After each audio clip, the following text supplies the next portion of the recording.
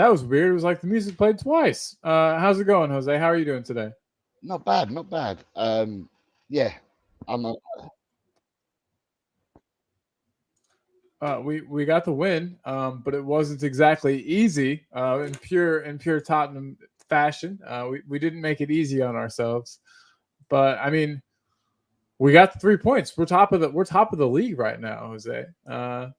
I texted you, How and you feeling?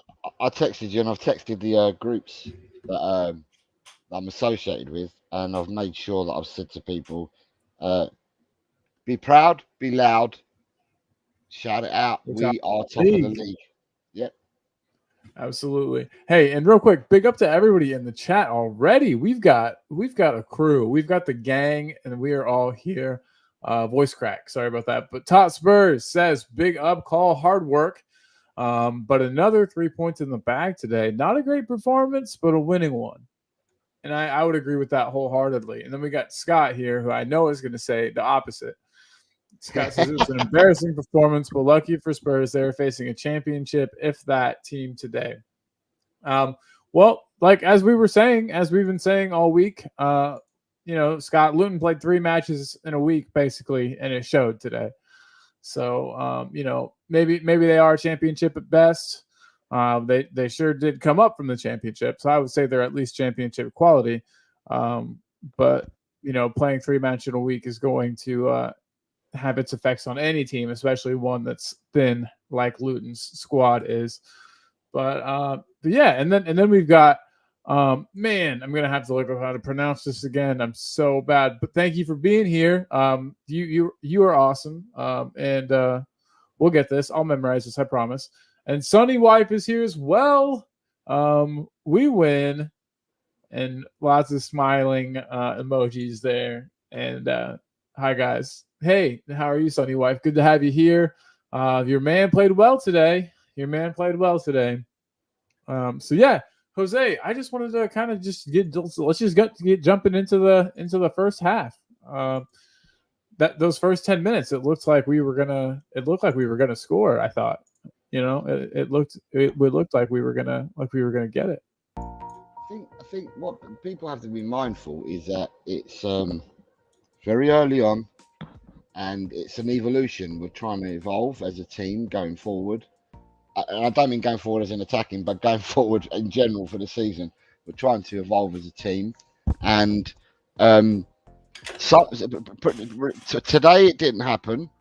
But on another day, we score 4 goals in the first half. So at the end of the day, it didn't happen. We've walked away with 3 points, but on another day, we'll score the goals. And the more and more we play with each other, the more and more we instill this philosophy and this type of football, and learn each other's patterns of play.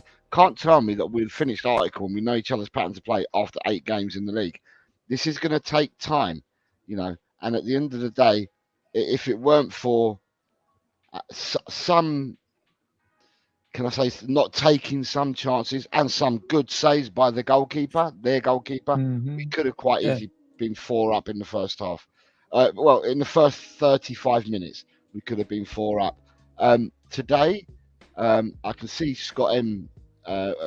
What he's put down, and what I'll say is, you're going to There play. it is, yeah.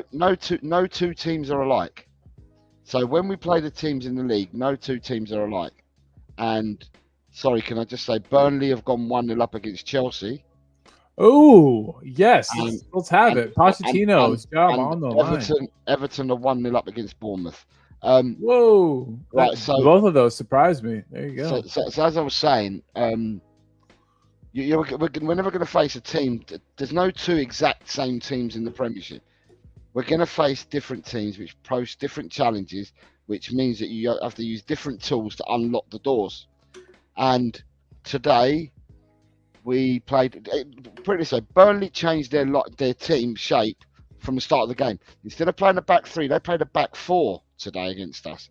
So they you changed. You said Burnley, but you meant Luton, right? Sorry, Luton. Yeah, Luton. No, you're all good. Luton played a back four to start the game. They played a back four, then went to a back three in the second half. And the manager, Rob Edwards, said the reason why we went to back three in the second half is when we had a player sent off, he felt that if we kept two up top, i.e. Son and Kulu, then by playing 3 at the back, he said they'll have a spare man because everyone else would be man marked in the game. So they thought they'd get their outlet and their extra man there. At the end of the day, we got the win. Was it hard work? Yes, it was hard work. Was it ugly at times? Yes, it was ugly at times. But you can't be smooth all the time. So therefore, I take the 3 points and I move on to the next game. It's interesting because I know we want to play great football, but the sign of good teams, don't look at us as a good team yet, but the sign of good teams, as people keep saying year in, year out, is you win when you play badly. You win when you're not in the top of your game. That's what we're doing. We've not hit 100 yet. We've not hit gear 5 yet. And in a lot of the games, but I think we got into about 3rd gear today in the first 35 minutes. We didn't step it into 4th or 5th gear, but wait till we're in 5th gear or in cruise control. And that will happen. We just got to believe in the manager and the players. Exactly. And the manager said himself, the players don't believe in themselves yet. And, they're playing for him right now. And once they believe in themselves, we should be seeing even better results. But I agree. We talk about all the great teams of the past, United during that period of time where they were so dominant, they could win ugly, and that's an important thing to be able to do. And we've shown this season that we absolutely can do that. With all of the late wins that we've had thus far. I know today wasn't exactly a late win, but then, plus today, fighting back with 10 men, there's something good going on. He's instilling something in the minds of our players that wasn't there before, because before we wouldn't have been able to do this. We've got Sunny Wife. For one, Shanada's here, our Australian friend. What's up, Shanada? Haven't seen you for a couple of days. I guess it's only been like a day or two, but she sometimes can't catch shows, but she's here today. Shanada, thanks for being here. Truly appreciate you. And then Sunny's wife had a good comment here too. Today's game wasn't good, but we got 3 points, and if there weren't any injuries, if there's not any injuries, we might win the league this season. And then heart emojis. But I mean, it's a good point that we didn't have any injuries today, so that's a good thing. We picked up 3 points. We did have Basuma's problem, and I want to bring that up too. But I mean, yeah, are you happy on? I mean, of course you're happy on the no injuries front, but I mean, that's a good thing going into the international break with only the injuries we already knew about, and at the end of international break we should be able to come back, and everybody should be healthy when we come back. I'm excited. Yeah, I mean, yeah, okay, it's good with the injury front, and it's only hopefully. I mean, we don't know who's actually going to go away on duty for the national teams, because you may have been picked in squads. However, you may have been picked in squads, and if you turn up, you play. We've got to be fearful and hope that they come back injury free. If some players have got niggles, if they get pulled out of the squads, then you hope that they've got the 2 weeks to recover till we play. We've actually got slightly over 2 weeks, because Adrian said the other day, he kept saying 16 days, and I thought to myself, nah, the league starts again in 14 days. It starts 2 weeks today, but we don't play Fulham till Monday. So that's why it's 16 days. That's where the 16 days comes from. Okay, cool. Yeah. I kind of wanted that also, but I assumed he knew what he was talking about, as he always does. Speaking of Adrian, he's a guest that frequently joins in on the show. I just wanted to say that this is an open show. The link is in the comments already. It is in the description, but I wanted to put it back here. Shanana asked why Luton played 3 matches in a week. Scott's just answered it, yeah. Yeah, Scott had the answer here. At the start of the season, their stadium wasn't up to standard, so they had to postpone games at home in the first 2 weeks. So they were going to they're catching up on those. Yeah, Scott. Now they're making up games. But Scott says that he doesn't see the players, hitting a 5th gear with this manager and these players. And everyone's entitled to their own opinion. However, I do not agree with Scott's opinion. Scott may well not agree with my opinion. But that's the beauty of it. We can all have opinions. Absolutely. And again, here's that link if anybody wants to come on and have their say about the match today. We've kind of got, through the first half, or sort of, we had those chances at the beginning, didn't capitalize. With the Basuma sending off, the first one that he gave away for the yellow. Let's face facts. We're looking at our games that we've got. If he hadn't been booked today, he would have got a booking at Fulham, because he would have taken his booking for the Palace game and be back for the Chelsea game.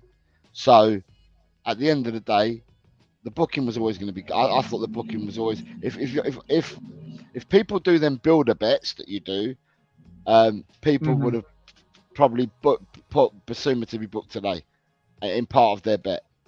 They would have done it. Yeah. I mean, I'm going to start listening to you for betting tips. We might have to have a section of the show called, gambling tips with Jose, because you've been on it. You know what's going to happen. I'm pretty scared. We've got somebody in the back room that has never been here before. Let's bring them in the correct way. They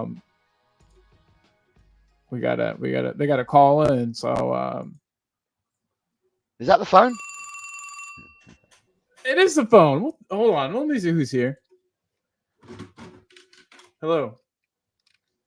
Yeah, sure thing. Be cool. I don't think you've ever been on the show before, so nothing wild. All right, we'll bring you in. We've got a guest. And let me get this banner out of here. Wow, that was a really terrible thing. Everybody in the comments, I don't know what to do here. Is it someone that's in the chat? What was that? Is it someone that's in the chat? No, there was nudity. I know that, but the person that came on, were they in the chat, or are they just... No, okay. They just popped in. So what do we do here? Just end? I don't know. I guess we could still continue to talk about the match. That was at the end of it. You can edit your show. Okay. Yeah. We'll absolutely you can edit it. You can view the show before posting it, and you can edit it so you can take that bit out. Yeah, well, I'll absolutely have to. I'm scarred. I feel really bad. I'm really sorry to everybody that saw that. That was I've learned my lesson. Was just excited to talk Spurs with some friends. Definitely didn't expect that. To everybody that saw that, sincerely apologize.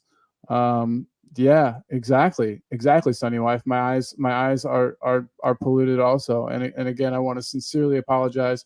God dang, that sucks. I think the lesson to be learned is that when you have people in the back room, or when you bring people on, they should have their mic and their camera switched on.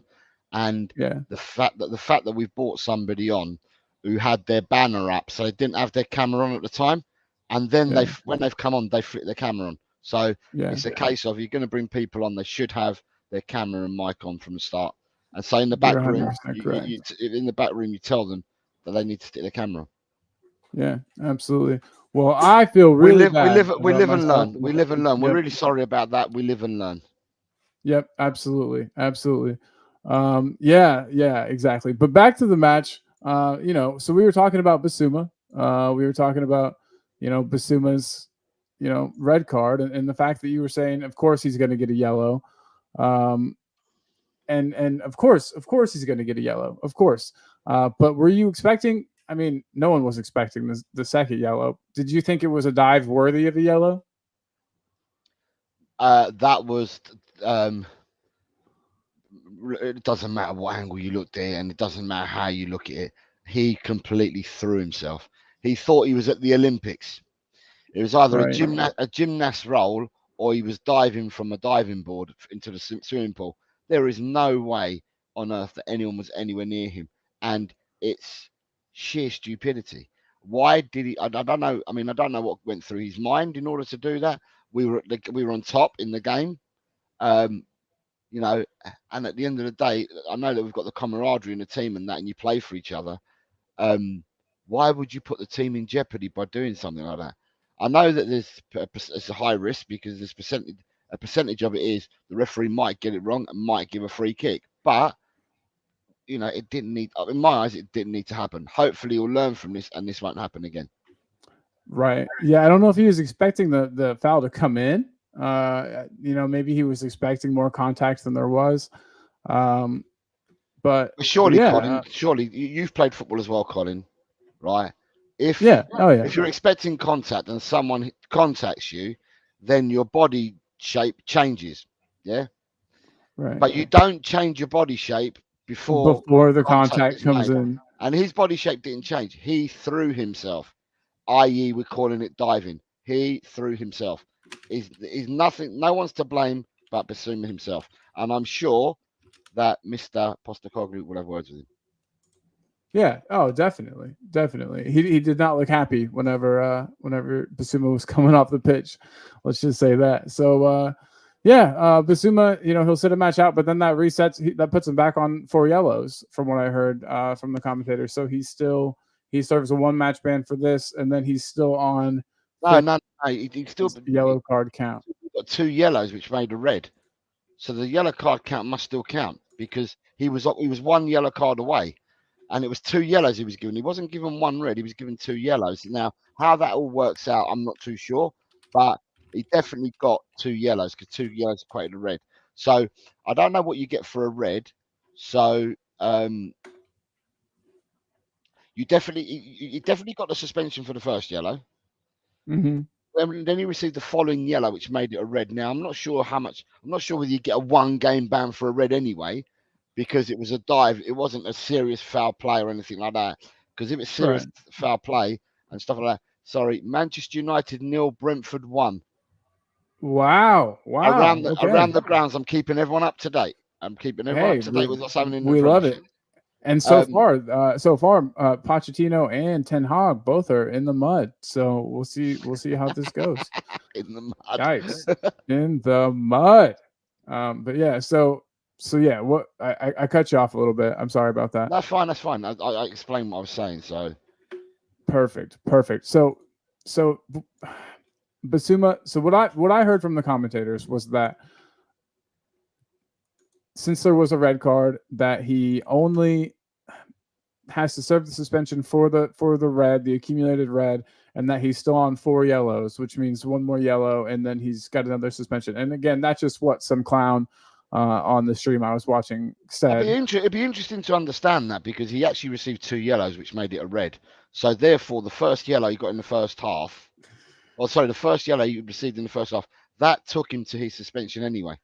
A follow-up yellow card, he still had the suspension, but follow-up yellow card makes it a red. But the red that he got wasn't for serious foul play. So normally for serious foul play, you normally get 3 for a red, Yeah, sorry, an immediate red gives you 3 or something like that. I'd have to look it up, but to me, I think I might be wrong, but I think that regardless whether it's the 5th yellow or whether it's a red, I think it's a 1 game suspension. okay. No, I might I be wrong. believe you. Yeah, it'll be interesting. If anybody in the chat knows anything about the rules or anything about suspensions due to accumulated yellows and what happens when there's a red involved, let us know. Let us know. We think we've got it, but we're still figuring it out here. We got Wayne Bonner in the chat. What's up, everyone? Hope you're all well. We're all doing okay now. We're doing fine. Hope you're doing well. What a win. They definitely didn't make it easy on themselves. Did someone forget to tell Basuma he only needed 1 yellow card? Yeah. That is 100% correct. I can't believe he did that. But well, I think he was trying. I think he was trying hard. But you know, he wanted to win that foul for the team really bad. He knew he needed to get the goal, but still. Throwing yourself down like that is just not a smart move. You can dive so much more cleverly than that if you're going to dive even. But Tosper says once he serves his 1 match ban, he will return with still 4 yellow cards. And that is what I thought as well. But yeah, I'm looking at the rules. The rules just say that if you receive 5 yellow cards within the first 19 games, you get a you get a 1 game ban, and it says crucially yellow card bans, unlike reds, no longer carry over into either domestic competition or indeed Europe. At the 19 game mark, offers players a slight reprieve, but suspensions then become more severe if 10 yellows are racked up. those that have double figure cautions to their name before and including the 32nd game of the season will be suspended for a further 2 games. What does it say? Doesn't say anything about what happens, what the rules are. It doesn't say anything more in the rules, so I couldn't tell you. I actually put it in a search as we were talking about it, saying what happens if you have a 5th yellow and then you get another one and then it goes on to a red, what then happens? But it doesn't give me the answer. It just tells me what happens within 19 and 32 games. Yeah, I was going to say. I've got a feeling that the red card would have been a 1-game ban anyway, and the yellow card's a 1-game ban. Now, whether the red card supersedes it or not, I don't know. Totspurs says because so Totspurs, are you saying? Sorry, Totspurs, are you saying then that the yellow that he received, his first yellow, that took him to 5, which is a 1-game ban? Are you now saying that he's banned for that yellow and then he's also banned for a further game for the red? Because if that's the case, then he's been banned for 2 games. Yeah, Totspurs, let us know. Let us know. Appreciate it. And so, Sonny, well, I presume is a very important player for us. Of course he is. But his diving today was disappointing. Yeah, we can all agree on that. No need for it. And he doesn't seem like that type of player to me. I'm kind of surprised. It just seems like he must have been getting kind of desperate or something. It's my best guess. But getting that desperate against Luton is not a good, look either. We had plenty of time. We did. We scored after that. So, yeah, just maybe a rush of blood to the head. Wasn't. I'm repeating. I'm doing good at repeating things that I've been hearing from the commentators. But again, Wayne Bonner here says, if you like the stream and channel, Patreon memberships are available, and he's right.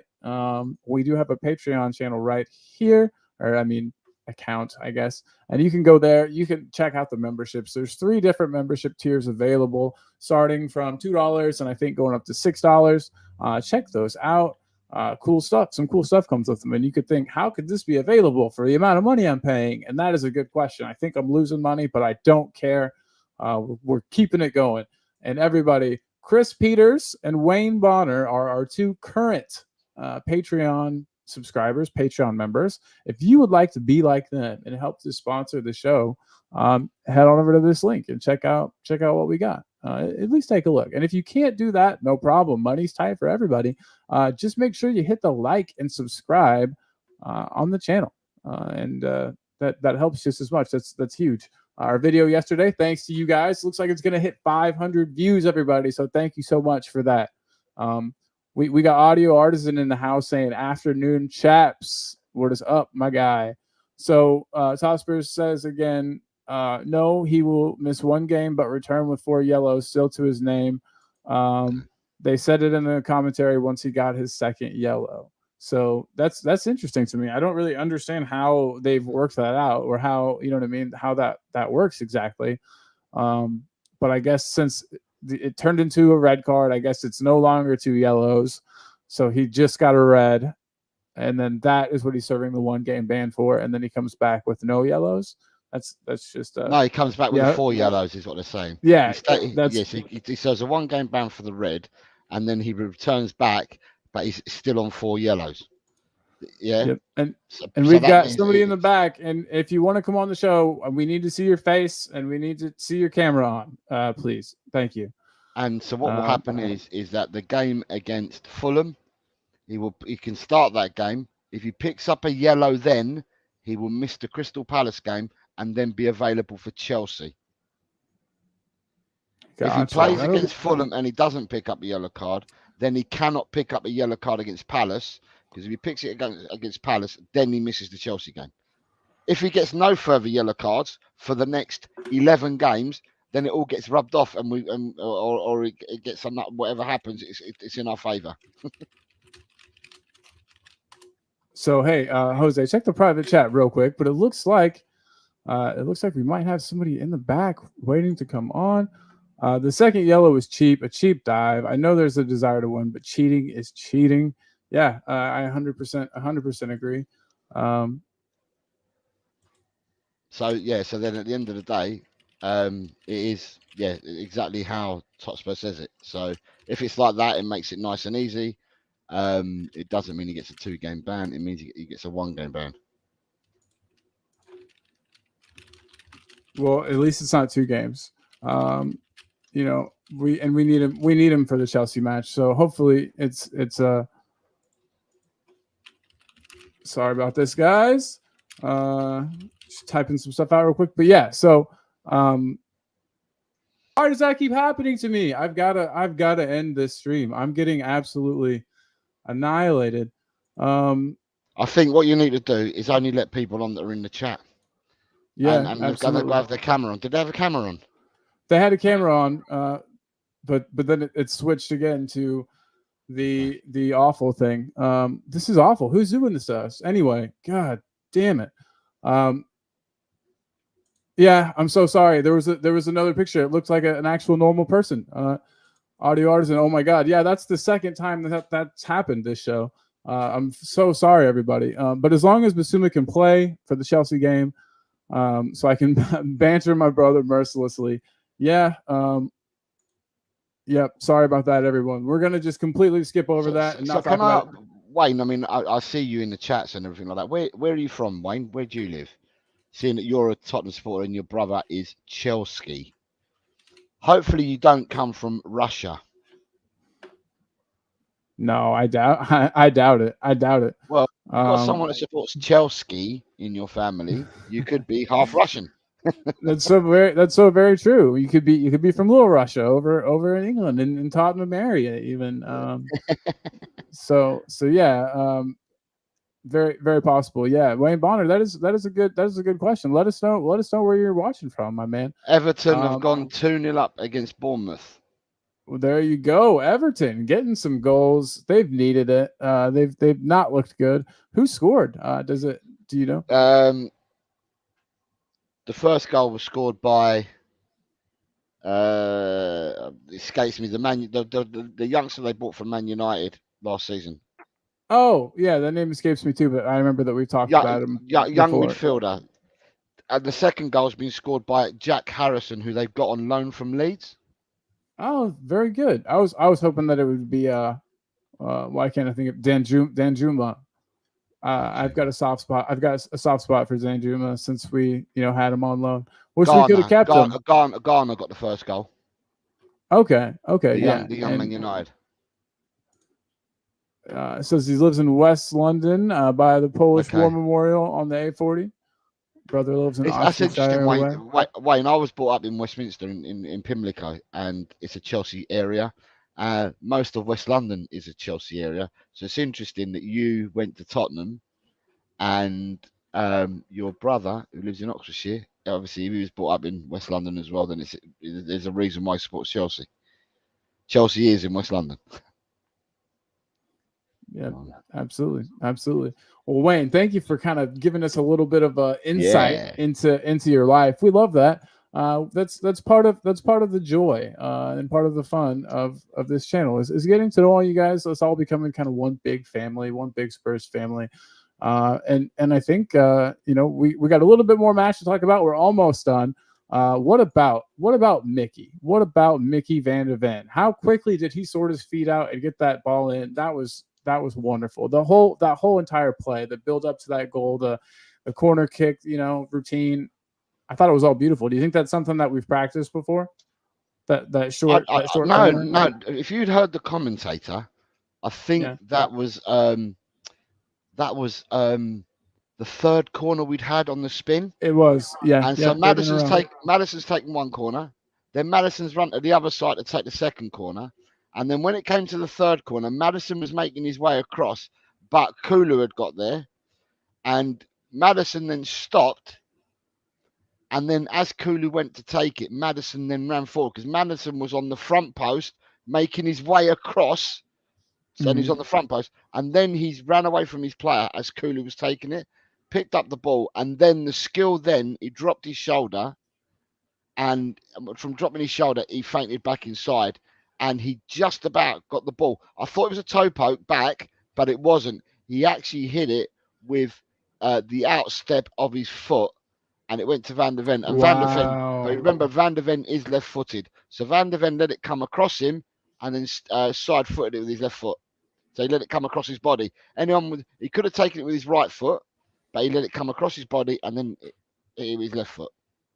It was beautiful. It was the thing. It was a thing of beauty. I couldn't believe it. I couldn't believe he's such a. The build on that man is very strange for the way that he plays and how fast he is, and you know what I mean. How good of a footballer he is. He just doesn't look like a footballer to me. You know, he's tall and lanky and skinny. The three Luton forwards today, Colin, were very, very, very pacey. They were the quickest forwards we have faced this season. They were rapid. The three of them were really, really quick. So speed was of essence. And I'll tell you what, Romero wasn't treading water today, was he? Romero got back. Romero was on fire. Romero went toe to toe with their runners and stood. He didn't slide. He actually stood for tackles as well. Got in front of the ball. He actually wasn't sliding about. So that's good. He's learning. He's improving. That's what's good about these young kind of almost world-class center backs we have, is that they're going to continue to grow and be world-class with us. I truly think that, like Wayne Modern, that Van de Ven's going to be world-class. I think that, you know, Romero's got lots and lots of quality. And they're only going to get better. They're young dudes. It's easy to forget that, especially with Romero. Chelsea, come on, Chelsea. A Burnley own goal has given them the equaliser. Good old Owen goal. Sonny's wife. What are you saying? Yeah, come on now. Sonny's gonna get jealous. He watches this show on occasion, so hopefully he doesn't see this one. For a couple of reasons. But anyway. Yeah, Van de Ven did a great job. And then, you know, we were down to 10 men. I thought with 10 men, we looked almost just as strong as we did with 11. The substitution that we made, bringing in Højbjerg, I think that was a good idea. What type of tablet do you think Højbjerg took right before he came in the match? I don't know. You sent me a message, or you sent me a voice note asking me that, and for the life of me, I didn't know what he was talking about. So I must have missed it. When did he take the tablet? Literally, like right as he was coming in, he was calling for something, kept making one of these motions, and then a trainer brought him over something in like a package. He was coming on.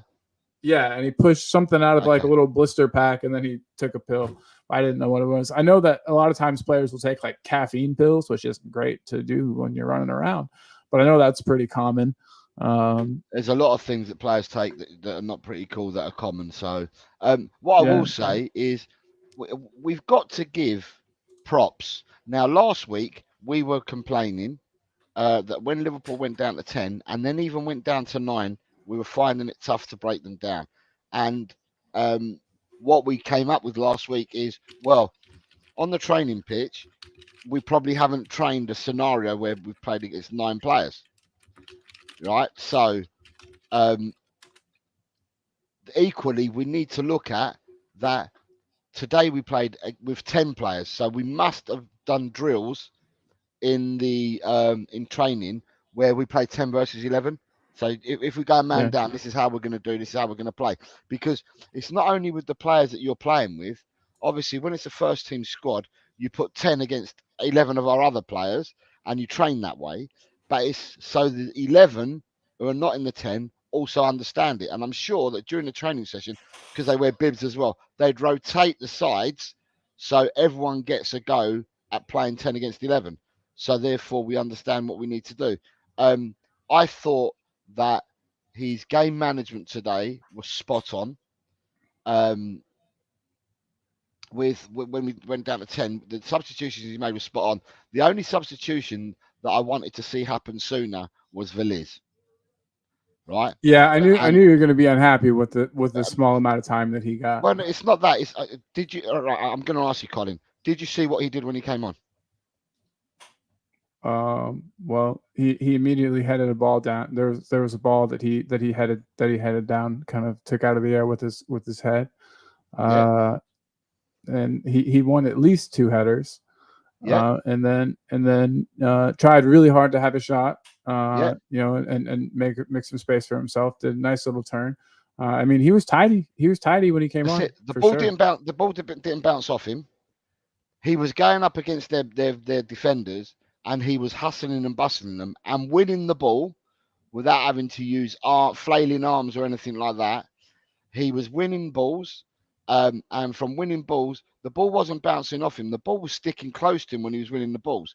And when I put it this way, Kulusevski for me played brilliant today. He put such a shift in, and when Kulu in the second half, about the last 15 minutes, we played with 9 players in our half, and 1 player was the outlet, and that was Kulusevski. And Kulusevski was on his own and done so much running and so much holding the ball up that I felt that Kulusevski was on his knees at the end of the game, and I just felt that Veliz could have come on a tad bit sooner.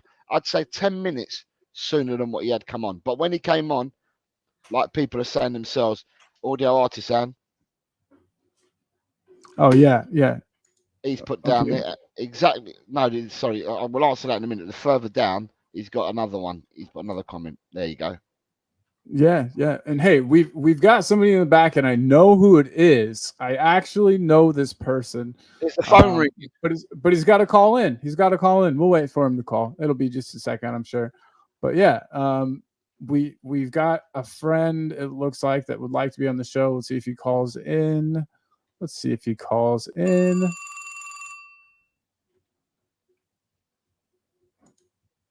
not what the phone sounds like. Yay. Anyway, look who it is, guys. It's Adrian. Why is that to go out and get the beers in? Yes, there you go.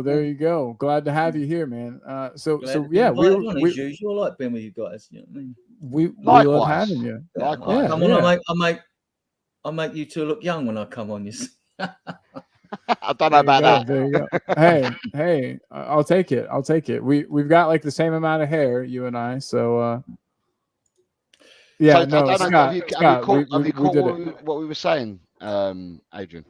Not really. I've just sort of come on. Okay. You know what I mean? So I was just saying that the game management today by Ange was spot on, and the only small bit of criticism that I've got, if I'm going to level anything towards him, is that I felt Veliz could have come on 10 minutes earlier, because Kulusevski for me played a team player's performance when he was on his own. Yeah, he takes a lot of stick. I can understand why fans give him stick if he's not getting goals and assists. But today he showed what he gives you when you're up against it, and that's what's important, isn't it? You know, I actually thought with them subs that when Højbjerg got his booking, when Skip was coming on, I thought Højbjerg was going to be taken off just to be safe, you know. But no, they dug in more. But when they brought Veliz on, I was saying to Colin, did you see what Veliz did when he came on? He had good movement and good in the air, and like, well, no, I can't guess what you saw. No, that's what I saw. But then I also saw that he won the ball in the air a couple of times up against their defenders. Mm-hmm. The ball didn't bounce off him. The ball was never further than about 2 feet. He looks a handful, and he looks quick as well. And the ball was only 2 feet away from him all the time when he was challenging him and getting involved in that. And so for me, I thought Kulusevski was out on his legs, and rightly so, because he put a real big shift in for the team when we were down to 10 players. Hi, Scott, Wayne, Audio, Shanata, you know. Hi to all you guys in the chat. Yeah, we've got tons of people in the chat here today. We've got a good crew. We should after a win. It's a good podcast, Colin. So like, you know, you should absolutely and make good double act. And you strengthen Jose's the man. It, you know? I'll always come on and like talk rubbish, you know what I mean, as usual. What I've noticed this season, like I've said in the past, over decades, I watched the double side play and all that. And when we approached each decade, not so much the double decade, I was too young. I was 5. I was too young to realise on relative shoulders what the hell was going on, really. You know what I mean? But But what I noticed in the early 70s decade when we're winning stuff, the 80s and all that, I've had the same sense and same feeling I had back then when we get on and done stuff, and won trophies. And the thing that struck me with this team when others have said we might get a bashing and all that, is the fact that against Sheffield United, Burnley and Brentford, we came from a goal behind. Against Arsenal, we came from 2 goals behind. And now today, we win a game 1-0 with 10 men. I mean, this side's got true grit. I mean, it's got an abundance of character, you know, and champions are made of what this side's doing. I'm not saying we're going to go and win the league, but I mean, I'm confident we're top 4. You know, 5 gets you Champions League this year anyway. So, because you've been saying top 4 or top 5 since weeks ago. You've been calling it. Yeah, because I've just got that same vibe of it. You know, like when Jose, you know, when you get a vibe when you're going through the FA Cup when we've won it and all that. You know what I mean? And like, in early rounds, it's never the team that goes and spanks a team 5-0 in the early rounds, which goes through and wins the trophy. It's usually a team. It's the same in World Cup and Euro Championships. It's never usually, I mean, it does happen, but it's never usually the team that starts off well with great results that goes on and wins the competition. Yeah. And we, don't forget, we've now played what? How many away games? We've had Sheffield United, Man United, and Liverpool at home. And we've had 5 away games if you include Fulham, you know, and unbeaten 8 games. So only twice before. Oh, it's happened 3 times before in history that I recall. Under Poch, we went 12 games undefeated for the beginning of the season. Under Conte, we went the same as today. Now we've beaten the Conte's record. And then you have to go back to 1960-61, the double season, when we went 16 games undefeated. We won the first 11, drew 1, and then won 4 more, and then we lost to Sheffield Wednesday, I think. Don't ask me why I remember this stuff, right? I love it. I love the way your brain works. I feel like you could tell us all this. But about it sometimes. Long-term memory's fine. You know, short-term memory. Short-term. What'd you have for breakfast yesterday? You know, because I'm like, I'll be 69 next birthday, so. That's a good year. That's a good year. That's proud of you. And I hope I'm in as good a shape as you when I'm 69. You're killing it. You're killing it, Adrian. But end of end deserved man of the match today, guys. Back to here and now. I thought Kulu worked his socks off. I could have given a shout out for Sarr and Romero as well. Even Porro. I mean, look, when you're down 10 men, they all did well, really, didn't they? You're looking for standout performances. And he made the right sort of defensive decisions. Brought on Højbjerg in front of Skip. That tells you, that sends you a message that he fancies Højbjerg in front of Skip, which makes you wonder if he does want to get rid of him or not. That could just be outside rumours in the papers. He might want to keep them, Højbjerg. But obviously he's not going to play so much. When Bentancur's fit, he'd be pushed further back. So we'll see. What's going to be an interesting question for you two now. Basuma gets a ban. It's either 1 or 2. He gets 1 because he got his 5th booking. Then he got a 6th booking for the dive, but that doesn't count. You have to get 10 bookings before you get your next ban. So to me, if I'm right, I'm pretty confident I'm right. He's only got the 1 ban. So he missed the Fulham or Crystal Palace game, and he'll be all right for the second game and the game against Chelsea, which we want. He's only got a 1 game ban. Yeah. That's what we figured out. You've got to accumulate 10. If you get sent off for dissent now, if you're sent off for dissent, you get a 2-match ban. Okay. So that's a new Premier League rule. Yeah. So I know that one, but and he deserved the booking, Basuma. And what the hell was he doing? You know, what the hell was he doing? I mean, good question. We've wondered the same thing. It was a very unnecessary move by him. It's one of those things that a lot of fans who love football been crying out for, that we turn around and say, well, okay, if someone gets done for simulation and the ref misses it, I think the player should be penalised after the game because it's cheating. It is cheating. You know, he's our player and I love him to death, but he's got to cut that crap out. And I didn't think it was part of his game usually. He's going to pick up enough yellow cards in midfield in a busy season, because in midfield's where it all happens. He's going to pick up enough without picking up 1 for that. You know, there's no excuse for it. Aaron should have a firm word with him Eves, you're great and all that. Actually, the club should fine him for it, in my opinion, just to send the message through the squad. All fine money can go to charity or whatever, But I mean, no, there's no excuse for that. That could have cost us the game, and they had chances. Although we should have been 3-0 up in the first few minutes, but we should have scored because we wouldn't have had the other chances probably if we'd scored. We might have got more chances and scored more, but we should have been at least 1-0 up in that first half, But and we had the scoring chances. Thank you, Shanata, from Colin and myself. Good night to you wherever you are. Over in Australia, and I forget if she's in Melbourne. For some reason, I want to say Melbourne, but I could be wrong. Shanata, if you're still there, thanks for coming. Let us know where you're at. Yeah, it's been lovely having you. Thanks for coming.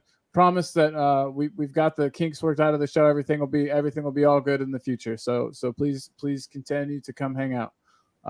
So we've got a lot of good comments. Real quick before we get you going back again, I just want to say that Huindong-yi, one of our Korean friends, said sad to say today that Sonny and Richarlison were poor. We need to buy a quality striker on January. You guys, agree that a striker is. We talk about positions of need. Does today's game kind of reinforce to you guys that we need a better striker or an option that's? I guess in Jose's eyes, we've got him. He's on the bench and he came on for 5 minutes today. Look, I think we've got 12 games now. I think it's about 12 games to January. I mean, we know Son's a streaky player. He gets goals in streaks and he doesn't. Yeah, but this season, look how Ange Ball's changed the whole system. I think he's got 6 goals in 8 games now, Son, after today, right? And last season, I think he got 6 goals in 17 games. That's the difference Ange Ball does. We're creating so many more chances and having so much more of the ball. So I expect Richarlison to chip in with goals. We'll see where we are in January. We've got the players we've got to use. We're not going to throw them under the bus. Ange will be the one that decides whether it's enough with Richarlison. I don't think that'd be for another 3 or 4 games. If he carries on playing like that for another 3 or 4 games, while we're winning, it's not an issue. It's an issue, but it's not like pressing. Drastic, we haven't got to do anything drastic. I wondered today how we would play it, and Richarlison was pushed out on the left. So now that tells me that the experiment of Son on the left is over, right? He wants Son through the middle. Yeah, we've had discussions about whether Son's best through the middle against a low block. He'll get goals in some games and not in others, like any striker would. Yeah, you know what I mean. Yeah, no striker, besides maybe Harry Kane, and he couldn't do it. He's going to score every game. I mean, they were both off it. If he'd scored an early chance for Richarlison, which he should have buried a couple today, then it would have been different. We'd have been having a different conversation. But it is what it is. He can't continue like this because it's not good enough. Right.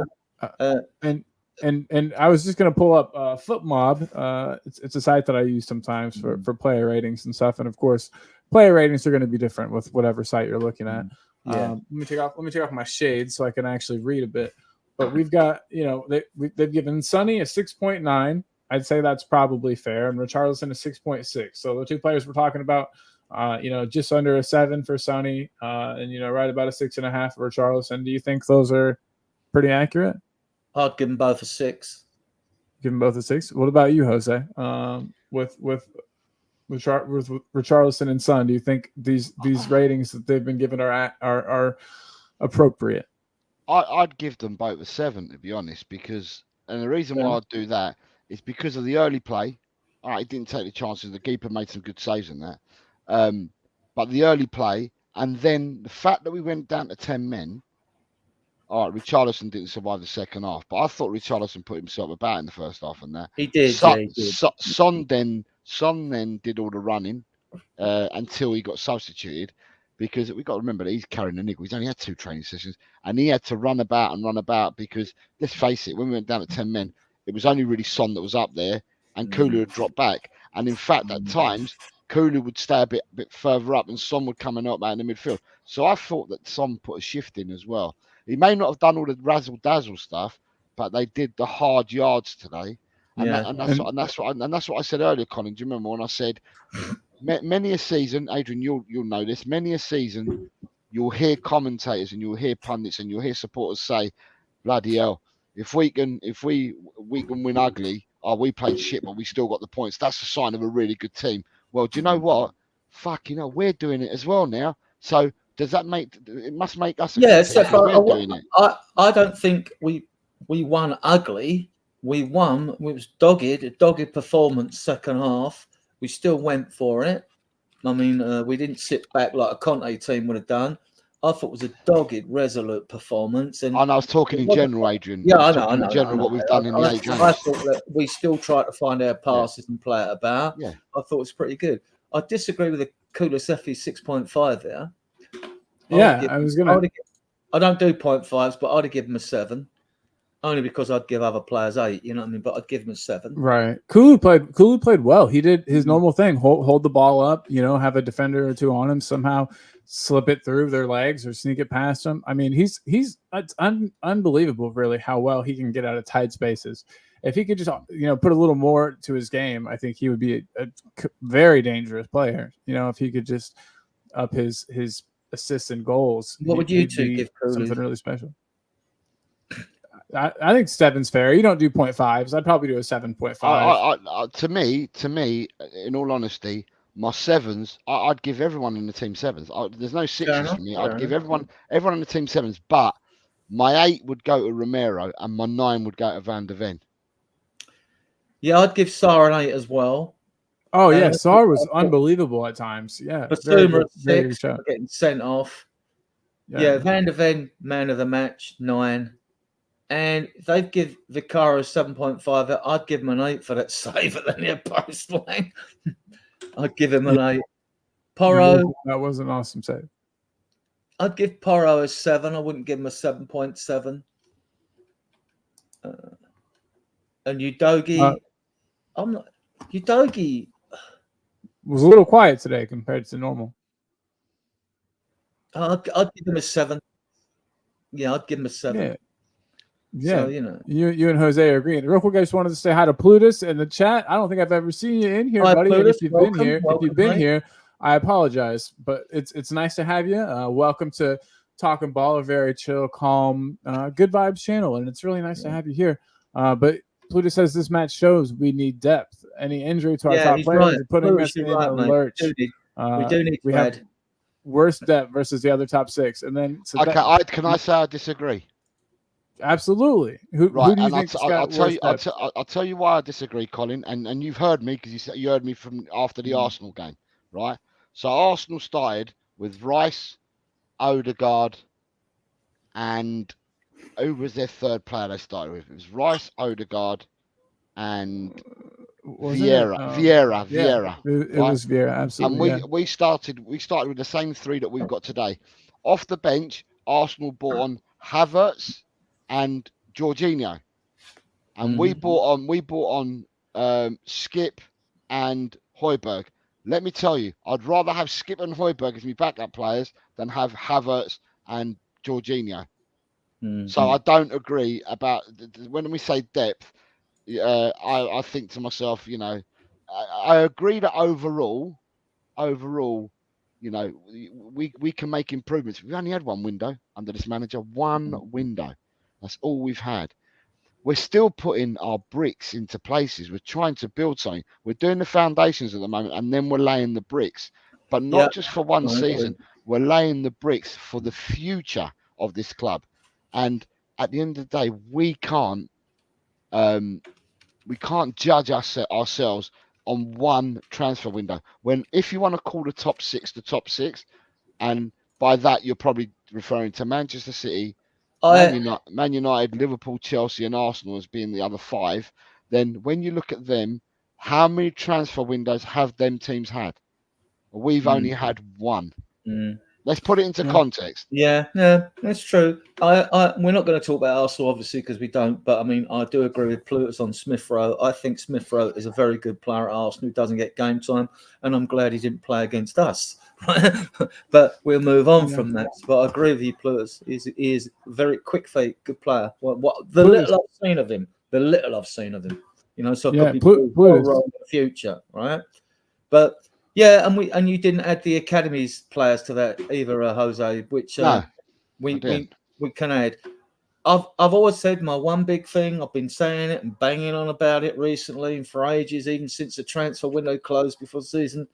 We need that other quality centre back, and we can bring players in other positions because it's a minimum 40-game season. You get some first ones, yeah, but quality players aren't going to come because we've already got established players in those positions. No. I don't agree with that. Man City can keep a squad happy of quality players. So we should be able to keep a squad happy. And I know we've got, if Ash Phillips gets a few games in before January and does really well, and thinks, well, okay, I'll promote Dorrington. Then if we don't get a centre-back, I mean, I can't see us not getting a centre-back in that window. And by the time all the wingers are fit, we don't know what's going to happen with Gil, Sessignon, and Lo Celso yet. I mean, because one of them probably might take Basuma's place. It may well be Lo Celso to show us what he can do, as it's more midfield and number 10-ish. But then we're playing with two number 10s, really. And then Basuma's sitting deep. But so Gil, they were on the bench today, weren't they? I mean, so they weren't going to come on when we're 10 men, you know. So, right. Sorry, so real quick, I wanted to throw up Scott's comment, and he says thinks top six is now City, Liverpool, United, Arsenal, Chelsea, and Newcastle. With Levy and the hiring of Ange, we are no longer in that top group. I just want to say we're first in the table. Trying to be calm and collected. We're first in the table. We have had our best start since didn't they say the 1960s points wise? This is if that doesn't put us in the mix. If that doesn't put us in the, we went 12 undefeated. Prior to that, it would be the 60s. Yeah, I'm sure. Yeah. We finished second. I think so. We had a good start. Right? Yeah, absolutely. And if that doesn't put us in the top six, Scott, I don't know what does. We've already played some of the teams that you say are the top six, like Liverpool and Arsenal, and got points there. And Man U. Chelsea, yeah, and Man U. Chelsea can't win a game to save their fucking lives. They might win today, but you know what I mean. It's been hard for them. I just don't see how we're not in the top six. But everyone's entitled to their own opinion. Post in the comments, Scott M. I've got a question for you. Those teams you've named, which one's got a better midfield three than us? It's a good question also. Our midfield three is awesome. I was saying here, I actually made a banner about it. Sorry, I'm a little off, you guys, from some of the wild shit that happened during the show today. But so I got Sar owns that spot now. Bentancur does not walk straight back in. No, he doesn't. I think that was what everyone kind of expected. As soon as he went out, we're like, oh, we got to put Sar in there, but we'll get Bentancur back and around October, November, December, whatever, and he'll be great. It'll be great for the team. But I honestly think that Sar might be better, or at least he's offering something different. I don't know. Well, I guess we'll have to see. We haven't seen Bentancur in this system, of course, but yeah, I'm excited. What do you guys think? I mean, do you agree, Jose, that Sar is very versatile? He could play in multiple positions. Yeah, I think he could even play at fullback if you want him at fullback. You know what I mean? Yeah. I mean, he is a versatile player. Just to bring you up to date, because I'm doing around the grounds. Chelsea have just gone 2-1 up. Cole Palmer's just got No. So an own goal by Burnley and a penalty for Chelsea. So right. So Must be nice. I'm just going to go back to Scott M. Right, he's put down top six is much more about long term than short term. Okay, Scott M. I agree with your point, because long term means not this season. Long term, if we look at the last 10 years, or we go back to the last 20 years, Newcastle are not in the top six. And Tottenham are. So therefore, I agree with your point. Long term rather than short term. And in the long term, Tottenham have been top six and remain to be top six. So that just answers your point there. David, it seems you mentioned, Scott, and we've all got good midfields, but I don't see Newcastle's midfield better than us. Arsenal's wasn't better than us, and we were away to them. United, we played them home. We blew them away, right? Second half, our midfield, they weren't as good, and we've took these points off them, which is like we took 7 points off the Man United, Liverpool, and Arsenal game, where we might have expected to probably get 1. That is huge for our challenge this season to get a European qualification. Absolutely huge, because now we haven't got to play them again. If we beat Scott M, if we beat the teams around us and not the ones you'd associate as being a top 6 side or potential top 6 side, we get top 4 anyway. We get it anyway, just on the points that are left.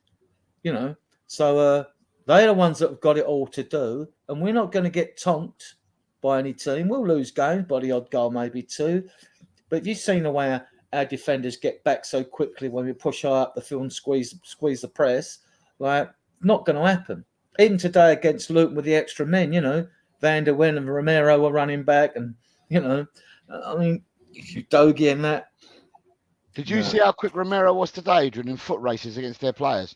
Yeah, and he didn't slide tackle them or anything at all. He actually beat them on a foot race because in a low block when a ball comes in, you got to do something instantly. So you might give away a penalty or do something rash or make a challenge.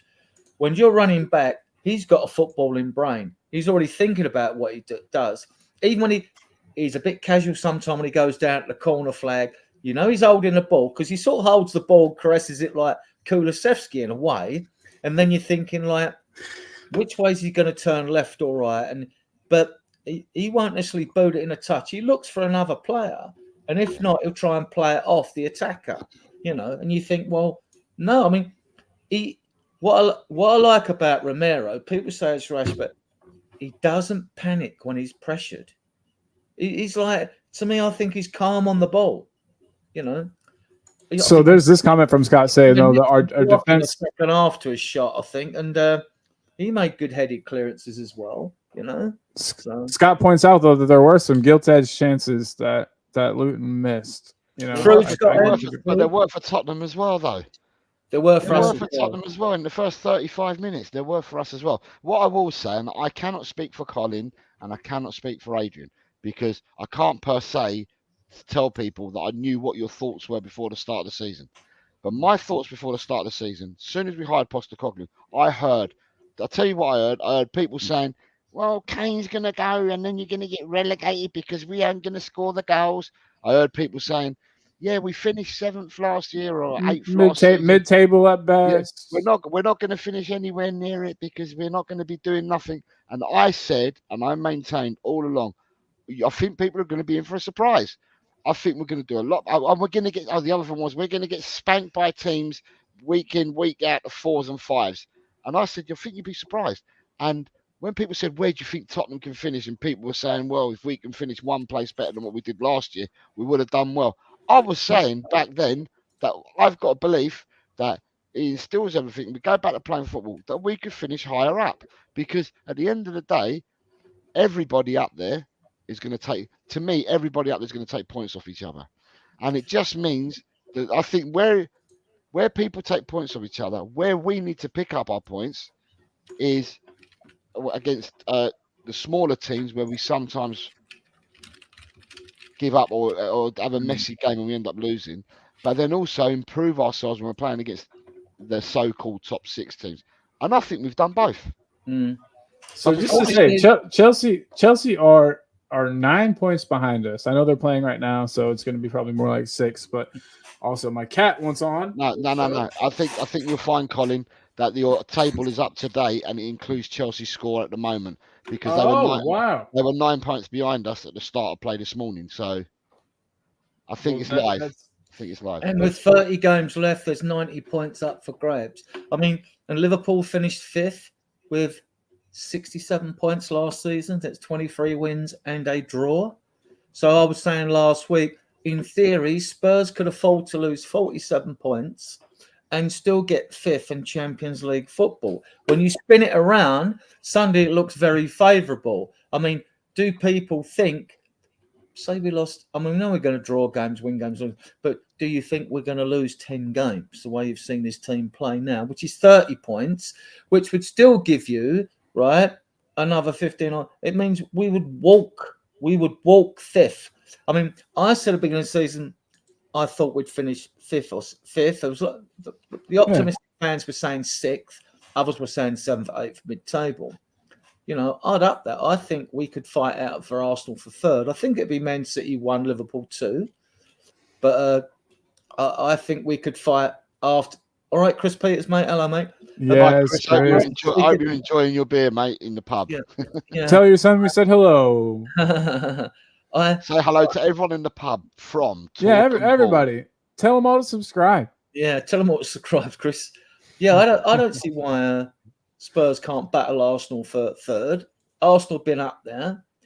But they flew out of the traps last year, Arsenal, didn't they? Caught everyone by surprise. They got the jump like the Formula One racing. They would zoom, right? And they caught everyone by surprise, then built on that momentum. Now I think they've been found out a bit. They've dropped points at home to Fulham and us, you know. And it's 4 points they dropped there, so that's big at home. Have we done the same, Adrian, this season? Have we caught everyone by surprise? Have we, you know, if they came out of the traps, have we come out of the traps? I think we have surprised people, but then you had those in the media, you know, the usual rival and so-called expert pundits, and most of them don't know their arse from their elbow, right? And sometimes I think they know very little about football as well. I mean, they were saying like Spurs. Oh yeah, but Spurs had such an easy start to the season. Are they saying it now? Hang about, and that was after we played Man United at home, right? And then when we beat, you know, and we played Brentford away. Not many teams get a good result there. All right, we played Bournemouth away and Burnley away, and then we got Sheffield United. Oh yeah, but Spurs have had an easy start to the season. Yeah, really, we've had more away games. I think the fixtures are a bit. I'm always suspicious about the fixtures. They do go and ask each clubs, have you got certain things on this year? Can we arrange fixtures around you? It would be interesting to find out from 1992 when the Premier League was inaugurated, how many seasons. Job for you, Colin. Right? Bit of research. Yeah, I can do it. Find out. No, I'd like to know because I'm suspicious. The amount of times from 1992, so the 93, 4, 5, 6 season, up to the present day, that when the fixtures have been announced, we've played Arsenal away first.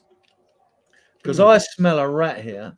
I smell a rat that we always seem to be playing Arsenal away first when the fixtures are announced. So you will be able to find that on Google, and it'd be interesting to find out. If I'm wrong, it'll mean the early years probably worked in our favour. But I'm pretty sure. You always struggle to think when we spanked them at the Lane 3-0, we played away at their place first. And to me, I do think it's a bit of, they say you've got to play these games home and away and away. Yeah, they like to lessen the impact of it. But I still think we've played the away game first more often than not. And I don't think that's right. I don't know if you do or if you think it matters. It matters to me.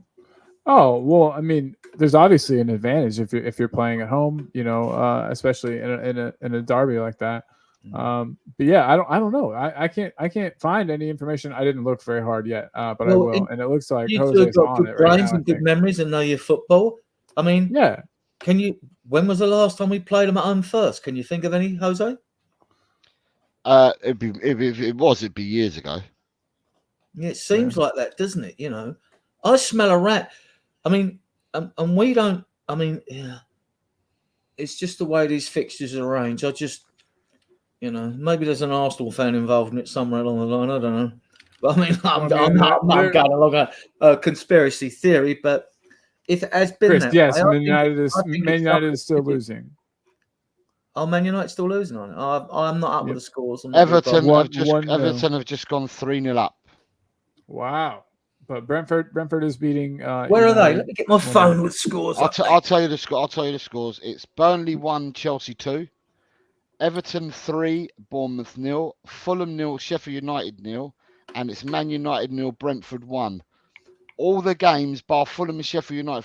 Fulham and Sheffield United, for some reason, I've kicked off late. because their half-time result came through well after the others. So they've kicked off late. Fulham and Sheffield United in the 49th minute. Man United in the Burnley and Chelsea 58th. Man United in the 59th minute. And Everton are in the 60th minute. Spurs won, apparently. 1-0. 10 men. Yeah. Yes. Do you know what? I did one of them. did. I did one of them football hackers today. I only put £1 on because I'm not a mad gambling man. So I did one. And my bet's already gone down. I had Tottenham to win and I had Sunderland to win as my first 2 matches. Yeah. At half time, Tottenham had a player sent off, and at half time, Sunderland had a player sent off. But Sunderland went on to lose 4-0 at home with 10 men. I normally have four silly pound bets. I really screwed up yesterday because I went 4-1, but it was on Sky Bet. It was the wrong way round. I should have smelt her at when it was 750-1 for Luton to win 4-1, right? So I thought I'd reverse that bet. That didn't happen. I had a couple of silly bets, but I didn't get any cheeky bets in this weekend. No. I mean, I can't. I usually do. Game, that's all. Just a bit of fun. Exactly. Make the other games more interesting. Of course. Real quick, guys, I want to say. We have gotten 2 subs during the show today, so thank you guys so much. We are only 11 away from 300. You know, we sit at 289, looking great. Thank you guys so much for your support. Truly appreciate it. I want to go back to Scott's comment here. Scott says, if you take away luck and reffing, we would be mid-table where we belong. I just feel like luck is so the year that Leicester won the league. Was that all down to luck? I mean, I don't know. I just wonder, like, why is luck a bad thing? You know what I mean? You see, after I understand it's not sustainable. It was a good Leicester team, wasn't it? Drinkwater went to Chelsea, and Golo went to Chelsea or something, and they got a few of their players got cherry picked. They were a good team that clicked, weren't they? Right. When did the Premier League start? I get where you're coming from, but like I've said earlier. In 4 games against Burnley, we come from a goal behind. Against Brentford, we come from a goal behind. Against Sheffield United, we come from a goal behind. And we pressed for that win, even though it was in the last seconds. Against Arsenal, we come from a goal behind twice. And now we win a game with 10 men, 1-0. That's not a fluke, Scotty. That's not luck. Adrian. That's not luck. That's guts. That shows true grit and guts. Go on, Jose. Sorry. First Premiership match between Tottenham and Arsenal was a home game on the 12th of December 1992, and Tottenham won 1-0 with an Allen goal. Clive Allen, yeah. Right, then we were away in 93. In 1993, we were home again in the Premier League first, and we lost 1-0 at home. In 95, we... because our first game in 94-95 was actually in January. We were at home again where we 1-0 with Postecoglou scored. Drew away with Klinsmann 1-1. In 1995-96 season, we were home again first. In 96-97, we were away first.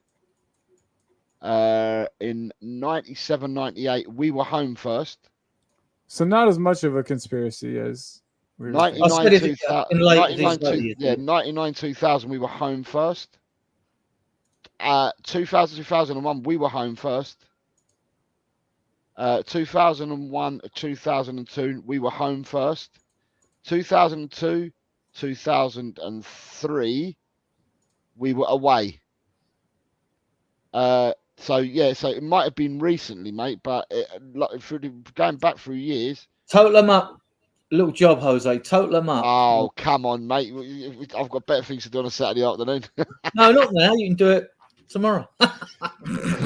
Easy.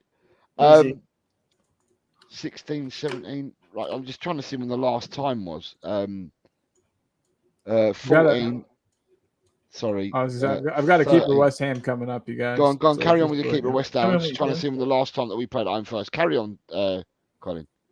Oh, no, it's okay. So I'm getting something ready. I just had this idea for one. So just 1 second. Almost finished here, guys.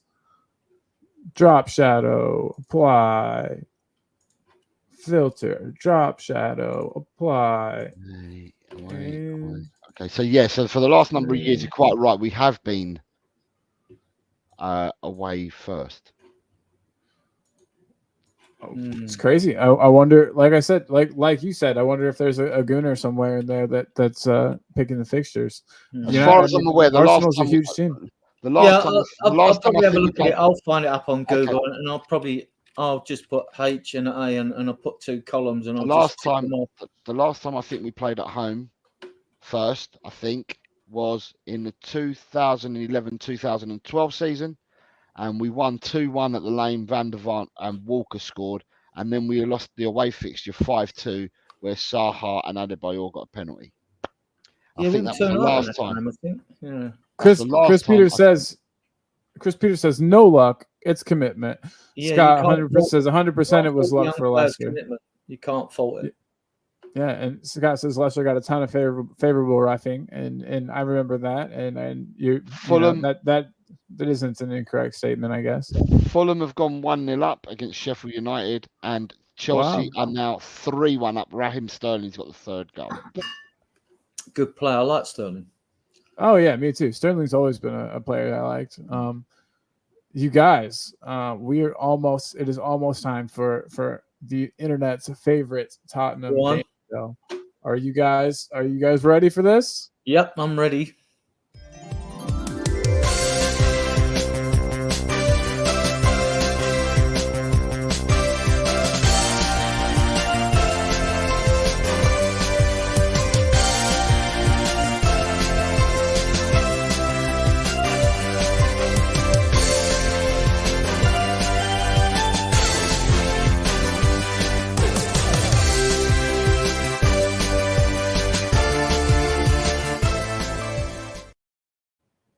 Hello, everyone. It is me, Colin, your host of the internet's favorite Tottenham game show, Keeper West Ham. Today's edition is slightly different than normal. I've been kind of mixing it up a little bit, and today I've got it's managers again. And don't make fun of Antonio Conte's hair here. I was in a hurry when I was cutting it out. So we've got Conte versus Mourinho. You've got to keep one and send one to West Ham, and it's not, to me it's easy, but it might be tough. And for me, it's easy. Yep. Adrian, easy for you as well? Not really. I didn't want either of them. That's exactly. So for me, it's, I'll go first because I never do. For me, it's keep Mourinho. Got us to a cup final. You know, had Sonny and Kane looking amazing together. So yeah, that's my choice. I think I'd send Conte to Juventus and Mourinho to Fray Bentos. Yeah, send them both away. Send Mourinho to where? Fray Bentos. I don't even know what that is. That a real team? No, they make pies and things like that. Okay. Fray Bentos is a port in Uruguay, I think, in the South America. Interesting. The more you know. I learned a little something today. Jose, you feeling the same? You going with? Oh, whoa. Okay. No. I'm keeping. I keeping love different opinions. I'm keeping Conte, and I'm getting rid of Mourinho. I think with Mourinho, we finished 7th in the league. Okay, we got to a cup final, but he wasn't the manager in the cup final. But the comments that he's made thereafter, since he's left the club, have been negative. Conte hasn't been negative per se about the club, but for Conte, we finished 4th. Under him, we bought the football was as shit as it was under Mourinho, but we bought better players in while Conte was there, and also Conte in his blow up after the Southampton match, actually, I think it was something that was needed that hadn't been said. All the supporters were saying it, and I think Conte's blow up, he just gave the truth about what a majority of people thought is going through our club. And I feel you liked that truth bomb. You liked it. I liked. Right. I'm not going to say it's right. I'm not going to say it's wrong. But to me, it was a watershed moment, and I think it was a watershed moment that put a rocket up a lot of people's asses at Tottenham. And I think that was the the straw that made them change their fucking way of thinking going forward. They knew they didn't. They knew they were on borrowed time. They couldn't fucking bring in another win now or shit dribble of a manager like Nuno Espirito Santo. It made them have to change the way that we go about things. So therefore, for his blowout, I rate Conte for what he said. Maybe shouldn't have said it, but I rate him for what he said. In all seriousness, I would probably keep Conte. I would keep Conte out there too, mainly for one thing. Jose said when he came, Mourinho said when he came in, he went, "Oh yeah, it's a good. I can get, this is a good squad of players." We gave him 7 players, but the thing that I didn't like about Mourinho was the fact that he was reported to have said to Daniel Levy, "I can get a better tune out this squad," and that was before Levy sacked Poch. And the rumour was, I don't know how true it was, but I believe it is because it's a ruthless game at the top in football, that like Mourinho knifed Pochettino. And I still like Pochettino, even though he's at Chelsea. He raised expectation at his club and took us to a different level. Yeah, changed everything at the club. Yeah. Changed everything. So, I don't care that he's at Chelsea. The guy's got to work. He's entitled to work. That's just the way it works out in football. You get a merry-go-round of managers. That's fair enough. So, yeah, I would be with Jose on this because I just thought Mourinho was a snake, personally. Wow. I mean, wrong. I didn't like Conte's cryptic press conferences and things like that. I didn't like either of them, but if they both left a bad taste. I knew they were, before they were appointed, I knew they weren't the right fit. But then I've seen generations of Spurs players and managers, whereas a young generation thought win managers are going to come in, they're going to win trophies, quick fix, let's get them in, this is going to happen, it's going to happen. And I thought, I knew it was going to end badly with both of them. I didn't know nothing about Nuno Espirito Santo. Didn't know nothing about him. But trust me, it was useless for everyone. Yeah, I don't know why that happened. That seemed like there was almost like a bribe or like money. I think Mendes must have got involved. Mendes must have put some money into Levy's pocket. I mean, I think he's done well. That should be investigated. Didn't he go to the Arab states? Or one of them done well. AVB went away to Russia, won trophies. But look, these are different leagues. These are what we consider farmer leagues, basically. Yeah. And they win things.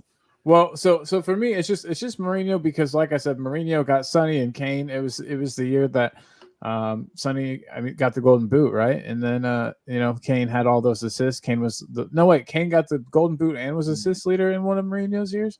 I don't know. We just played. The football wasn't great, but it was better than under Conte. You have to admit that at least with Mourinho, we broke forward sometimes. You know what I mean? With pace and scored some great goals. I'm thinking, Sonny versus Arsenal, that goal. There was some good ball with Kane feeding Son. And it seems like Mourinho did get the best out of those two guys. I liked his press conferences way more because he actually would talk and tell it how it is. But yeah, I get you guys' opinion 100%, and it's hard to disagree with. But I do think Conte just is the one to go to West Ham for me. Just edges it. But Todd says, I wonder how much would have affected Conte's reign with Amazon cameras everywhere. Yeah, that's a good point. That's a good point. We forget that was the year of the documentary and that there was cameras documenting everything and creating narratives and stories that may or may not have been true. And yeah, so that's a tough one to answer. That's a hard one. I never want to see an egocentric manager back in charge of our club ever again. Managers that think they're bigger than the club. It's all about them. Oh, yes. When things go wrong, it's nothing to do with them. It's always someone else always gets the blame. I never want to see this happen at this club again, right? Because you've got to go with the right fit. You've got to have your philosophy of what we've had in the past with this club, great footballing tradition, and carry on with it.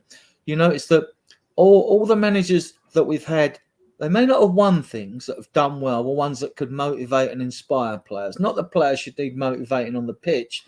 I mean, at times when you need to lift them, Joel did it, Radnip did it, Harry Birkinshaw did it. For those who don't know, his name was Harold Keith Birkinshaw, but he was called Keith, right? So and like you go back to like Nicholson, and when you talk about these other managers, AVB, One Day Ramos, Santini, there was no oh yeah, thrill, excitement. You all sat back and you sort of hope they'd do well, sort of thing. You know, with Martin Jones. ABB had me excited when he first came in. Yeah, because You they know know what I how mean? to talk to the fans and build the fan base up to back them as well. Like Ange is And he was a brilliant. young guy, and Yeah. you know what I mean? Yeah, yeah. And Redknapp, we knew a lot about a Redknapp before he come to the club. We knew Redknapp was a football man, loves football through and through. You knew what you were getting. We tried the experiment with the ex-Spurs players, Odell and Ardiles, great ideas that would have probably worked better with a better squad of players. But they weren't wrong fits. It just didn't work for them. You know, it's just, you know. 4-1 Chelsea. Nicholas Jackson. Wow. Looks like Chelsea's gonna get the win. Pochettino lives another day. Lives another day, he says. Yeah, but look, this is the man right here that's gonna change our squad, gonna change our image.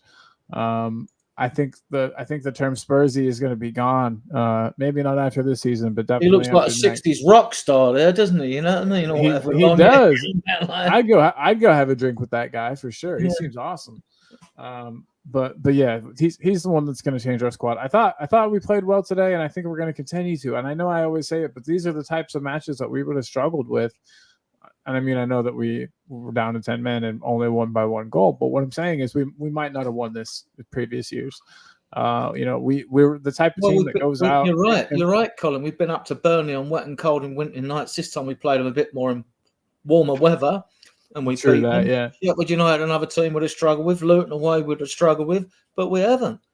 We put these games to bed. We put these games to bed. So and it's all mentality too, because we were the type of team that would show up and we would play to the level of whoever we were playing against. So if we were playing against City, we'd come out guns a-blazing. We'd be up for it. The players would be all G'd up, and then we'd win. And then we'd roll up to a team like this, a tiny little ground, clearly, not a big rich club. And I feel like the players would take it easy and kind of relax a bit and think, hey, we got this. But Ange seems to have gotten that mentality completely beaten out of the players. And maybe he physically beat them. We don't know. But the players are all now behaving how I think a professional should, and taking every game seriously. What's up? Yeah, I love questions. My question is, we now got 16 days before we play our next game. You certainly have. I confirmed this earlier, Adrian, because you kept saying 16 the other day, and I said to Colin, Adrian kept saying 16 days, and I was saying no, it's 14 because we played the 7th, and then it's the 23rd or 24th. Yeah, and the games restart on the 21st, but we're playing Monday night. That's why it's 16. We play on the 23rd. Yeah, so you're quite right. 16 days. Two things, right? Brennan Johnson will be fit then with his slight hamstring pull. Oh, yeah. Basuma will be serving his 1 match ban. So does Brennan Johnson walk straight back into the team? And if so, what side does he play on? Yeah, and expense of Richarlison. And how would you reshape our midfield? Because you've got Sarr and Maddison. Now you've got to bring the midfielder in. Would you bring in Lo Celso? But that means 2 number 10s if you do that. Or do you think he'll bring in Højbjerg or Skip? Højbjerg. I think he'll bring in Højbjerg for sure. Because we've got Fulham at home. Fulham at home, they've got Paulinho, who's a beast there. And I would put Basuma. I reckon Basuma could get the better of Paulinho. But it's difficult to match up Paulinho unless you put. But he's on his 1 match ban, so Basuma won't be playing. Yeah, okay, but I'm talking about Paulinho. If Paulinho's going to play, it's difficult to stick anyone other than someone that's strong and strong to go up against Paulinho, because Paulinho's a beast. Yeah. Sheffield United have equalised against Fulham an own goal. Ooh. Adarabioyo? Adarabioyo's not playing. Adarabioyo's actually injured. He hasn't even. Last night it became apparent to me that Adarabioyo's actually out injured at the moment. It's not. He's fallen out of favour. He's out injured. Okay, so we thought, because we talked about that, and we all thought that he just didn't play anymore. Yeah, that's what I thought. But it's not. He's injured. Yeah. He's actually injured. Okay. I think he might. Let's be kind. Say rest Richarlison against Fulham and bring in Brennan Johnson. We ain't paid that money for him to sit on the bench. He was putting him in a way against Arsenal. So We'll see. If not, I think Richarlison will start, but it'd be one of those two. In midfield, see good grounds for playing Højbjerg. But I think he's definitely, and I threw this up there. I think he's definitely going in. We see him; he's always like one of the first midfield subs. He's. I didn't think he had the passing range and everything on him, but when he came on late in the Liverpool match, he was spraying the ball out wide. He was playing nice long balls. I think that he might be a more skilled player than I give him credit for. And I think Højbjerg would. Well, there's two ways he could do this. He could have Højbjerg then say, "Look, you're going to sit. Obviously, you're not going to be as proactive as Bissouma is in the team," or he could switch it around and say to Sarr, who's probably better at beating the press than Højbjerg is. You could give that job to Sarr and say, "Look, I want you to do the press job, and Højbjerg, you can be." The old-fashioned type midfielder, when you say, you got three midfielders and they all get up and down the field, they just sort of take it in turns before it got all too technical, like it is now, having a number 6, 8, and 10. And then if actually Sarr would be the better one to sit in front of the back four, because I just think he's better on the ball. But then you'd have Højbjerg. You could say, but right, okay, you can be the central sort of midfield player, and Maddison just does his normal stuff. You got the option of bringing on Skip or Lo Celso. Then I think if situations like this, if you brought Lo Celso on instead, maybe he might be told to sort of. Well, I don't know. I don't think Andrew's going to restrict players. I don't know. Lo Celso could play instead of Bissouma there, although. Yeah. Yeah, it's tough. It's tough because Lo Celso is just kind of slow on the ball. I feel like he dawdles a bit. If he could just move the ball on faster, I think he'd be a good player because he's always got he's got a good first touch. He receives the ball well, and then he tries to do a little too much or just doesn't release fast enough. Is my main complaint with him. What do you think, Jose? How would you deal with this? Like I said, it's difficult because I think Paulinho's a beast in midfield. I think Sarr could buzz around Paulinho, but physicality-wise, I think Paulinho would eat Sarr comfortably. We're gonna need this. So to me, I just think to myself that just to nullify Paulinho, you need someone to match up against him. Because Sarr will beat the rest of them midfielders. Sarr is so energetic, he'll get past the rest of them midfielders. Yeah, would you play Sarr as the number 6 and then Højbjerg more as an 8 with Maddison as a 10? No, I'd play Højbjerg as a 6. I'd get him to match up. Yeah, I'd play him as a 6 because we'd be pushing up and pressing the ball, which means invariably Højbjerg will be with Paulinho all the time. I honestly think that's the answer. I think you're 100% correct there. As much as he's not our favorite, I think we'll see. I'd love to have Paulinho at Tottenham. I think Paulinho's superb. I really do. I think he's a great player. Weren't there a lot of teams in for him during the transfer window? Bayern Munich were going to be favourites to sign him, and I think on deadline day they made a bid, and Fulham said it's not enough, and then didn't they announce it? I feel like somebody announced the signing of him and it didn't go through.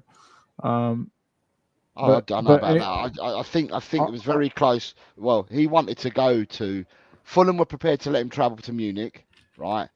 To talk to Munich, but Munich had to come up with the figure that Fulham wanted, and they didn't. And you'd be talking 60 mil plus, and we're not going to pay that with the good youngsters we've got because we'd rather throw a youngster in, I think, than do that. And I don't think the youngsters would do too badly at all, actually. But, the problem managers have when it comes to putting, youngsters in is if you play them and you lose the game or you lose points, suddenly the fans start screaming. Although it doesn't take much to set our fan base off. But it doesn't, does it? But, I mean, you so and I understand why, obviously. We want to win and be successful, and they haven't had success for years. So, yeah, but I just saw something here that made me freak out. I'm not trying to interrupt, but did you see the last sentence of this? Sorry, my cat really wants to be on the show today. This is Grizz. He weighs 22 pounds. He's a big boy. But anyway, Scott says that he thinks that Sarr is an okay youngster, but not close to good enough. I just don't understand the caliber of players that I watched Sarr play before he come to this club. Didn't know nothing about Bentancur. I've got to admit, I'd watched Kulusevski, was impressed with what I see because he was so big and could hold the ball and do things he could do. And I watched this kid, and I thought, to me, I don't know what Jose think. I think this kid's got such a high ceiling. He's so versatile. Sarr's a good player. Yeah, I think he's such a high ceiling. And he's still learning his trade. On the ball, sometimes when he's been defensive, he reminds me, it's a big call. He reminds me a bit of Patrick Vieira. He seems calm on the ball. He doesn't panic. This is what you don't want. There's a calmness throughout the team. They don't panic when we're up against it. They don't panic. I love that, right?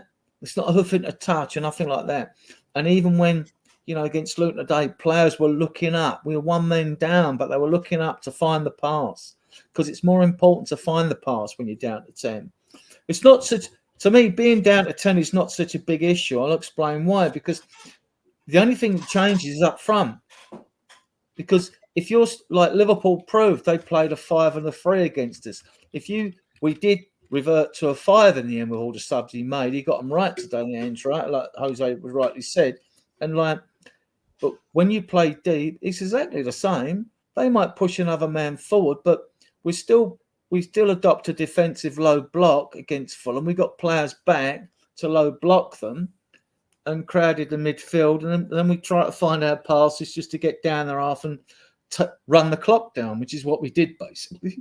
And we did it well. We managed the game well. We did it well. So it's not, you wouldn't want to do it for 90 minutes, have a player sent off in a third minute. That'd be pushing it a bit. But no, we did it well.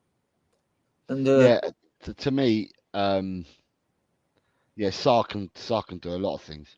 So Fulham have just gone 2-1 up against Sheffield United, and it's an own goal by Wes Foderingham, the Sheffield United keeper.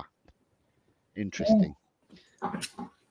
Keeper own goal. Sheesh, that sounds like something Hugo Lloris. That sounds like something Hugo Lloris might be up to. Sorry about that, guys. Had to go feed my cat. No, that's fine. Just on this international break, so England obviously got games. Argentina must have games. I suppose they've all got games. All these international. I haven't caught up with this. I've been looking at other stuff with Spurs, but so I'm curious to know that the advantage we will have if we've got players with slight knocks that are not on international duty.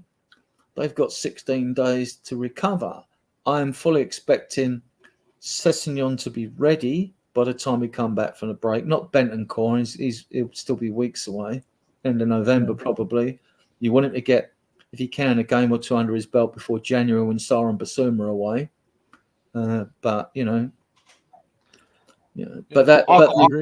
got a feeling. It's just my feeling that after the international break, we will see that Bentancur is a lot closer than what people think, because apparently so far his rehab has gone ahead of schedule. In the terms of his healing, I'm not talking. I'm not talking ahead of schedule in terms of his readiness to first team ready to be fit, but the fit percentage of fitness and stuff. I'm not talking about that. I'm talking just merely on his recovery. He's ahead of schedule, and they're going to be building up his fitness. Although there's nothing like match fitness, we know that already, but fitness-wise, I think he's slightly ahead, and I wouldn't be surprised if he starts being there or thereabouts after the international break. Well, the Asian Cup and the AFCON Cup, one of them starts a day before the other one. So one starts on I think it is the 11th or 12th of January and finishes on the 11th of February, and the other one will overlaps and finishes a day earlier. But the good thing is, what I didn't take in consideration, I was looking in, was the Premier League winter break. Now, a big plus for us, people say the squad's a bit thin, is the Premier League winter break is from the 14th of January to the 30th. So that overlaps both them competitions, which is good. So it means, when I was working it out, that even if our players get through to the finals of them competitions, so they don't come back straight away, they'll only be away 11 days, which is good. So, I think it's so a positive. I put up the dates for AFCON, and then here are the Asian Cup dates coming up as well. Just so everyone can kind of see, you're right. January 13th to February 11th for the AFCON, and then it looks like it's September. The Asian Cup's not in September. Oops, what am I looking at here? September's the 8th is tomorrow. I think the Asian Cup starts on the 12th of January and finishes on the 10th of February. Yeah, you are correct. They're correct. Yeah. I had the right, and then for the fans watching, put up the Premier League winter break. That's the 14th of January to the 31st of January, I think. Right? Is the winter break a new thing this season? I'm losing my mind, but I'm sure that we didn't have that before. The beauty of it is, at least they've placed it. I've always thought, why don't they have it at Christmas? And I thought, no, hang about what they've done. They've actually done something right. They put it so it overlaps foreign competitions, so Premier League clubs aren't penalised by it. So what they did last year, Colin, they did it last year. You don't want to win a break for the Premier League for 2 weeks and then your players away for a month, do you? You don't want that. So a winter break, Colin, what they do is on the first weekend, 10 teams will play, so there'll be 5 matches, and 10 teams don't play. And then the following weekend, the 10 teams that didn't play, and the 10 teams that played the week before don't play. That's how they're doing the winter break. I didn't know that. Okay. Yeah. Okay. Interesting. What's the winter break? I got that. Got it up, Colin? The winter break? Yeah. Yeah, 14th January to the 30th. I said the 31st, yeah.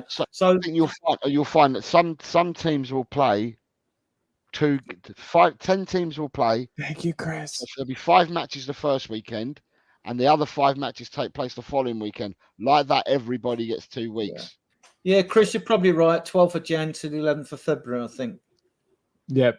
Chris, thank you for that, by the way. And I've always wondered, pre-Ange and the new recruitment team, does any Spurs fan in his right mind think that when a season started, or the transfer window started pre-season in the past, that the Spurs would take in consideration that coming up to when the January window was, we're going to lose players in that window, so we need an extra midfield player here, or we need an extra striker here, or whatever. I bet they've never done that in the past. I don't know if they've done it now, but it's something they should look into, every minute detail regarding football. Manchester United have equalised in the 93rd minute through Scott. Son of a bitch. Damn it.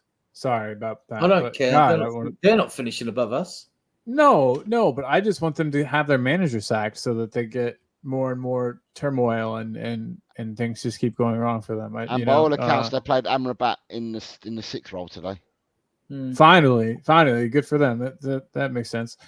So we're talking a lot about January. Do you think Postecoglou brings in any unknowns? He's probably he talks about how they've extensively scouted, in Asia and the Southern Hemisphere. Just parts of the world that I don't think have gotten a lot of attention from Tottenham scouts over the years. I hope so. I don't know if he will. I still think. We know that Ange would have loved Tapsoba. I wouldn't have minded Tapsoba or Bremer, who cost 34 mil, 40 million euros for Juventus. I think he's gettable. He's got experience. I'd take either of those in like that. I'd take either of them. But Adebayo is obviously the cheaper option because he's in his last year of his contract and some of the other clubs in January. If he really wants to go to Monaco, he'll go. And then other than that, Lloyd Kelly at Bournemouth, captain, fast centre-back, left-footed, but he can play left-back as well. And we were interested in him, and although he's about 16 on our list of centre-backs, because I made a list of our centre-backs when we were looking for centre-backs, he was overlooked because he was out for quite a while with an injury. We'd looked at him before his injury, and we'd scouted him out, and they liked him. I don't know how much. And then after his injury now, all of a sudden we were keen on him. So, but The reason I hope you're right, Colin, is because in January you've got a month to do these deals. Now, we may have a list of players we've got, but you take Bournemouth now. They're in the bottom 4 or 5 or 6.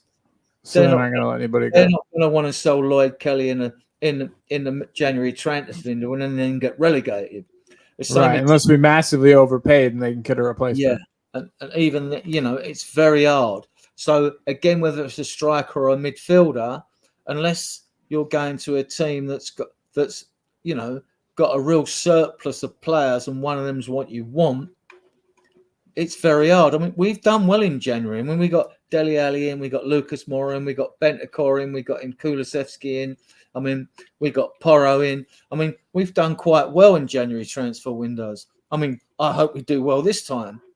But it's just until we start getting linked, I hope Andrew's got some, under the radar players that other clubs aren't in for that we can get. And, it depends how well those teams are doing. If they were teams in the Champions League and they're still in the competition, players might not want to leave anyway. They might you might get them in the summer, right? You're not going to get them now. Leverkusen are doing well in the German league, aren't they? I mean, so chance of getting a tap sober are probably zilch in January. Oh yeah, they're in first place. Italy, I still think Italy's the place to fish. You get cheaper deals there, and Juventus need money and all that, right? So I still we could probably even do the whole loan to buy thing. And so 50 mil. I think we could get Bremer for 50 mil, and I would take it. Even though I want Ashley Phillips to get game time, I would still take Bremer. I get what you're saying. Like, why not go for the great player if he's available, even though we have a good player? Yeah. Scott McTominay scored in the 7th minute of extra time. They're now 2-1 up against Brentford. Well, we scored in the very last minute against Liverpool, didn't we? So I was saying, who do they think they are? Tottenham? Put it this way: Scott McTominay came on for Amrabat in the 87th minute, and within 10 minutes he scored 2 goals. So they're winning. He ought to start. They're now 2-1 up. They're up 2-1. Don't mind it. So bring it on. Tab Silva signed a new deal. I was going to say, does Jota from Celtic? He's a winger, and he's not at Celtic anymore. I know he's playing in Saudi Arabia, I think, right? The Jota thing's interesting because when Andrew was interested recently, they talked about Solomon being injured, and before Spurs fans got excited, I was thinking, hang about it. We are not exactly short of players that can play wide position. Exactly. Does he fit? I don't even know if he fits in the team. Set the world alight yet, right? I'm not throwing him under the bus or anything like that. He had a good game against Burnley. He showed me more than what I've seen of him before because he actually showed he was a winger with assists, not head down speed merchant who just whacks across in and hopes someone gets on the end of it. Lucas. Yeah. And I love watching Lucas Lucas did a good job for us when he came. He had that hat trick against Huddersfield and things like that. And no, he did a good job for us, but he weren't a long term. We brought players in to help us gradually raise the bar. Sissoko was one as well, right? Fans were singing almost as Sissoko going mad about him, but you're muted, Jose. I think you're muted. Yeah. Oh, yeah. Sorry, I was talking to my wife. Oh, sorry about that, Jose. Hey, whenever you got to run, let us know. Yeah, I don't want to keep you from important things. I'm all right. All right. Yeah, tell your wife that we said hello. By the way. Yeah, hello. Oh. They're saying hello to you. She speaks English. With my wife? Yeah. Yeah, she's in English. Yeah, she's half English. Yeah. Oh, right. Okay. What did you think? I was the foreign joke? I don't know who my father was. I'm either half Polish or half Albanian. What do I look? I never knew who my father was, right? So interesting. We have similar upbringings. But anyway, so PEH, if Pierre goes, he said he's having he'd move for Rio Hatate. Yeah, it's a Japanese centre back. Is he at Celtic? Audio. He is. I got it pulled up right here. His Wikipedia page. But it says that he's a Japanese professional footballer, plays as a central midfielder for Scottish Premiership club Celtic and the Japan national team. How tall is he? Good question. Where does it say that? Because I've always seen Hatate as a really small, 5'8". No. I thought he's always been a small, slight player. Is what I thought. Yeah, and Postecoglou probably won't want him. It seems like he's gone for big old brick shit houses so far, and Well, I don't know He because is not that. Bassuma's got immense strength on him, but Basuma isn't overly big, and I didn't think Basuma was overly tall. He's not over 6 foot, Basuma. But this guy's a centre back, yeah. No, Central midfield, midfielder. central Oh, midfielder. sorry. Oh, you're good, buddy. No, you're good. You're good. Scott, real quick, says not surprising to see a Scott M doing massive things about McTominay. Yeah, nice one there, Scott. I'm still trying to work out. Who Scott M supports. He's a Spurs fan, but he's just he's a half-empty glass Spurs fan rather than half full. I'm a totally full glass. Yeah, everybody is allowed except for that one guy. But anyways, yeah. Oh my God, I'm finally back to normal. But that shook me for a second there. I'm not gonna lie. But so yeah, Scott, I mean, you're not as worse as Alex, Mr. Box Office, anyway. And I meet him. Oh my gosh, personally. Yeah, and I know him personally. Meeting him out of games. Is he the same? Is he the same at games as he is online? No, he's virtually as quiet as a mouse. You know what I mean? He's a perfect gentleman after game, Alex. I don't think he lives far from me. He might only live half a mile away from me. I'm not sure. But really? Yeah, seriously. He's fun. He's a fun person to watch. I've never had him on my show. We might have to do that sometime. When he goes on a podcast, I feel like leaving. To be honest, he's deluded. But he brings people. Very rarely he'll come out with something sensible. Yeah, he brings people in because he's deluded. So, and I like it says, oh yeah, he's got a character he's playing. He wants to be controversial, but you'll see with these people. Funnily enough, those you wonder why he hasn't got that many subs. It's understandable. Oh, I don't want to say anything about that. He's a good guy, and I hope he gets more subs. No, look. When I disagree with someone, it doesn't mean I don't like them. He said to me, he went to me online. Oh, Adrian doesn't like me. No, Adrian disagrees with you. That doesn't mean I don't like. I ain't got time for hate at my age. I don't hate. I mean, I make my point. And that's it. If people agree, and I won't. And the other thing you never find me, what I won't do, like other people try, and they're usually younger because they're a bit less mature, right? Let's be kind and say less mature. They'll try and browbeat you in your decision. Look, if I think Kulusevski is a good player, and someone else doesn't, that's fair enough. You're not going to change my opinion by, raising your voice and shouting and screaming. It's not going to happen. I think he's a good player, and I think he brings a lot to the team. Now, people will say the same about Charlton, who's got this season to prove himself. Or I'll be on his bike, won't he? He won't get game time. Or Velez will take over like Jose wants him to. I need to see more of Velez. But, Jose's watched Argentinian football, so I trust his judgment on that. He's a youngster. I wanted to be given a chance. I said, given a chance. He's something different. And he looked good. He looked good today. And you always find every club's fan base has got a player they love to hate. Even Dyer and that, right? Look, the guy's been with us 10 years, right? The season before last, him and Davis probably had their best seasons in the back. The season that Sonny got the golden boot. And but Dyer just can't do it consistently. He's got to go. He was getting man of the match awards when he was with Poch, playing as defensive midfielder. So he served as well. You're not part of our future, Eric. Thanks for your service. Goodbye. That's what I say to all the players. Thanks for your service. I'm not going to go on hate and all that shit on Twitter and go mad, when he gives away a goal. I don't have to, right? That's Angie's job. It's kind of telling. If the player's not good enough, that's his job to sort that out. It's kind of telling today, though, Adrian, for me, because when I looked at the substitutes on the bench today, I saw that Velez and Phillips didn't play against Chelsea in the under-21s game earlier on this week, and I thought to myself, that's because they're involved in the first team. Mm-hmm. And then when I saw the subs bench today, we had the two returning players in Gil and Lo Celso. So Donnelly, I didn't think he was going to get a place on the bench anyway because he's been training with the first team. But what surprised me is Phillips. Phillips has been part of the substitutes bench, part of the first team. And today he wasn't on the bench at all, but Dyer was. No, probably because he needs game time.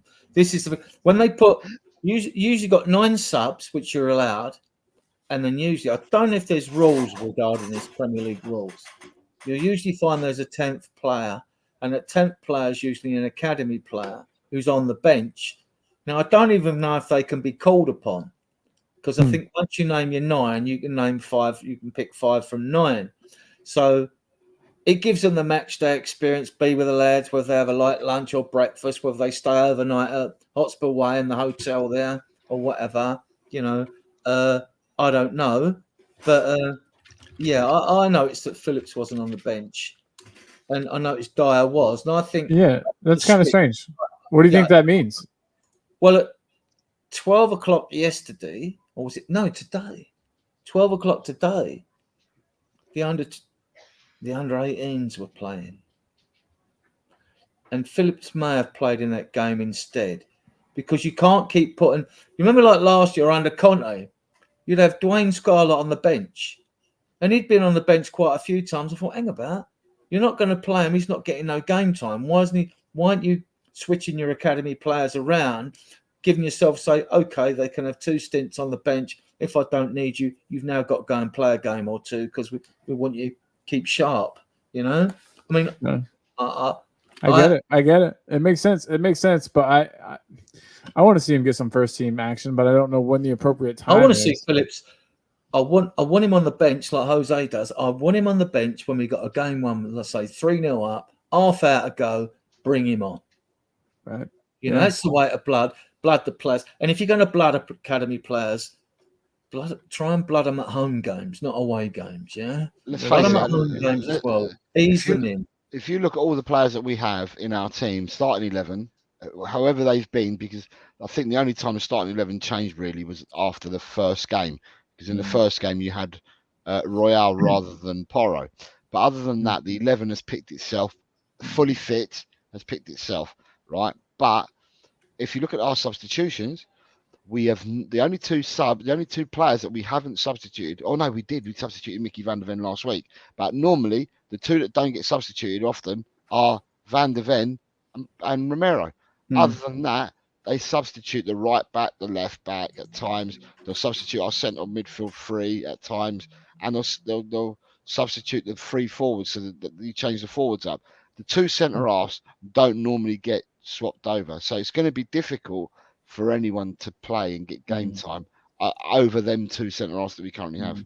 I agree 100%. And it was good that Royal came on, because that would give him a little boost because he hasn't been getting game time. So it was good that he came on. Yeah, obviously he's a solid player. He's Vicario, obviously not, unless it's an FA Cup game or something, and he's not going to start. Oh my God, yeah. But no, he plays every game, doesn't he?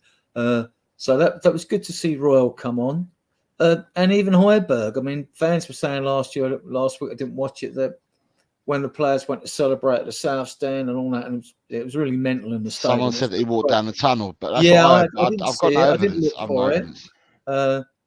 He may have done. Now, he may have felt a bit more involved today because he came on, Yeah, so, that's good. It's absolutely, it's good for him. And we're talking still about Royale, right? No, sorry. Højbjerg. Well, I think Royale still has a place in this team, and I think that he's going to be a good player for us. I think he'll get a lot of game time. I think Højbjerg gets game time because it's like a stopgap measure until we can get rid of him and find somebody new. But I think that we plan to keep. Royale, but that's just me. But real quick, Rich, what is up, Rich? I don't think I've seen you comment yet. So what's up, man? Glad to have you here. He said when, but we were talking about the perfect time. Good to see you. He says you guys were saying the perfect time to put Ashley Phillips in is whenever we're 3-0 up. He said, when will this front 3 get us 3-0 up in any game? We just struggled against Luton. And then he also put that he'd rather see Veliz instead of Richie. Richie was Rich, I don't think we struggled. In the first half, we totally dominated that first half. If you look at it, for 35 minutes, we were I personally believe we should have been 4-0 up. If it weren't, it's a mixture of poor finishing and of really good goalkeeper saves.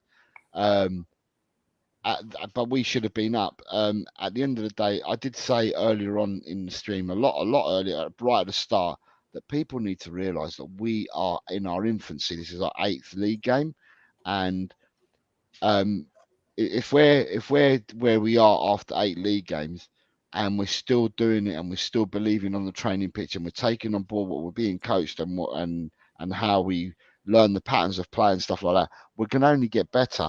And today we've won 1-0, But on another day, we could have been 4-0 up at half time. So, you know, at the end of the day, it bodes well for us.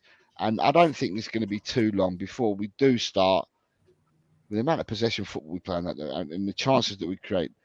Sooner or later, we're going to start taking them. We're going to find our groove, and we Start will banging them in. start beating teams. It's not so much with our midfield for our back five, is it?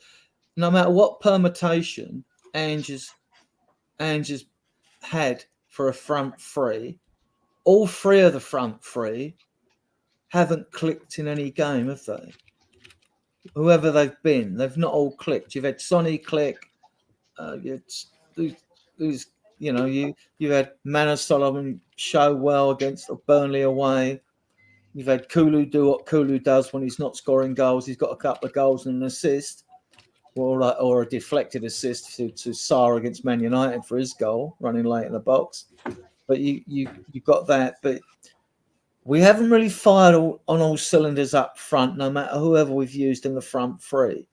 So maybe Velez might be the answer, Jose, or Brennan Johnson. But then where do you play Son? Does Son then go back to the left? Had 2 chances away to Arsenal, so he will chip in with a few goals, won't he? Kula will always score goals. It's just a question when he gets them, right? And he's always going to get assists, and he's always going to hold up play, and he's always going to be the hard working. He's always the out ball. Whenever you're in trouble, they don't look to Son. He's too short. It sticks with Kulu when the ball goes up. Even if he's got 2 defenders on him, it sticks. Yeah, or 3. And he still looks to beat them, though. This is the thing. When he's in tight situation, he still looks to, rather than lay the ball off, he still looks to beat them, even if there's 2 of them. He had a sweet nutmeg too against one of those guys today. He right through his legs and ran past him. That was when he had, I think, 3 defenders on him, like you were saying. I'll upset half the fan base because Kulusevski to me, he's my favourite Spurs player. He's a good player. I keep telling people he is a good player. And I understand fans having loads of different favourites because we've got a good team of players, you know. Right. Vicario, Kulo, Romero, Basuma, Madison. I can see why they'd pick all those songs. He's a solid team player. He's a solid team player. And today, like I said earlier on in the show, he did so much work for the team today. He ran his backside off for us today again. And Chris Peters, how many beers you had? He's still in a pub, I bet. Eh? No, he's actually home. He's home now. So have a beer for me at home, Chris. How dare you go home from the pub, Chris Peters? I'm glad you made it home safe. It looks like we have gone back to 288 subscribers. So I need to change this. But you guys, if you haven't, please hit the subscribe button. Please make sure that you're hitting the like. It really just helps the show. It helps more people see the show. It looks like I can't tell how many likes we've got right now, but let's keep it up, guys. Let's smash the like. Looks like we're on 13. We're on 13 likes. 14 I can see. Let's try to get those likes up, everybody. Come on, guys, smash the like button. I mean, if you hate Klopp and Loserpool, you know, subscribe to the channel and smash the like button, right? 100%. So we've been going for 2 hours now. We really? We've been going for 2 hours, and I had a question for my co-host here. What are you thinking? Do you think we should move on to that segment, or do you think we should? Yeah. I think it's interesting. It's interesting, and we might have different people. We have got different people in the chat than what we had yesterday when we brought it up. So yeah, it'd be good. Yeah, exactly. Awesome. Okay, cool. Well, to get a beer, guys. Yeah, no problem. We'll wait 2 minutes to start. Yeah, no problem. Be safe, my friend. Be safe. Safe travels. So yeah, we'll get ready. But we have coming up, and I want to wait for Adrian real quick. But we've got a treat coming for you guys. So everybody in the chat, please stay here. This involves you guys as well. It's gonna be a good one. It's gonna be a good one. It's important we have the people from the chat. Yes, you guys really are gonna make this. So hang tight. You will not regret it. We are just waiting for Adrian. But before we do, we can go ahead and we can get the graphic up. Guys, we are getting ready for... Tell them, Jose. We're getting ready for Guest Corner. Now, Guest Corner is where we invite people from the chat to put a comment down on what reminds them or what made them become a Tottenham fan. It could be a moment in time that reminds them of Tottenham. It could be a match that reminds them of Tottenham, good or bad. It can also be a goal, a celebration. Just what makes Tottenham Tottenham. What's Tottenham for you? And the rules is that if you have a go in the chat, you can only have one go and tell us, because we want to do this on every show. So like that, what we end up doing is we get to know our people in our chat, and we also get to know the people that we've got on the show. So it's kind of a bonding exercise that we're going to do, and it's all about Tottenham. So there we go. Perfect. That's perfect explanation for it. That is the best explanation I've ever heard. Nice job, my friend. And here's the lovely graphic that means it's time for guest corner. So we'll make Adrian go first whenever he gets back. I have a feeling Adrian's gonna have a hard time keeping it to one, but we'll see. No. Adrian's quite good. Adrian has done this before, I think. He has done it before, but Adrian's gonna have so many different stories to tell. Exactly. But we can only ask Adrian to give us one. And everybody in the chat, please feel free to get your stories in, to get your moments in. What made you fall in love with Spurs? What made you a Spurs fan? Something that stands out to you about Spurs? It could be a match. It could be anything. Let us know. Let us know in the chat. As I said, it's a thought, a moment in time. It can be a match. It can be a goal. High point, low point. We've been through both. We go through highs and lows with Tottenham. And as I said, it's a way for us to get to know our community. So, Adrian, you've done guest corner before, haven't you? Oh yeah. Okay, but it has to be one that you haven't previously used, mate, because we know that you've got loads. But it's like I said, it's so the community can get to know a bit about you, and we can also get to know a bit about the community. Right. Yes, so you want one from me now? Yeah, you're first up. Yes, great. Thanks for that. Hang about. I'm going to pour a drink out first, so you get away. There you go. Hey, I'm going to go back to the 1976-77 season, which was my worst ever experience as a Spurs fan, and my Spurs immune system is just completely bulletproof to anything that's ever happened to us. We got relegated under Keith Bergenshaw in that season, but the following year, we're in the second division. We started well, usually like Spurs.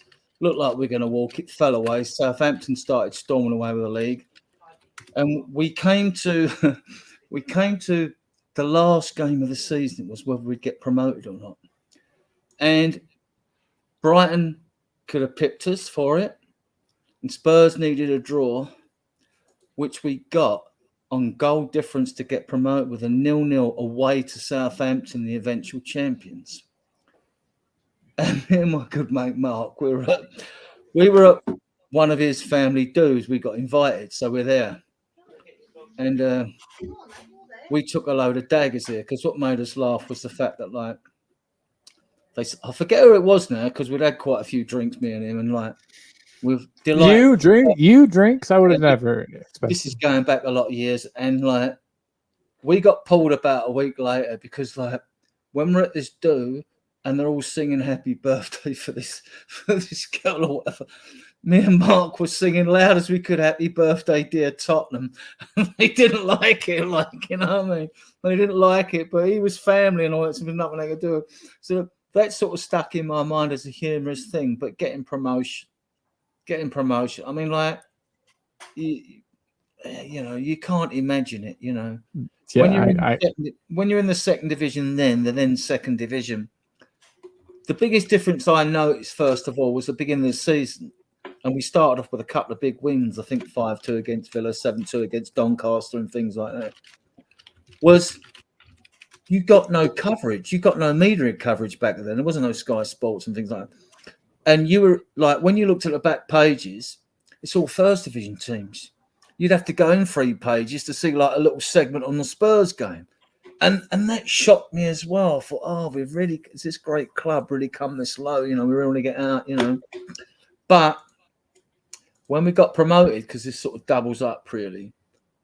Our first game away was to the champions, Nottingham Forest under Cloughy. No one give us a prayer's chance in that game. But it was 1978. Argentina won the World Cup and we'd signed our dealers in Vila. They'd just arrived. Because Ricky Vila, when he arrived, said after a few games, we joined a shit club. and then we go away.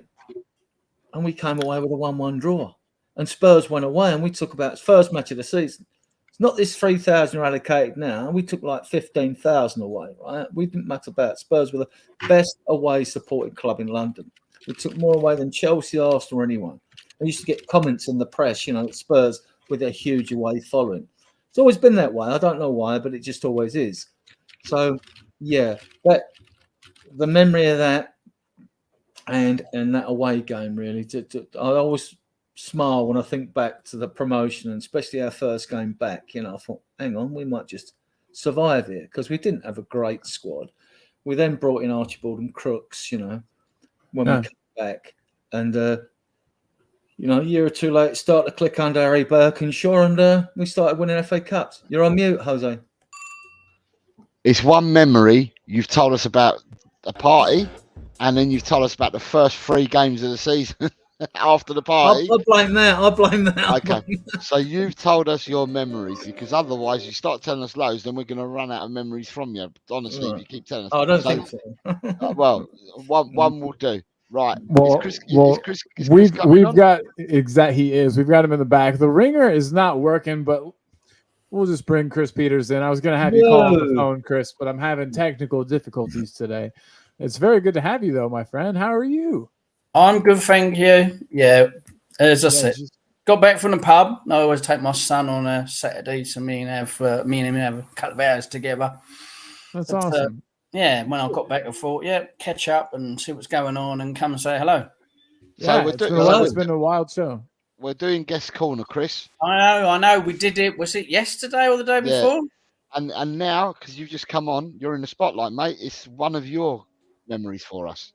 Well, I said yesterday about I used to live near Bruce Grover's. Adrian remembers. I don't know if Jose remembers. I do, yeah. Yeah, but I think for me, one of the biggest games I remember, of course, was the 1981 FA Cup final. Just that Ricky Villa goal just blew my mind. It was like brilliant.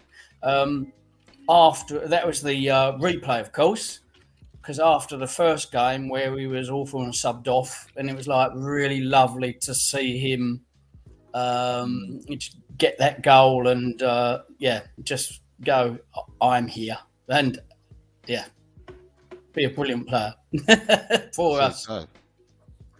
Yeah, the Hodder equaliser off of Hutchinson in the first game. That was the 100th FA Cup final. That 18. 1981. And the thing was, Hutchins scored the goal to make them one up as well. Yeah.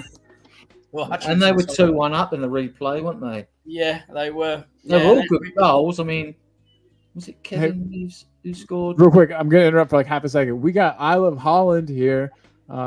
City fan looks like, but friend of Sonny's wife. And they came in and they subscribed from Sonny Wife's recommendation. So thank you so much. Big up. Glad to have you here. You are always welcome. It's a fun, chill, nice place, and very glad to have you here. Thank you so much for this. Chris, I want to know, what was the atmosphere like in a pub? Was it a Spurs pub? I don't know where you live now, obviously. No, I'm in Essex, right next to the Thames. It's a very quiet pub. All right. But I go every Saturday, take my son out. But there's no football on or anything there. I'd watch the game before I went out. Oh, right. Okay. So we have a certain time we have to do it because my son's got special needs. So, watch the match beforehand. Quite tense. But anyway. No, I mean, and you weren't here when we had, the time to talk about the match. And so, I lost you. Let me undo that. So, it's just me. I'm bad at streamyard. Okay. So, anyway. Technical. I used to be today. There's been a lot going on today. It's been a rough day. But yeah, so we didn't have a chance to really get your opinion on the whole on the whole, on the whole 95 Basuma, minutes. the Basuma red card. What was your take on the game? Is what he's saying, basically. Yeah, Chris? yeah, I can understand that. Yeah. I thought, first 20 minutes, we should have been 2-0 up. As I was saying earlier, their goalkeeper I thought was absolutely brilliant, kept him in it. Some silly misses, but Luton grew into the game after that, and they're all big, strong guys, aren't they? So they quite tried to boss us a lot. There was quite a lot of fouls and stuff like that.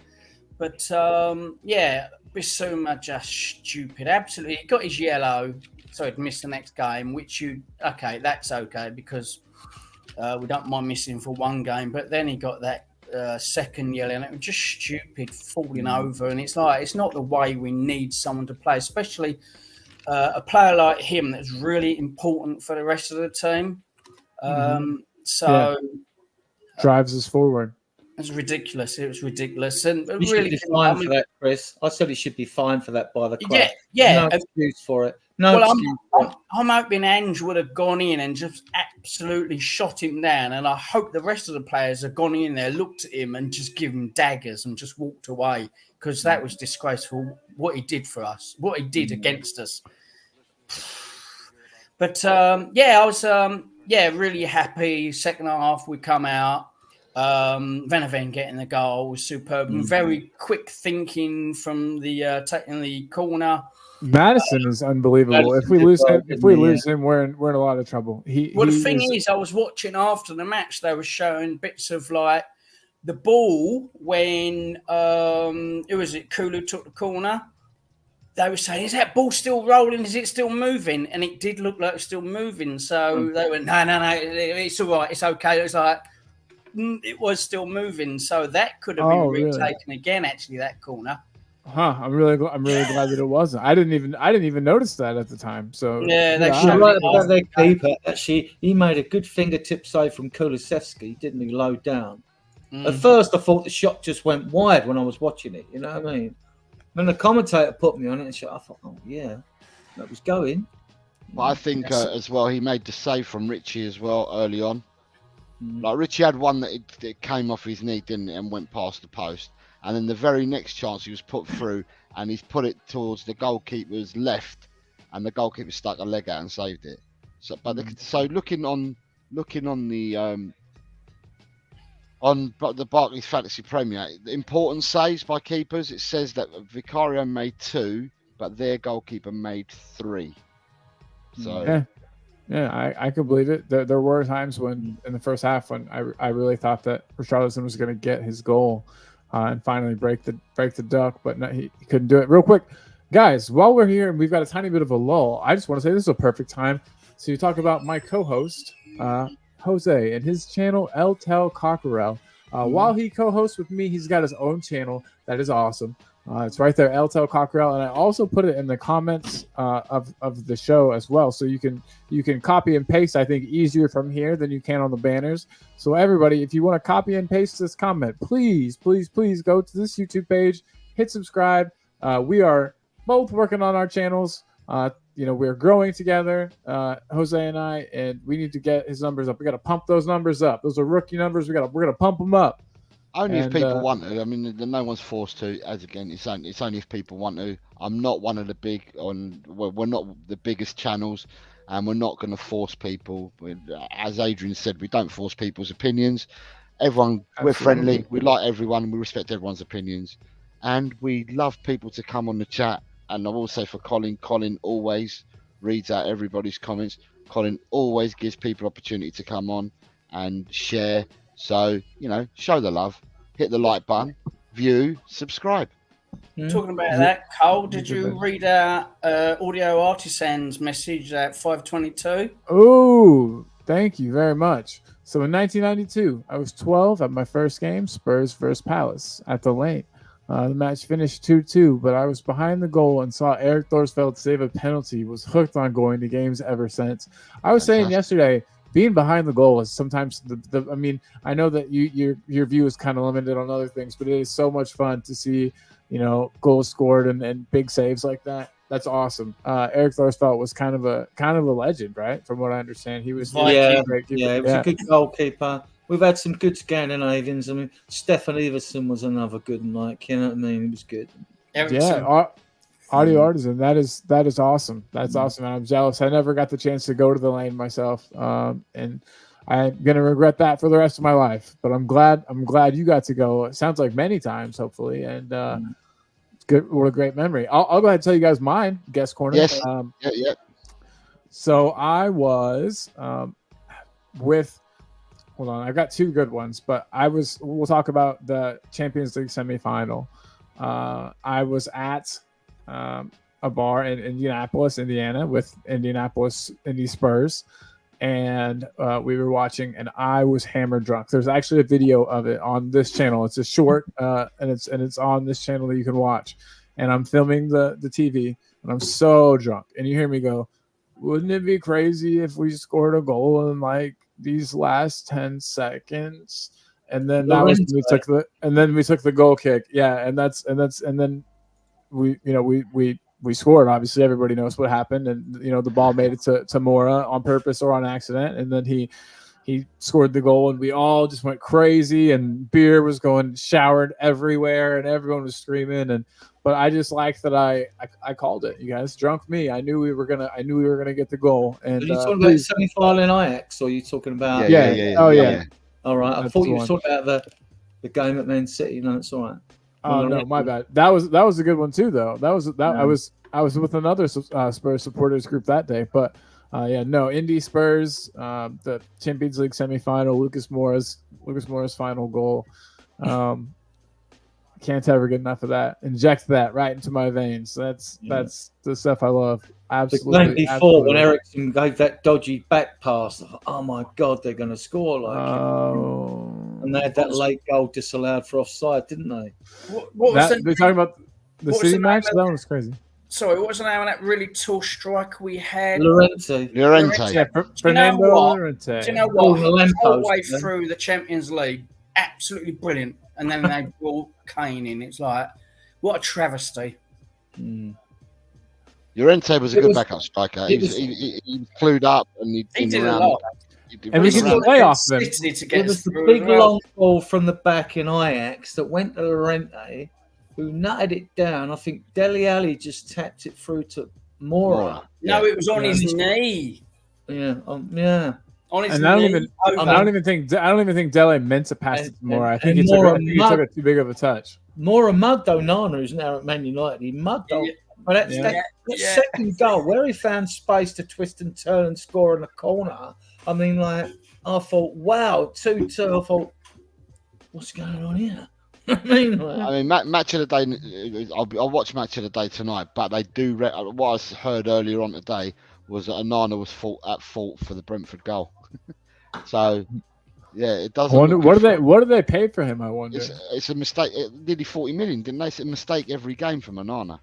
So, but there we go. But my memory is gonna be the round before yours.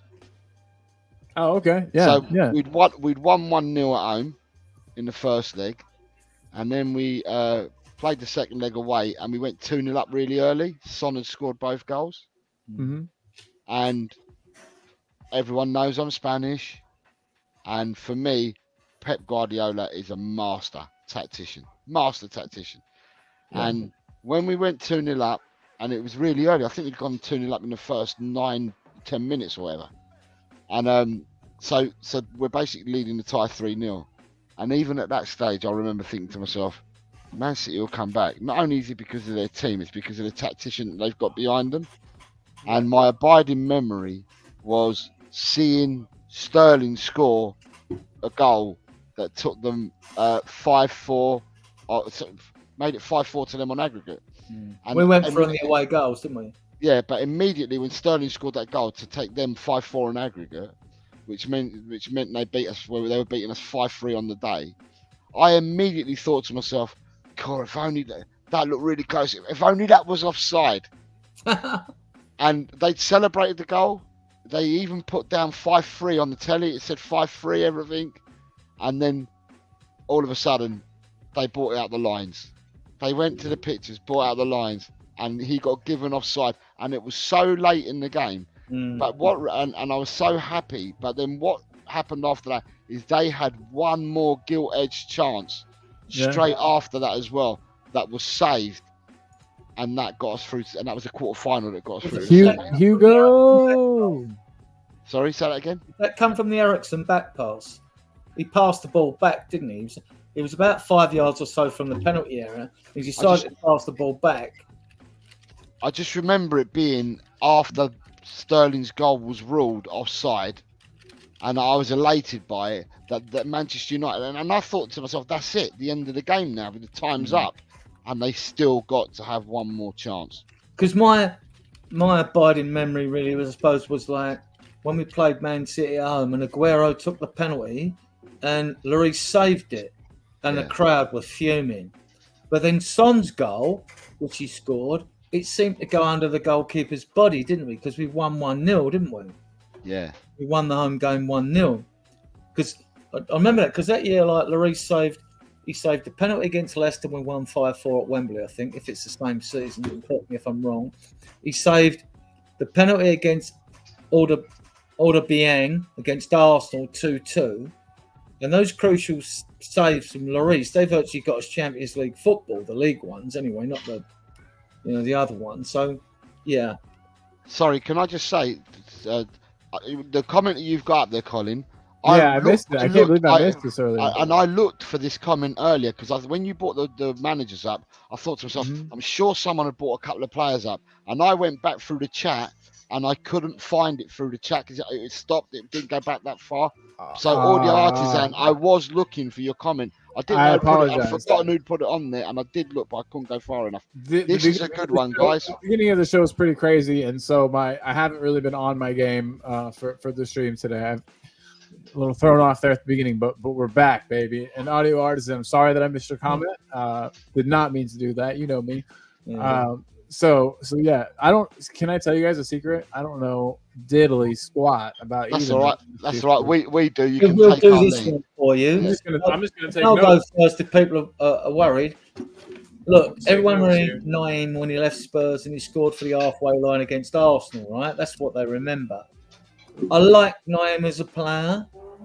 In his same ways, I think played many more games than Naeem did for us. And I think he played in the cup final as well. Did he play in the cup final? Yeah, he did. He did. And we had to dig in against Forest to that one. My abiding memory with that actually was like Justin Edinburgh, rest in peace, was the way that Roy Keane tried to give it to him, and Edinburgh wasn't having none of it. They were stood head to head a couple of times in that game, I think, and they played really well. And unfortunately for them, we had the reverse of what happened in '87 when Mabbott was on the receiving end of our own goal against Coventry, and then the cup final. And this time it was Des Walker, and we ended up winning and beating Brian Clough's Forest. But it was also, I even remember the referee was Roger Milford, because today Gazza he should have been sent off for that tackle. He was so fired up for the game. He'd done his ligaments when he was supposed to be going to Lazio anyway. So instead of 8.5 mil, he went for 5.5 mil or something, or whatever it was. And it was one of them like now biting cup finals. It was, but we did play well. We played well that day, and we were deserved winners, in my opinion. But there were incidents. If Gazza gets sent off, we lose the game. And I think there was a bit because it was a cup final. I think back then, 91 in referee's mind was, let him go a little bit. Yeah, you don't send players off in a cup final. I think the first player ever got sent off in a cup final was Martin Buchan of Man United. I think it was the first ever. I don't know if that was before then, though, or after. I can't remember. It's sort of like as it was a showcase around the world. I don't think. Well, I could be wrong about Roger Milford, but I always found when he refereed our games, it was all right. I didn't mind him being announced as a ref for that game. So, Adrian, who are you keeping at Tottenham and who are you sending to West Ham? I would keep Samways. Okay. Chris, so you keep Samways and Naeem will go to West Ham. Right, Chris, over to you, mate. Who you keeping? Who you sending? Vinny all day long. Vinny all day long. And your reasoning, mate. What's your reasoning behind that? I think longevity, and I just think it was a bit more technical, a bit more powerful. Yeah. Okay, Sweet. so it's quite a hard one for me. They both played in the same era. It's quite Samways played more games than what Naeem did. Samways came through the youth system at Tottenham. Samways was a good player, left-footed player. He was all left-footed, wasn't he? He's a left-footed player. But even with all that, normally I would have said Samways, but I'm going to go away with Samways today, and I'm going to go with Naeem. And the only pure reason I'm going from Naeem, I thought he was a good squad player for us, because he wasn't a starter all the time. He wore the 9, wasn't a starter for us all the time. But for me, that goal from the halfway line to win the Cup Winners' Cup meant final, it as well. I knew you were going to say that. Was it Valencia? He's played. It was Real Zaragoza. They beat Arsenal in the Cup Winners' Cup final, and he scored from the halfway line to beat Arsenal in the final. That's a beautiful thing. That for me, I remember jumping with joy. And I'm Spanish as well, remember, but I don't support Zaragoza. But weren't I happy when he scored against Arsenal? So I was euphoric at that time. So only because of that, because it's something that'll always stick in my mind. And we've also got a song from that, haven't we? At Spurs. So Colin, over to you. What memory? Come on. I've already done my memory. It was. Sorry. It was... Audio. Sorry, to answer audio. Colin doesn't remember these two players, so therefore you have Adrian and Chris who would keep Samways and send Naeem to West Ham, and for the reasons I've just stated, I'd go opposite and keep Naeem and I'd send Samways to West Ham. What are the thoughts of you guys in the chat? Who would you, for the people that can remember these two players, who would you keep and who would you release? And audio, great question, audio. You got to tell us who you would keep, mate. That's so true. Yeah. But no, that was a great question. I love ones that split the panel. So good job on that one. Real quick, guys, there's a question from Sonny's wife that I thought was cool, and it says, guys, what do you think our chances of winning the title this season are? They're not zero. It's not zero. It's like a non-zero chance. You know what I mean? But it's not at all a high chance. I think Leicester were able to do it. That's the one thing that kind of keeps me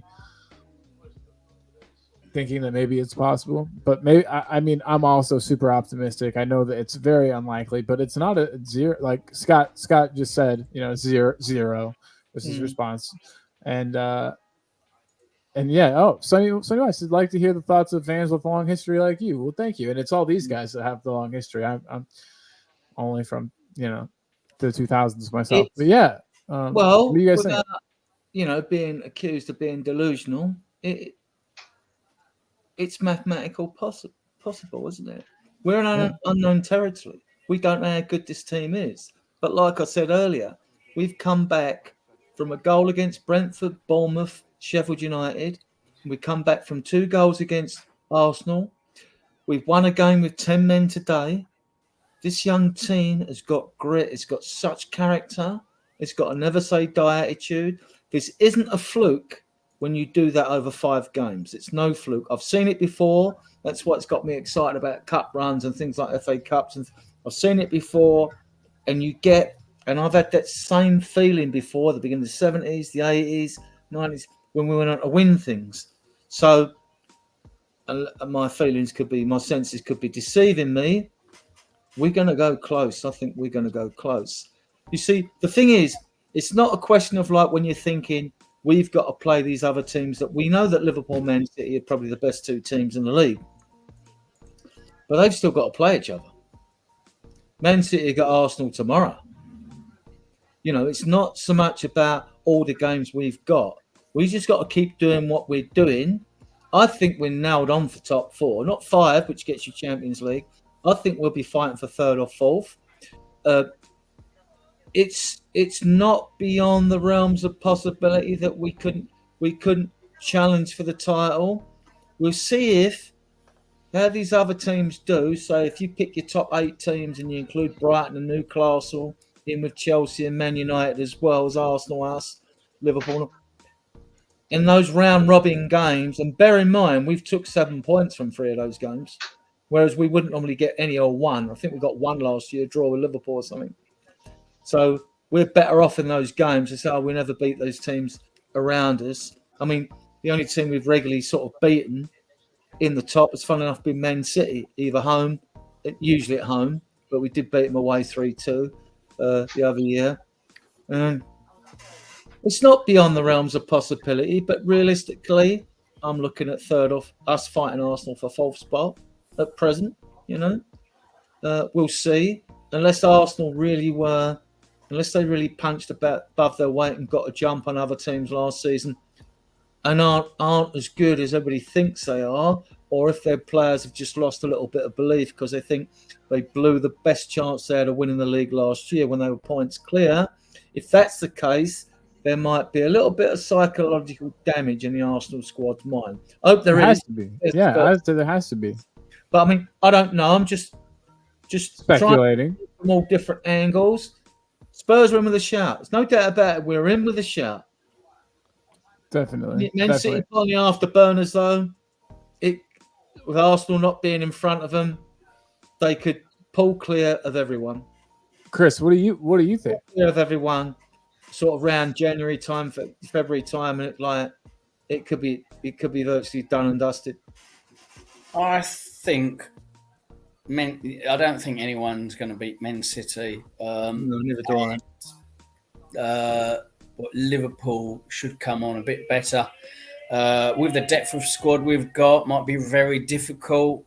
Basuma's already out. Lost a couple of people to injuries. Basuma's still to come back is the only good thing. But I reckon I'm looking at probably 4th. We've got to see how we go on in the next couple of games. So we've got Fulham, Palace, and then Chelsea. Yeah. All London games, which is quite nice. So, we're really at home, I suppose you could say. But I don't see us getting above 4th, really. And above the international break, Sessegnon, Lo Celso, and Gil. Well, Gil and Lo Celso were on the bench, so if Burrow and they get injuries, they're fine. Sessegnon will be back as well after the international break. Yeah, but what will they add? I mean, we've got a first team. Are they good enough? They haven't even played. That's the problem. But I guess that's part of the thing is that they're an quality. They could. Jose, how was Gil rated in Spain when he played out there? Went and played for. Gil. I think the people in Spain are surprised. 2 things. One, they're surprised that he went to Tottenham in the first place because Tottenham, the way that they play, the public in Spain thought, or the press, the public, whatever you want, they thought that he would fit and he would be a type of player that Conte could rely on. And they were surprised that Tottenham keeps farming him back out on loans. They were really surprised about it. They believe that under this manager out in Spain, that he should flourish under this manager. They think that Tottenham have a really, really, really wonderful player in their hands, and that I think he's the envy of a lot of Spanish clubs. If Spanish clubs had the money to prize him back, they would take him back in a heartbeat. It's just that they haven't got the money to take him back, and it's quite difficult. My personal opinion is, if you haven't got the money, if you fancy a player in Spain and you wanted to do a swap deals are quite difficult. So you couldn't swap Hill for somebody out there because they're quite difficult to do. They rate Hill highly in Spain, and they were just surprised that he didn't get more chances at Tottenham under Conte. But they believe. Well said, John Fitzpatrick. But they still believe they still believe he's some player. Now, can I just say, in my opinion, for the question that's being answered at the moment, is how many games have we played in the league? 8. So we're just under quarter of the way through the season. Surprisingly enough, we've only been playing a couple of months. And I think people say the old cliche, you got to take it game by game, or you take it in chunks.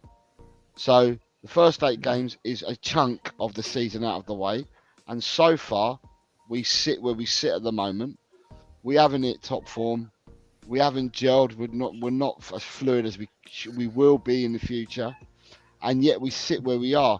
And from where we sit where we are, there is no reason that we shouldn't finish higher than where we did last season. Yeah? Oh, we will. Like I'm saying, there's no reason why. Now, Scott here says that we haven't played well this year though, and haven't won based on quality, and there's no way the can last for 38 games. At the end of the day, you've got to play who's in front of you, and you've got to play. And the important thing is to get 3 points. Who's in front of you? We've managed to do that 6 times this season, play and get the 3 points, and we've managed 2 draws this season, both away from home. At home, we're undefeated, and away from home to teams that we may have dropped points to in the past, we've actually picked up points. So against Brentford in the past, we would have been beaten at their place, and at Arsenal, we would have been beaten at Highbury. We're in a far better position now than what we have been for a fair few seasons, and to me, I also believe that depending if the players can pick up and continue the mantra that's been set in front of them by Ange Postecoglou, there is no reason that we couldn't be challenging for at least what Adrian said earlier on the show, 3rd place with Arsenal. Yeah, just to answer Scott saying we haven't played well. If you get that up, Colin, again. Yeah, Scott, I respect your opinion. Obviously, as I do everyone's opinions, whether I agree with them or not, you know. Oops, sorry, no, it's the other one, yeah. The thing, you've come with a glass half empty, and I'll come with a glass half full, because we haven't seen nowhere near the best of this team yet. Ange has said, right, that we want a touchline. He's the coolest person I've ever seen on a touchline, by the way. He said we will arrive, sort of arrived once. Players do. They adopt, not Ange Ball, he doesn't refer to himself, but when they've adopted the Ange Ball instinctively, the system instinctively, and they do it without a manager having to yell things at them on the pitch. It's always been a bit of a bugbear of mine, managers yelling instructions at players on the pitch. They're footballers, they're pros. They've come through all the levels at academy levels and have the basic set of skills they should have to play football at the top league in the world, the hardest league in the world. So why the hell should someone on a touchline be shouting at you and telling you how to do your job when you should know what your job is and you should be doing it, you know, in my opinion. But we haven't seen the best of this team. I said earlier that no front three permutation that Angie's used has fired on all cylinders. We have yet to see the best from this team. What the team has shown us is they can dig in and come back from being a goal down 5 times. Brentford, Burnley, Sheffield United and Arsenal twice.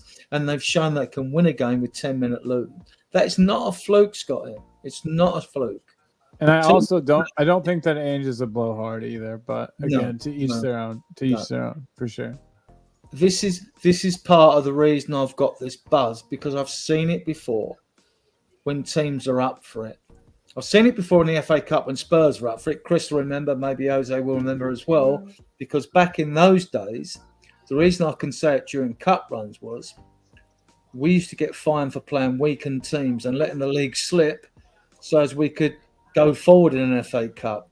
And they used to fine you back in those days. But now teams have got 25-man squads. You never get a team fined in history now for playing a weakened side like we did against Fulham and all that. Back in the day, we'd have got fined for that. You know, it doesn't happen now. Teams want to win them. So all I would say is basically, we will spank sides. We will give them a tonking when we fire on all cylinders. We've played well against Liverpool, against Man United, second half. You know, I've seen halves we've played really, really well. I'm excited for us to play City. Yeah, but our forward line, it still needs to step up. Whatever permutation we have, it's got to step up. And look, under Ange Ball, right? Let me give you an example. Son scored 6 goals in 8 games. He looked poor today, right? Last season, under Conte, he scored 6 goals in 17 games. What does that tell you about chances creating the system we're playing? Last year we had chances in games. Sometimes we'd have one shot on target in the first half or something. It was a joke. The beautiful football I've watched this club play throughout history since I've been alive, right? Like, and I've had to suffer Conte, Mourinho, and Nuno. You know, I knew weren't right for us, right? But no, I'm optimistic. I am optimistic. We're going to bang sides out. It could have been Luton today, but then everybody would have said, "Oh, it's Luton." It might surprise you. It might be a Chelsea. I hope it is. Or it might, I mean, with Ange Ball instilled into players' minds, but come round to May, I think the second last game of the season is Liverpool away. It'd be great to go to Anfield and spank them about 3-0, wouldn't it? Oh yeah, absolutely. By then, I think we will have like the system will be so instilled in the players, it'll be second nature to them that like they'll just play it. They will not look forward to playing us, but we'll see. We'll see. But Scott M reckons they're going to score 10 plus against us this year. I mean, when have they last beaten us?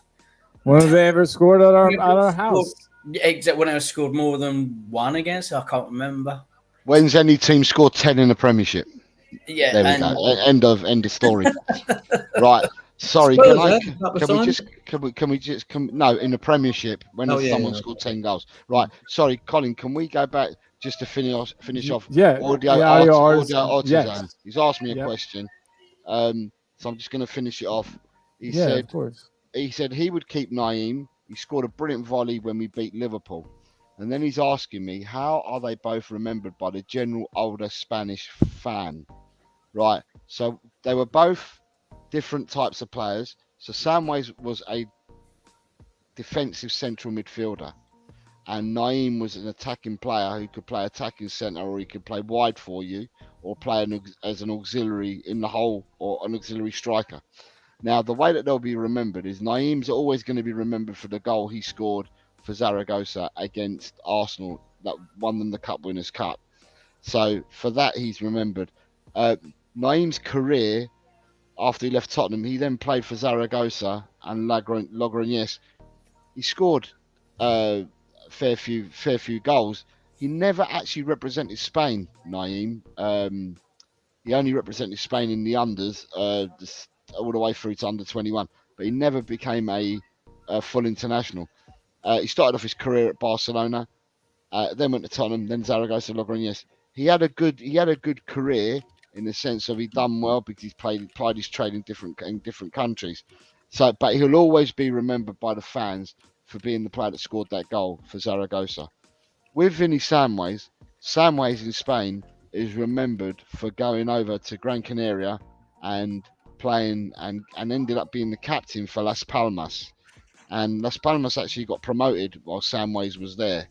And that got Samways a move to Sevilla, where he only played 10 times for Sevilla and then left them. He's only there for one season. So Samways is remembered by the Spanish fan for going to a lowly club like Las Palmas and being captain at their side that got promoted into La Primera. I hope that answers your question for you, Audio. No, nice take, Jose. Absolutely. I see a bit of similarities with Skip and Samways, actually, when I look at the style of play. I see some similarities there. Yeah. So we've got I Love Haaland, who's Sonny's wife's friend.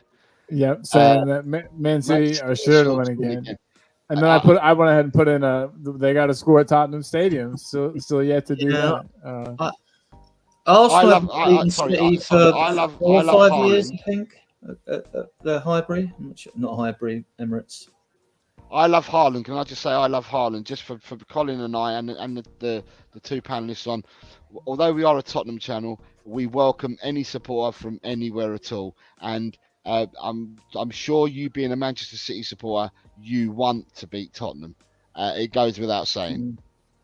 It's going to be a good match. It's going to be a great match. Really excited. Well, to just add a bit of flavour to that match, I mean, I want to know what you guys think on it, because when you look at it, if Man City beat Arsenal at Emirates again, because Arsenal ain't beaten them for a good few seasons, 4 or 5, or I hope it's a draw. Then we rejoice because we're Spurs fans. If Man City draw with Arsenal, right, we rejoice because we still taste top of the league. If Arsenal beat Man City, we sort of rejoice because we think, although it's mathematically impossible for us to win the league, we still stay top of the league and all that. So really, although that's probably the worst of the 3 results, any result tomorrow isn't bad for Spurs. Isn't bad. Whichever way you look at it. Win, lose or draw, it isn't a bad result for Spurs. So it's one where you can actually chill. I suppose deep down we don't want the worst one is we don't really want Arsenal to beat Man City. But, but it's not. It's not. I don't think they will. No, I don't think they will ever. I think it'd be. I think for a change, even though Arsenal struggle to beat them, my money would be on a draw. But we'll see. It'd be a draw or a City win. City always seem to find something there to turn them over. So however you look at it, right, for tomorrow, however you look, what you've just been explaining now. Tomorrow, you've got all the other teams playing, haven't you? So if you look at the league table at the moment, you've got City, Arsenal, Liverpool, Villa, Brighton, West Ham, Newcastle. They all play tomorrow. So regardless of whatever results they get, or whichever way the results go, all these teams will pick up points. Some teams are going to pick up points. If they draw, they pick up a point. Some teams win, they'll pick up 3. So, but what it will do, depending on the results, there could be some separation depending on what the results were. Absolutely. It's going to be a big day. The only Man City or Arsenal can go above us. Arsenal and goal difference. Man City, if they win, they get the point. Obviously, they get the 21 points. But if Liverpool beat Brighton, Liverpool go a point behind us. If Liverpool lose to Brighton and Brighton win, then Brighton go 2 points behind us, but Liverpool remain 4 points behind us. So there's a lot of games here that have permutations and connotations, is what I'm saying for tomorrow. And at the end of the day, some people are going to pick up points, some people will drop points, and they're all directly behind us. Up until Newcastle, they're all directly behind us. I would love Brighton to get something against Liverpool because I think Klopp felt the knife through his heart. Especially because Man City lost. They lost. That was an opportunity for them to beat us, right? And give them a bit more confidence going for the title. We know they'll be City's main challengers anyway. But I just think if Brighton takes something off tomorrow, then we'll see that there's been a bit of psychological damage done to Liverpool with our 2-1 win. And then who knows? Because once confidence and these little things creep into a team, who knows? That would all work in our favour. Whether we take advantage of it or not, who knows? West Ham are playing Newcastle tomorrow, and West Ham and Newcastle are pretty level pegging on points there or thereabouts as well. So you've got some really good matchups tomorrow. You've got Brighton, Liverpool, West Ham, Newcastle. You've got Arsenal, Man City. You've even got a Midlands derby tomorrow because you've got Wolves at home to Aston Villa. So Wolves are going to get trounced. Wolves are going to. I don't know. Wolves at home would look good. Really? So that shows I haven't. They should have done. I know that Aston Villa have had a good season so far. They gave Liverpool a run for their money, didn't they, when they played at home to them? I mean, yeah. What do you think, Chris, about these games? And what result would you like tomorrow, Man City, Arsenal, or Arsenal, Man City? Good question. You're on mute, Chris. You're on mute. Sorry, my cat was meowing for food. My cats do it all the time. You can definitely hear my cats on the show, so no worries. I want to draw. Both drop 2 points. Help us every way, which is really good. Yeah. Can I just say, I'm really glad for Udogie for getting into the Italian national team for the up and coming World Cup games. So. There's only one game. I think there's only one game for Italy. They're playing England, didn't they? No, they've got one before that as well. Are they not playing a friendly as well? Because I know we're playing Australia in a friendly. And Van der Ven's got in the Dutch senior squad now as well. He was in the squad. He was in the squad last month as well. Van der Ven. Was he in last? I didn't know. Yeah, he's sub for both games. Udogi's first call up with Vicario, of course. So that's really good to hear. And is Vicario going to play instead of Donnarumma? What's his name? Runner, whatever. Donnarumma. He's a good keeper. I'm not sure if Vicario will get it over him or not. He's a good keeper, but they're leaking. PSG are leaking more goals in a supposed lesser league than what we play in. Oh my God! So and then PSG Newcastle, are leaking more goals than what we have. So Newcastle. It's not a team though. It's a squad. It's not a team. I know. But if you're looking for the goalkeeping, if you're looking for how the goalkeepers are playing, I would say that Vicario has made far better saves and Vicario has looked more assured. Take my Tottenham half. If I'm looking at both the keepers, the way that they've been playing, Vicario has been playing more superior to Donnarumma. I think you're talking. Is Velez in the Argentinian I didn't see it. Romero is and Lo Celso are. Is Velez in the Argentinian squad? No, I doubt it. Okay. Yeah, he's too young. There's too much talent. He'll have to get older and accomplish himself first, I would assume. Real quick, Chris. So you had 2 Guinnesses at the bar. You came home and you had a lager. What kind of lager was it? Oh, it's Brewdog's Lost Lager. I'm gonna have to look into that. There's so much stuff I can't get here. But... Well, Brewdog is I think it's a Scottish company, and they do a lot of IPA. Ednams, I love Ednams. Nice. Do you like it? Yeah. Yeah, IPAs are crazy because IPA. Right. Oh yeah. But an IPA, like one of them, and then I'm drunk. You know what I mean? Like I like to be able to drink beers for a while. They're like 7. Goose Island IPA. Goose Island IPA is really strong, and that's American. Chris, have you drunk Proper Job from St Austell's brewery? Proper Job. No.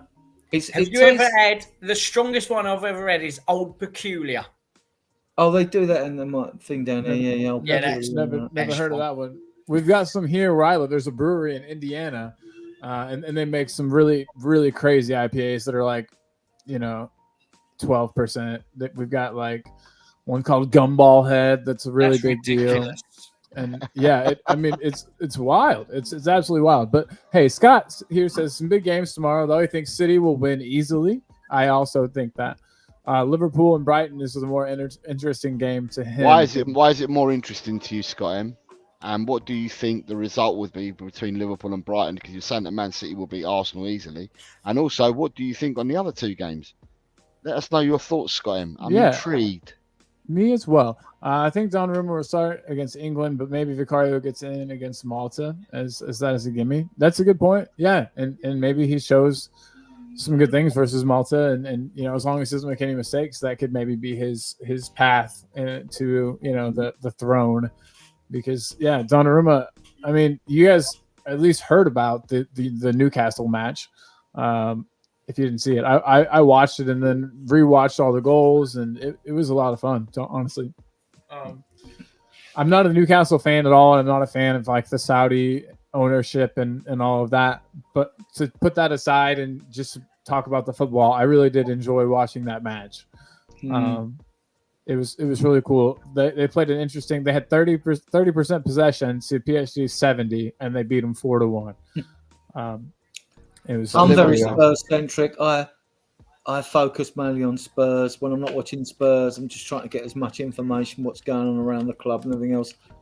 I'll watch I'll stream cover occasional games if I'm interested, but I'm not up to speed on European games like Jose is, or perhaps you guys are, and all that. Like, I'll probably watch the later rounds when you get quarterfinals and semi-finals.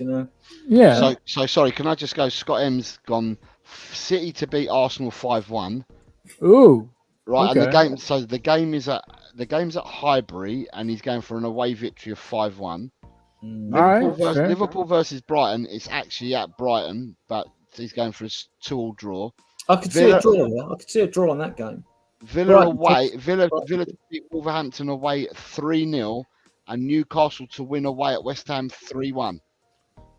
There's some big away victories there. West Ham have fought well. I could see that game being a draw. West Ham Newcastle. Yeah, Wolves because it's a derby game. I can't see a goal in there.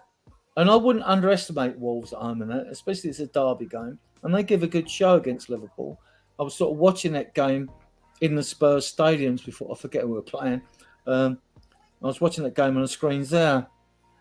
I thought Wolves actually. Wolves no longer have Traore though, so who are they gonna grease up to run down the flank? You know, I wonder if they got a new player to put the baby oil all over. They still got Neto, haven't they? Do they? I'm just saying. Do you think they miss? Why can't I think of his name right now?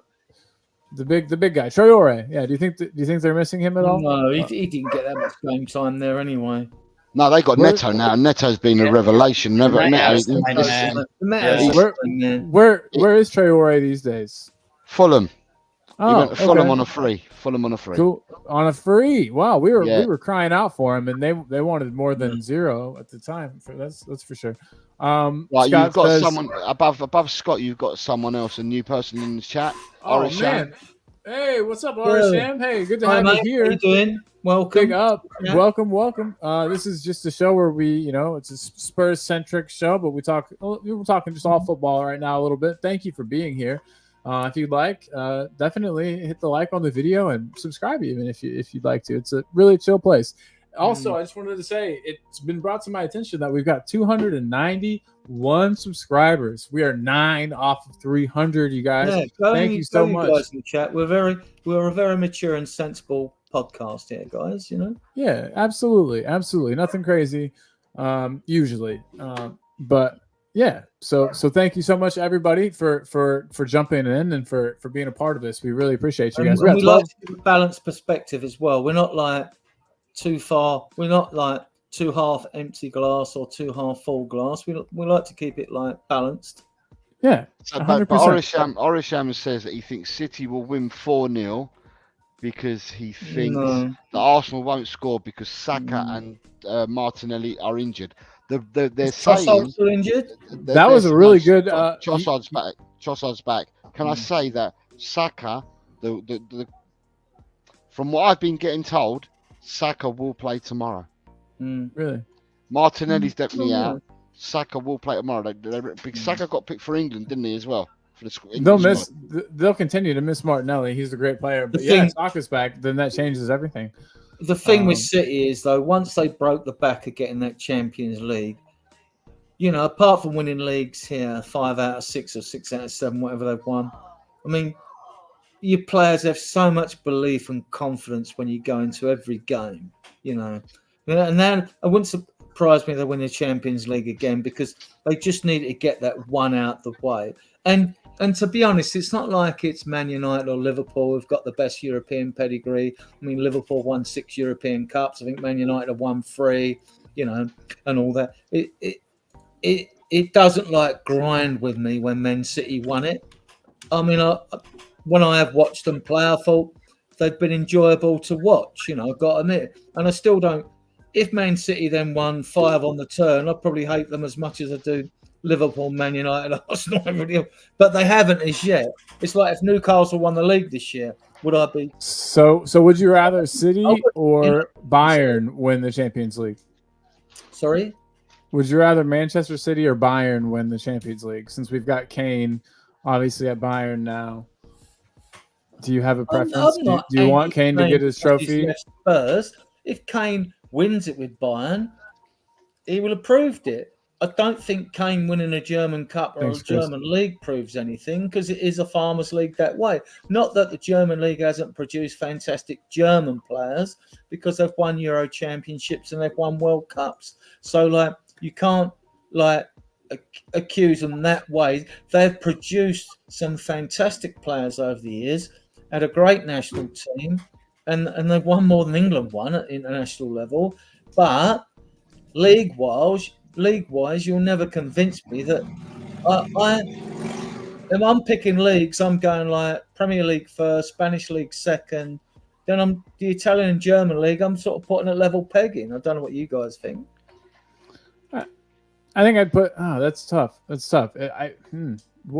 I'm interested to know, Jose, what do you think? Do you think the German League and Italian League are pretty similar in their levels? I think the I Italian think league, Italian.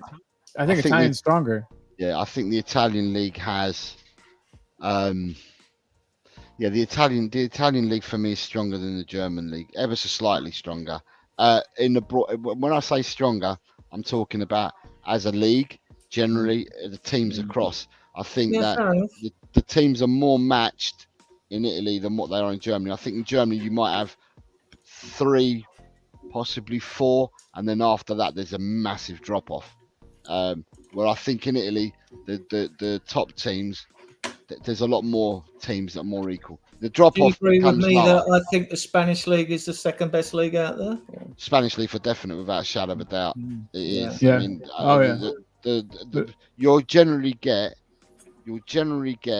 5, the top 5 in Spain, whoever they may well be, will generally be a force against any top 5 in any of the leagues anywhere else. Always. Yeah. Yeah. So you've got. I mean, you look at the Champions League at the moment, and you look at the Spanish teams in the Champions League and how they're doing, and they're doing fairly well. The teams in the Champions League for Spain, and that's always a measure of it. So, guys, I just wanted to point out 294. I don't even know where this is coming from. Everybody, thank you so much. Keep it going. We'll build this channel. We'll build this podcast up. We are. I had a few in my group, my Spurs group and Facebook group, that asked me about, like, they were getting a little bit edgy when, like, the Saudi Arabian league were coming to play with all their money and all that, and they were asking me about, like, oh, what do you think about this? Do you think they're a threat to Premier League in the future? And I went, no. And they went, why? And I said, well, I can see the Saudi league being a threat to the Europeans, but it won't be a threat to the Premier League. And they're telling me, I was saying, well, why do you think that? I said, well, because the Premier League is renowned for being an exciting, fast league. You know, teams can beat each other. The teams at the lower end of the league don't stand the Premier League on their away form. So you'll always get these scalps. It never surprises me when we would call, without being disrespectful, a lesser team beats a top 6 team and all that. That happened. Yeah. I said we get more of those incidents.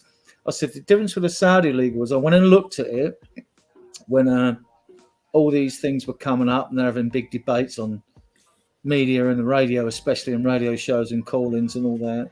And they've just increased from 16 to 18 teams.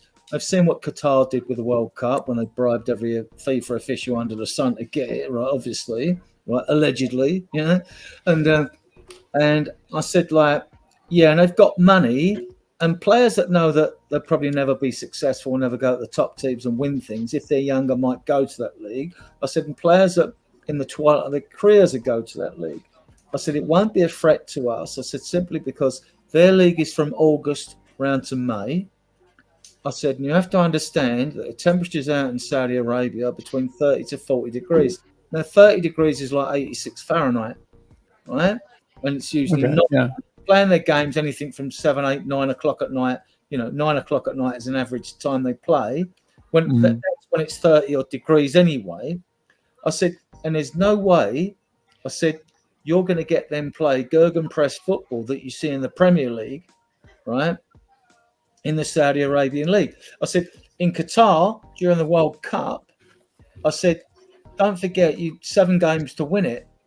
So it's not like you're playing, and they've got 18 teams in their league. So it's not like you're playing like under 40 games a season, right? Under flaming hot temperatures. In the World Cup, if teams got to the final, they played 7 games.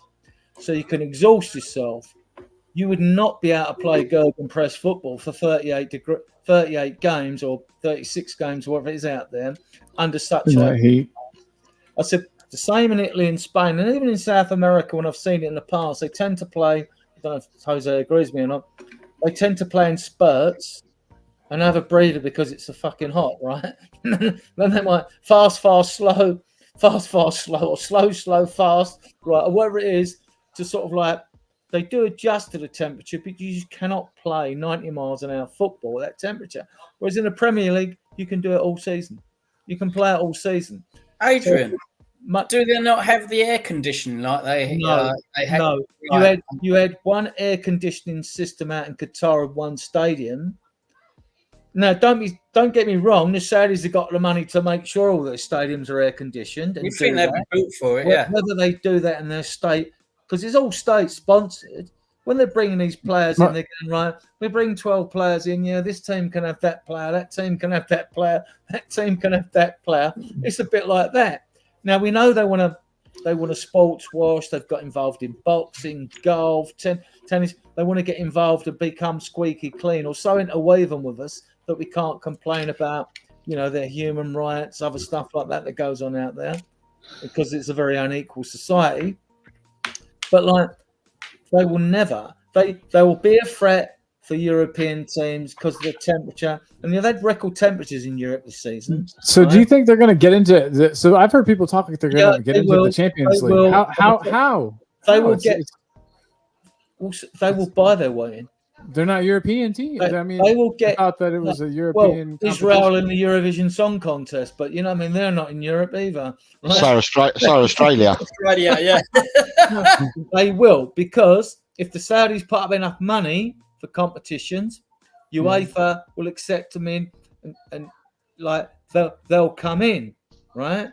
But it'll be years. I think it'll be years before they. Look, the reason European teams wanted a European Super League, as Jose will know, is because Juventus have overspent for years, right? They've been profligate. Whoever's going to be your president of the club doesn't want to be the president that says, right, okay, lads, we've all got to tighten our belts. We've been overspending for years, blah, blah, blah, and all that, and then become the most unpopular president that club's ever had. The same goes for Real Madrid and Barcelona. Barcelona had to sell a percentage of their merchandising rights and their TV rights off, right, to help with their financial situation. Real Madrid have done the same for years. Those two clubs, fantastic football clubs, with brilliant histories, but they've done it for years. It's not sustainable. Sooner or later, the crap, as they say, is going to hit the fan. They cannot keep doing this. And you can say shit here. We're okay. The reason that Juve, Barcelona, and Real Madrid were so keen on the European Super League, because when it all went to the bankers, I don't know if you know this, we're going to organise this, right? It was going to be that every club that signed up was going to get £300 million. Mm-hmm. That's why Levy wanted it, that fucking slippery fucker. Well, and they offered it to us. I mean, because we're the most indebted club in Europe, but we've got so many other revenue streams that these clubs haven't got, Right, exactly. Through events and stuff at the stadium and all that. So, that's why they wanted it. Now, what UEFA have done, they've changed the format of the Champions League now, so there will be extra games in two leagues next season. You will go through it, will generate extra money for clubs like Juventus, Real Madrid, and Barcelona. Right now, they cannot go on. I mean, Jose, I think was saying the other day about young players being brought for their teams. Yeah, the way to go, because it's not sustainable what they've been doing in the past. You cannot keep going out and buying. It's not a question of Galacticos for a player. You're then going to give him $500,000 a week as well. You don't generate that money through people put bums on seats. You need to get it through sponsorship, TV revenue, and all that. But the advantage that Real Madrid and Barcelona have had, it's not like Premier League, when the funds from the TV revenue streams are spread out down through the league. In Spain, Jose can correct me if I'm wrong, most of the TV money goes to Barcelona and Real Madrid. True or not, Jose? Yeah, they've got certain deals that they've got with the TV companies, but they're not the same as what they used to be. They're all coming to an end as well, because everybody is trying to find the level playing field. But you're quite right, Colin. You just said the word Galacticos, right? Mm-hmm. I did. That used to be the term used for Real Madrid when they used to go and buy all the a superstar every season. However, I still think Real Madrid are the Galacticos, even though they weren't the household names that they were buying straight away. If you look at their squad from their midfield upwards, they have got what I deem as Galacticos. For me, Vini Jr., Bellingham, Rodrigo, Valverde, Tchouameni, Camavinga. For me, they're Galacticos. They are superb players, but they weren't in their, in their 28, 29, 30, 31, 32 years of age as they used to get their Galacticos before. They've just got Galacticos, but they bought them at a younger age. Do you Yeah. remember? Is that sustainable? Are they Jose, going to be you able old to enough sustain remember that? I would Is say this- the best Barcelona team I see play, which had Rivaldo and Ronaldinho in their lineup. Deco, Rivaldo, Ronaldinho. Yeah, I remember the team Absolutely breathtaking team. You know. Yeah. Mm. But what was you saying, Colin? You just asked something. Okay. Colin's just Is cleared, it right? sustainable? Sorry. Can you guys hear me now? Yeah. What did Yeah, you we ask? can. You asked me a question. Yeah, sorry, I had to walk away, but I have my wireless headset, so it's perfect. I was just going to ask. So I know that they're kind of in trouble money-wise in Spain, and I just wondered if you thought that they were going to have to change their model. I know you said they have kind of by buying younger players instead of players that got their peak. But They're not do you buying. think? They're not. Who's this? Madrid or Barcelona? Well, Madrid mostly, but Barcelona too. I mean, they're both teams that are known for spending tons and tons of money on players, like Adrian was saying, big wages. They've spent quite a bit of money on Bellingham, but if you look at all the other players that they bought in, they haven't spent loads of money on them. They've got them at decent prices, so they haven't overspent on the other players. Bellingham's the one that they've gone all out on. But to have a meeting, Jose, if they'd at Spurs, I'd be up in arms. I'd be really right with the protest group, and I'd like new owners that clear our debt, you know. But if they see, to me, I thought that was a coward's way by Barcelona. They put the pressure on the fans to say, like, look, we've got because of our situation, our financial situation, we need to sell off a percentage of our TV rights, sell off a potential of our merchandising rights from, you know, so as we can keep delivering the football that you, the fans, want. Are you for it or not? Well, the fans really didn't have much of a choice in this, did they? And it's only through the history of profligate management where they've been reckless with their spending, overspending, spending beyond their means, basically. And Real Madrid have done it as well. They're fantastic football clubs, a pair of them, don't get me wrong. But, I mean, it seems like they think that their way of spending money could go on forever, and it's not sustainable. Not with the way the inflated prices of players have been going up to now, the 100 mils and things like that, you know? But when you look, but their youngsters, Chris, their youngsters that they bought in, like your Vinny Juniors, your Rodriguez, Tchouameni's, all these players, the only person they spent big bucks on was Bellingham. All the rest of them, they got quite good market rates because they were younger when they bought them in. The only one that they've had to spend beyond 50 million on is Bellingham. All the others, they've got a decent money. So it sounds like they already have changed their model. I just haven't been paying attention. But with Barcelona are in more debt than Real Madrid, right? That goes without saying. Barcelona are in more trouble than Real Madrid. And Barcelona used to be a team, or still are, that bring people through La Masia, which is their academy. And famous for it, yeah. And when they bring people through, some make it into the first team, and some will make it in the first team, then deemed not good enough, and they'll get sold off. And so they've got a model of selling their players that come through La Masia, right? But they've also, like Adrian said, they've been really reckless season in, season out. Now, they've found a way around this, or their gurus have found a way around this, and they're now using the youth players and bringing them into the first team. And their way around it is by getting players in on loan. Like all the players this season were on a free, and they got 3 loans. And 2 of them loans are João Felix and João Cancelo, who are two top players that will walk into many teams. They've got them in on loans, and they've brought players in on free, and another player in on free. I can't remember who it was. But Barcelona are in turmoil, and Barcelona have to keep selling off chunks and keep doing things. Well, I remember Messi offered to play for free. You know what I mean? Like they had to get rid of Messi, and Messi wanted to. They got João Felix off Atletico Madrid on a free for the season, on loan for the season. Has he been that? Has he been that shit at Atletico? 100 million for him, 100 million euros or whatever. And João Cancelo from Man City's over at Barcelona on loan as well, and they're both first team starters for them. There's got to be a bribe. There's got to be something going on there. I feel like that just doesn't make any sense. Well, João Felix, to be honest, João Felix is not. João Felix. He's been a bit of a letdown. No, the hierarchy of Atletico Madrid wanted João Felix. When João Felix came on the market, they went all out to get João Felix in because there's a few teams that are after João Felix. but the hierarchy went all out. But what's the name of their manager? Simeone. Simeone didn't want Felix. Simeone sees Felix as not part of his system, doesn't fit his team and all that. It was the hierarchy that wanted him. They spent 100+ million on him.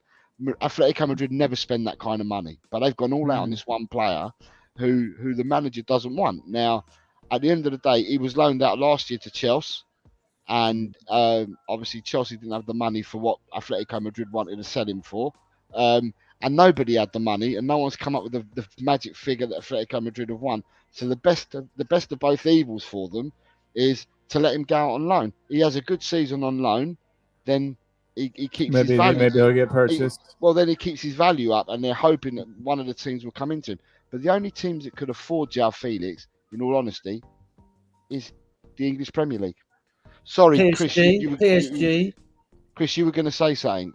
Yeah, I was going to ask you, is it true or not that one of the top teams, Atletico Madrid or Barcelona, are backed by the government in some way? Okay, or is that all rubbish? Right, no, they're not backed. What it is every time Real Madrid get into trouble, it seems like the royal family bail them out. So when there's a royal family in Spain. I am so ignorant to other countries. Wow. Yeah, it's the royal family in Spain. So oops. Many years ago, Real Madrid. This is when King Juan Carlos was on the throne. He's now no longer on the throne. It's his son. Felipe is now the king of Spain. But when Juan Carlos was on the throne, I think Real Madrid was something like 800 million debt. And what they did is they did a deal with the government, with the royal family, and then it was then sanctioned by the government, where their debt was wiped by the royal government. By the royal family. They wiped the debt, and then the 800 million was swallowed into a hole never to be seen again. So if anyone's going to be backed in Spain, it will be Real Madrid with the royal family. But now I don't know what King Felipe's like.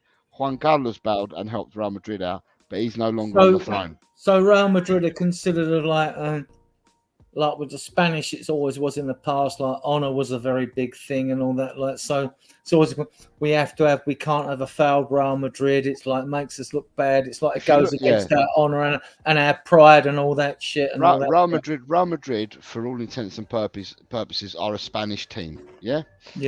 However, Spain is split because Spain has regions, and their own regions. They want to be recognised as their own region and their own nationality. So hence the rivalry of Barcelona. Yeah, so I come from a region called Galicia, and so we've got the Spanish flag, and we've also got the Galician flag. It's Gallego, the Gallego flag, and we speak Gallego. So I speak Castilian Spanish, which is the mother tongue, but I also speak Gallego, which is our tongue in our area. You've also got the Basques. So los Vascos, the Basques, Real Sociedad and all that. Yeah, so Sociedad and Atletico Bilbao. That area has its own region as well. You've got Andalusia in the south, which you've got teams. Well, it doesn't matter who the teams are because it's just a region. But in that region, you have Sevilla, you have Real Betis, and Granada, down there. And then you've got Los Cataluñeses, and in Catalonia you have Barcelona, you have Espanyol, but in Catalonia. And Catalonia want to be their own people as well. And what about the Canary Islands? The Canary Islands, nah. So with respect, because of all the uprising that you get in the different regions of Spain, Madrid is right in the centre of Spain, and there's no uprising there. So Madrid are recognised as being a Spanish club, if you like. So if any of the other teams get into trouble, they ain't going to get bailed out by the royal family. But like I said, I cannot tell you what King Felipe's like because nothing's happened recently where the government have got. Sorry, the royal family. So does the Spanish FA or whatever go? Hey, what the hell? Why are you paying off this debt? Like, who's bigger, the royal family and the government or the Spanish FA? So, but that would be like Jose. That would be like. Sorry, Colin. No, where the Spanish royal family get the money to just throw away 800 million? Because they've told the government and it's got wiped. That's what I said. It's gone into a hole somewhere never to be seen again. Oh, okay. It's Sounds not like so a much that black they paid it. project It's to just me. that the money Black is gone. project. Yeah. So Real is Real. You're quite right. Real means royal. So Royal Madrid. There we go. And hey, Paolo, what is up? Haven't seen you in the chat yet, and very nice to see you. Big up. Welcome. I'll be right back. Yeah, very big up. We are into a long show here. We've been learning about Spanish football from Jose. We've had all kinds of things to talk about today. Paolo, what did you think about the match today? God, how dumb was Bissouma's red card? But we still got the win. And again, I'm glad you're here. Nice to have you, my friend. Hope you are well. Hope everybody's doing well, actually. It's been a while since I've said what's up to everybody in the chat. So you guys, big up to all of you. Looks like we got 10 people in here. That is pretty wild. It's 3.5 hours in. We got 10 people. I just want to say, hey, what's up? And if you guys have the opportunity, go ahead and smash the like and subscribe if you haven't. We're killing it today on the subscribers. I want to say thanks to every single one of you guys that have subscribed. We're up to 294. Craziness. And I also gotta be a hoe and say I got a Patreon for the channel right here. Patreon.com/talkingball. Right now we've got 2 patrons, Chris Peters and Wayne Bonner, who is in the chat. Big up, you guys. Thanks to you, like I always say, but I got a light in front of me now, and I got a flag behind me, and it's going to get even cooler. Thank you guys for your contributions and your help. And yeah, back to the show. Eltel, yes, thanks, bub. Thank you. And everybody else. Everyone in the chat, hit the like button. It's free. And also subscribe if you like our content, and the panelists and all those that choose to comment in our chat. You're the man, Jose. And I also just wanted to say real quick, Jose has a channel too. Besides being the co-host on Talking Ball, he also has his own channel, Eltel Cockerel. There's the link right there. Please check that out. Go and subscribe. If you like his content, check it out. It's good stuff, and it's a good perspective on things. I like it because it's you have a slightly different perspective than everybody because you've got a different upbringing and so it's cool stuff. Yeah, it's chilled. Yes, Jose, last night when you was on a show, you didn't have any background. I was like, I didn't recognise you. It's like you're in your home. It's like, what it is for this for when I did the channel, Adrian. I put this banner up behind me, and I've always done it with this. But because I don't know why, but on my work laptop, I keep losing connectivity. So I decided to use my iMac. And on my iMac, I've not got a banner on there. So, and also I sit in the I sit in the part of the house where it's the quiet part of the house, and we've got Baroque painted walls. So it looks red. And I'm thinking to myself, everyone's going to think I'm Arsenal, but I'm not. Or Liverpool. I'm not. Or Liverpool. But it's not. It's Baroque, but it comes out. It looks like a bright red. We know you're not Liverpool because you're not. We know you're not Liverpool because you're not crying. There'd be tears if you were Liverpool. So we know that. Adrian, did you sort out a beer just now? We heard all the bottles going. Yeah, actually, I was sorting out. Yeah. I heard your call. Yeah. No beer for me, but I have a sugar-free. And this is for you, Chris. Sugar-free Rockstar Energy, but it's sugar-free. So I like the fizzy ginger drinks. Actually, the ginger. Ooh, yeah. Colin, why do you drink so many energy drinks? So I has you got a flavor for it, a taste for it, or no? I take a medication that like really just runs me down, and so I just drink them to kind of like stay. At the right level. I've not been asked today, right? But gentlemen, I'm 55 years of age, and I play football 3 times a week. And yesterday I played a double match. Did you get 2 hat tricks? No, but I'll tell you what I did do. I bought a new pair of football boots, and I wore them last night. And blisters like crazy. Chasing some of these youngsters around the pitch is real fun. I came back last night. And I think I'd done 16,000 steps in the 2 games. For a 55-year-old, we're talking about 13 and a half kilometres I've done. So, mate, you got no beer in the fridge, no? No, I don't. I hardly ever drink. No, I'm talking to Chris because he said he heard me. Yeah, I've got one more in the fridge, and I might order some more from Co-op. I love that you can do that. Isn't that beautiful? It's a beautiful thing. Yeah, Just have it delivered. But yeah, you guys, I was gonna say, congratulations. Did you get any goals or assists? I got assists. I got assists, but I've damaged my toe and my left foot. And I've been struggling today. I've been taking tablets. You got to tape it to the next. You got to take it to the. They say tape it to the next toe. Tape it to the good one next to it. Yes, is Chris. it 11 aside, 7 aside? Nines. Oh, nines. Okay. Nines. Size of pitch. 4G Astro proper pitch. Nice. But we play on half the pitch. Nines, and it's mixed ability. But the first game that I played yesterday was with a load of people that play for a club and all that. So they were rapid. They were so quick. It's beyond belief. And I spent my time going into tackles with them and chasing them because we actually played 9. We were a man down. We played 9 versus 8, and we won 5-2. I've done so much running, it's beyond belief. I'm proud of you, mate. That's awesome. Yeah, brilliant. I was knackered. When I got home last night, I was in pain and I was tired. I'm very jealous of you. I used to play tons of football, but with my new stupid arthritis, I can't play anymore. But I've moved into like coaching, and I've moved here to a different town and haven't found a team to coach. But in my hometown, coached a group of kids. Man, I've coached mostly just young kids. But that's rewarding. I've coached all the way up from age 5 up to like middle school, which is like 13. And yeah, we when I coached the 13-year-olds, we had an undefeated season, and then there's a tournament we play at the end, and we won the tournament. It was really good. And our keeper at the beginning of the season had never played keeper before. We had to teach him everything. From a small school, and it was really nice. It was really fun. So that's good. That's what I'm getting into. About your new team you got membership for. Yeah. So the closest team to me, everyone always says support your local team. Mm-hmm. You got to support your local, and I get that 100%. I agree. And I got my shirt on right now. Actually, you can't really see it, but it's Nashville SC. It's the closest MLS team to me. 2 hours, hour and a half, 2 hours away, depending on how I'm driving. Season ticket holder now officially. But they pay monthly. They pay monthly, right, Adrian? Hold on, just say they pay monthly. And Colin says to me, "Well, I've got a chance to become a season ticket holder."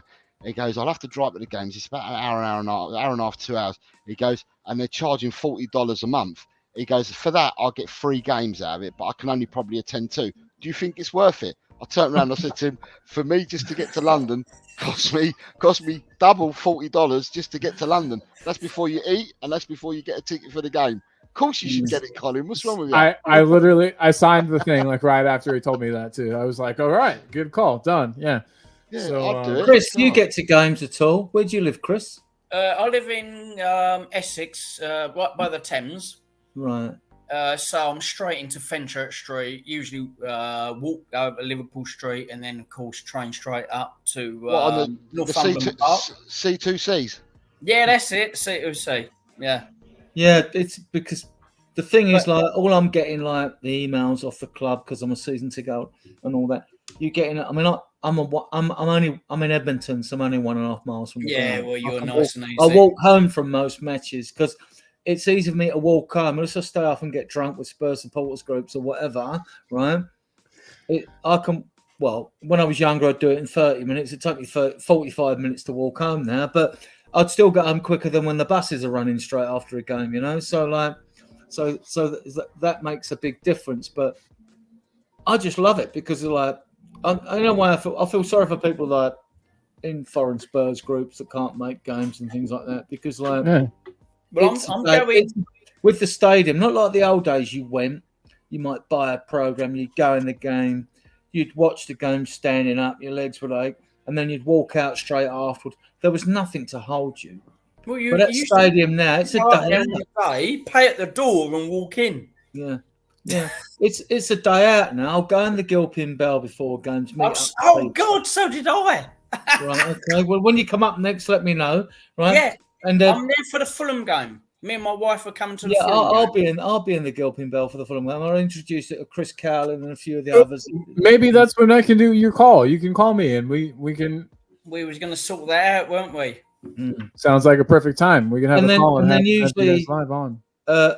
I'm usually in the stadium about an hour before kickoff, Yeah. and I might have one beer in there or whatever. Taking the Maybe two atmosphere. if I'm there in there earlier. You can't Right, have too many. so You're going to have to pee watch the during the game match, come and that's a hassle. We usually go down to level 1, have a beer after the game, meet the Dorset Spurs crowd. They're legends. Well, They good come for up. me when me and my wife are coming the Fulham game. I've got the day off and the next day off, and we're staying in. Is that not a Saturday? Is that a Monday or a Tuesday game then, or something? It's a Monday night. Yeah. Oh right. Oh, I Monday see. the Yeah. 23rd. But I'm we're retired. staying, That don't make a difference to me. You know what I mean? yeah, So- we're staying in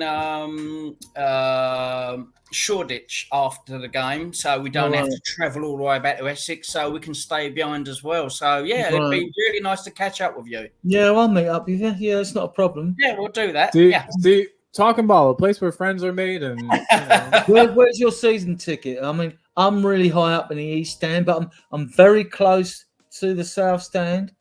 You know? No, I haven't got a season ticket. I Oh, had right. I had a season ticket back 2006 to 2010, but had to give it up because of family commitment. You know. Fair enough. So I saw some of the good years with Yole and Redknapp, and went for a couple of cup finals. One we won, one we lost. So every now and then when me and my wife haven't got commitments, especially during the week, Well, we'll get tickets. these two guys, you mean? Yo and Redknapp. Yay! As a Yeah. 68-year-old, Chris, I I've shook experienced my Spurs old winning hand 14. one day after the match. We are the 6th most successful club in English football history, and I'm old enough to have experienced Spurs win 14 of their 17 trophies. And I would like to see the young generation see us win a trophy, basically. More than one. I want to be greedy, you know what I mean? Now, under Ange, let's kick on. Let's win Upwards League and Cups, onwards. FA Cups, and perhaps nick a league. I would love to win the Champions League before I die, you know what I mean? We nearly did. Yeah, no kidding. Yeah, I thought well, for sure we were gonna bring that home. That still hurts me. It still hurts me. Speaking of Nashville, I was there. I was at Nashville Spurs, and yeah, I got sloppy drunk. It was bad. It was really bad that day. To think, though, Colin, we got to a Champions League final. When you look at all the teams that have graced the semi-finals to get to the final, and Spurs got to a Champions League final with Winks and Sissoko in midfield, and Harry Kane forced his way into that team to play. So he gets in instead of Moura, who got a hat trick in the previous game. I thought that was disgusting, to be honest. I mean, I would have dropped Dele Alli for Lucas Moura, you know, personally. Right. But it's just one of those things we got wrong. We moved on. Dodgy handball. Do you know what? How can a ball that hits you there? Because that was rigged. Europe wanted Liverpool to win that league. Nobody wanted a us very to. anti-Jewish thing regarding Spurs and even Ajax, who've had a very strong Jewish connection. You know. Yeah. So. Yeah. Well, there was that problem about when we was going to Madrid and they gave Liverpool the I think it's a home end or something, and it shouldn't have been. It was all that silly stuff. And we're used to it at Spurs, though. In previous cup competitions, remember when the Wembley pitch was all bumpy and all that, and Spurs were forced to play the FA Cup tie there, and the pitch wasn't fit for our stock. We've been stitched up so many times. We're used to it. But we'll bounce on. And when you win a trophy, it's between you and your tribe. It's not about if we won the League Cup tomorrow, all them West Ham, Arsenal, have Chelsea fans, they'd all sneer at us and all this, right? No one sneered at West Ham last year when they won that conference thing. Everyone celebrated, cheered them up and all that. If Spurs had won it, had been, Conference League? Yeah. Oh, that's nothing. Mickey Mouse. Yeah, rubbish, yeah. Now they can't do that because we'll finger point them out. If we win the League Cup next year, still think about you were raving, you in the media, you were raving about West Ham when they won the Conference League. So but when you win a trophy, it's about you and your tribe, and fuck everyone else, basically. You know what I mean? Adrian, all go and fucking do one. You know what I mean? You saying about, West Ham won, everyone's bigging it up, and if it was Spurs, not. Do you know why? Because people have expectations on us, and we don't. Well, no. The history of it is, Chris. I don't know how old you are. Like I say, I'm 68. I'll be 69 next year, right? The history behind it is, when I was first as a kid on relative shoulders, because it was either be a Spurs fan or the orphanage, right? You know what I mean? It was like, because that's the way it was in your era. You supported the team, well, that was it. You know what I mean? But what it was through when it come to like us beating Chelsea in the '67 final, 2-1 Robertson and Frank Saul, when I was like 12, right? From about that year onwards, that's one reason why Chelsea hated us, right? Arsenal coming from Woolwich, getting promoted into the Football League above us when we were relegated is another reason. Then we're moving from Woolwich, South London, to where Highbury was another reason. The rivalry, right, increased between the two teams as well, right? Now, from the 67 to the 70s, because traditionally in the UK, right, basically, whenever you got a new flux of immigrants come in, whether it's Irish, Indians, Bangladeshis, Jews, or whatever, back in those days, although it wasn't politically correct looking at it now, when a new influx of people come in that were foreign nationals, they were always given a load of stick, basically, or jokes were made about them or things like that. And then eventually they'd be accepted when a new influx come in. So if it was the Jews, even the Irish were called white niggers at one time. And in pubs it would say no Irish. And on boarding houses it would say no Irish, right? And you had it. And then what came in, because Spurs had a strong Jewish connection from the East End in London, what it was, it became the Yids. It was anti-Semitic came in. Chelsea fans, Combat 18, the initials 1 and 8 were A and H for Adolf Hitler, right? So they would all come in. There was a lot of racism about black people and Jewish people back then, and it became fashionable to dislike Spurs because we had a Jewish connection, right? So this is why the Yids come, and we reversed, and we took that word and we used it as reverse psychology, like we called the Arsenal fans Gooners, and they used it as reverse psychology, as if like they're proud to be a Gooner, like we're proud to be Yids. And the anti-Semitism, like that was, and it started from the late 60s into the early 70s and carried on. And it was fashionable. It became fashionable to hate Spurs. So Arsenal, West Ham, Chelsea fans, most of them like, who were sort of the so-called bigger clubs then. And don't forget West Ham contributed to the team that won the World Cup as well. More on that. That's what it was. And it sort of remained from there. And we were like there's always a fashionable player to hate in your squad of players, or fashionable player to hate in the England national side. We were the club that became fashionable to dislike, basically, you know, and it has sort of lingered on from that to this day, in my opinion. Right? Others can disagree with me if they want. I just say I picked up a voice message. I don't know whether you're going to be able to hear it. Right? Yeah. Ready? Mm-hmm.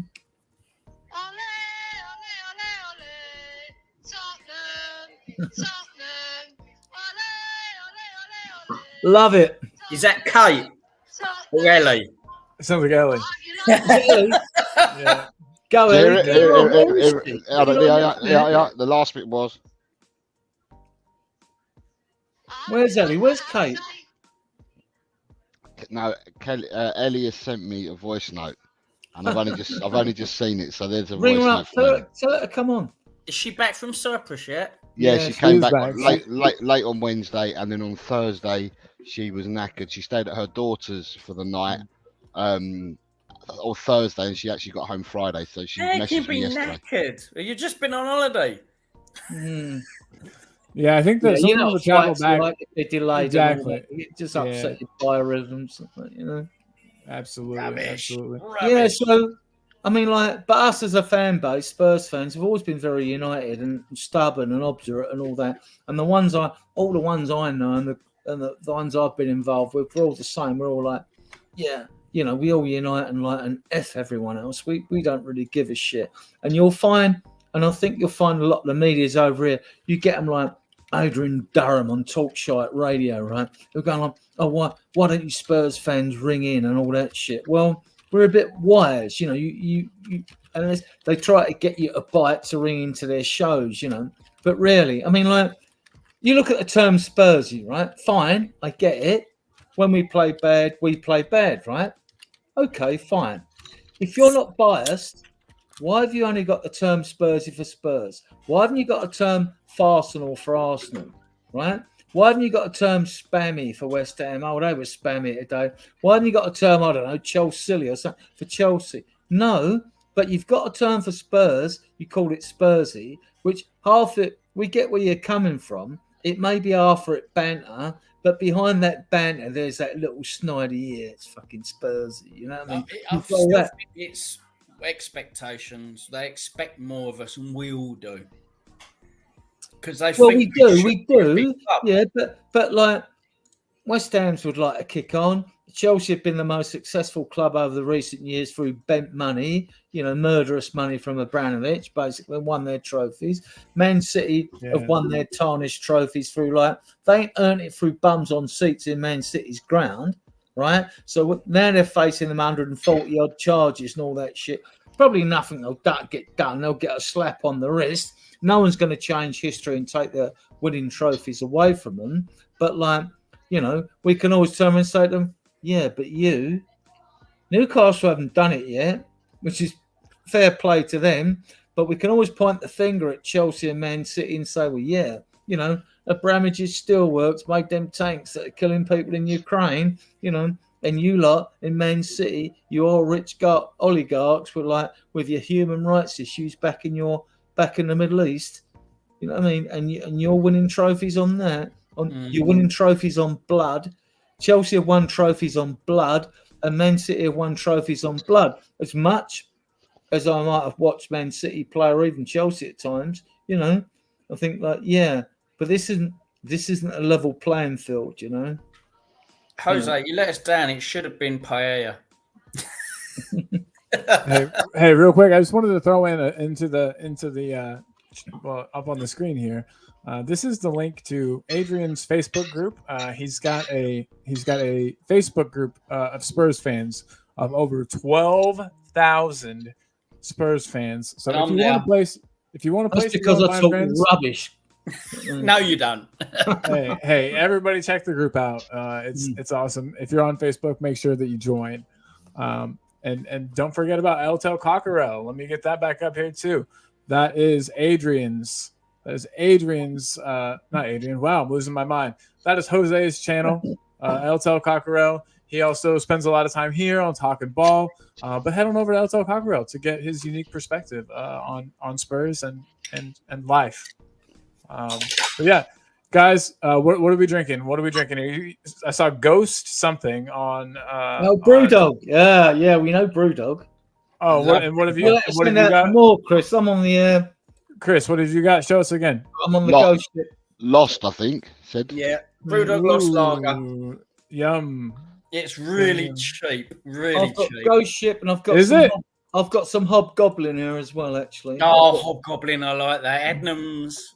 I've got that, but I've also got a few bottles of this. I ain't got so many, so I'm gonna be all right. I've got the Hobgoblin IPA. You like your good ales, don't you? Yeah. You've got a bit of everything there. I like that. Quite expensive though, the old bottles. Yeah, they're probably dearer in the pub. The bottles then range from up to about £2.50 a bottle, I think. Well, those Lost Lager Brewdog, you get in Morrison's, you get 30 cans of beer, so it's a box of 10. You can buy 3 of them for £22. Oh, that is cheap, man. That's crazy. Jose, you're making Sonny's wife hungry. Orange squash. Yeah, I know. Yes. What's the proof on them, Chris? Let's have a look. Because normally the higher the specific gravity, the more 4.5. Let's do. That's pretty standard. I think 3 is like a normal. 3 is really low, disgusting. Yeah. it's the crap If you we drink have here. 3, you'd The probably get the pen. Budweiser. You know what I mean? Yeah, Well, for the run- Pent is a norm. 4.8 is around that area, whereas Yeah. the norm is about 4.8. How many Lager, beers? like Here's half an of important it. question for the guys. How many beers before you have to pee? Oh, I can go quite long actually. Yeah. For me, I've got about 2 beers. If I don't drink anymore, but it's always like two drinks, and then I gotta. I go to could the drink bathroom. 4 or 5 pints before I go. Woo! But my mates say, "Don't you ever go?" I go, "Yeah." After about 4, but I just think that I don't know. I don't know what it is. It might be training over the years. Hey, luck maybe too. You know, you're healthy. You're a healthy guy. Sounds like everything's working like it should. Everyone in the chat. How many beers does it take for you before you got to go to the bathroom? That's a good question for everybody. Like I said, 2 for me. What about you, Chris? I usually have about 3 before I got to go. Yeah, I think it's pretty standard 3. Yeah. Yeah, but when you hit 6 and go to bed, when you get to our age, you get up during the night to go to the toilet. Funny enough, I don't have that problem of getting up. Oh, you're so lucky, Adrian. Wow, No, I get up in the middle of the night. No, Chris, I just piss the bed. You know what I mean? No, I'm joking, right? Every night, got rubber sheets, and everything. Love it. No, I just wake up in the morning with a great urinary urgency, basically. Like, so I get out and then go. Like, you know. I think Sonny's wife's telling us that we're drinking. Like, I piss and shit myself before I get up. You know what I mean? Like, hey, one day maybe though. But hey, just no, I hope not. Otherwise, I'm I'm just the one that's got to clear up the mess. I'm just playing. But hey, very Sonny's wife. I think Sonny's wife saying that we are drinking low proof booze here. Well, but I What do you drink, Sonny's wife? What do you drink? Do you drink wine, spirits? What do you drink? Oh, wine. Cocktails? I love Rioja. No, so Jose might like this. I love my Rioja. Definitely Rioja. You like Rioja? Yeah. If I'm drinking wine, if you're gonna drink wine and get drunk, it's got to be red wine, as far as I'm concerned, not white. Agreed, 100%. And I love, but that hangover will get you. I like the Cabernet Sauvignon. Yeah. Ooh, I like the red Cabernet Sauvignon. I mean, it's a nice drink, you know. With wine, absolutely. Though, you get all these poncy guys that sniff it and all that shit. Fuck that. It's meant for drinking, right? So, basically, they go like, "Oh, this is a vintage. That's a vintage." Yeah. Go and have a lie down somewhere, mate. Like, I'm drinking this crap, right? You know what I mean? That's all I want to do is get drunk, right? No point having a drink if you don't feel the charge go through your system. That's my motto. So, you drink the first glass. You know what I mean? After the first or second glass, I couldn't give a shit what vintage it is or what bottle it is. It's just like wine for me. It's nice and it's smooth and it's going down. You know what I mean? Like, I am a bit of a wine snob. I'm sorry. I like. Chris. Yeah, I like certain grapes and certain countries like South America. New Zealand do some really good white wines. Maybe one day once I got a little more cheddar. Is it Castello Diablo? Castello del Diablo, yeah. Castillo del Diablo. Over here, you're paying like 8-9 quid a bottle. Back in South America, it's probably about 8-9 quid for like 20 liters. You know what I mean? Guys, Sonny's wife drinks Royal Charlotte. It's a whiskey, and I just looked it up, and it's about $250 a bottle. No malts like Queen Anne or Glenfiddich or $250. $50, yeah, for a bottle of whiskey. No. Yeah, I ain't paying it for that. You're drinking the good stuff, Sonny's wife. That's right. I might be paying for it. Neat, Sonny's wife. Do you have like Coke with it? Do you have water with it? What do you have with it? Ginger with it? What do you have with it? Anything? Yeah. Or just drink straight from the bottle.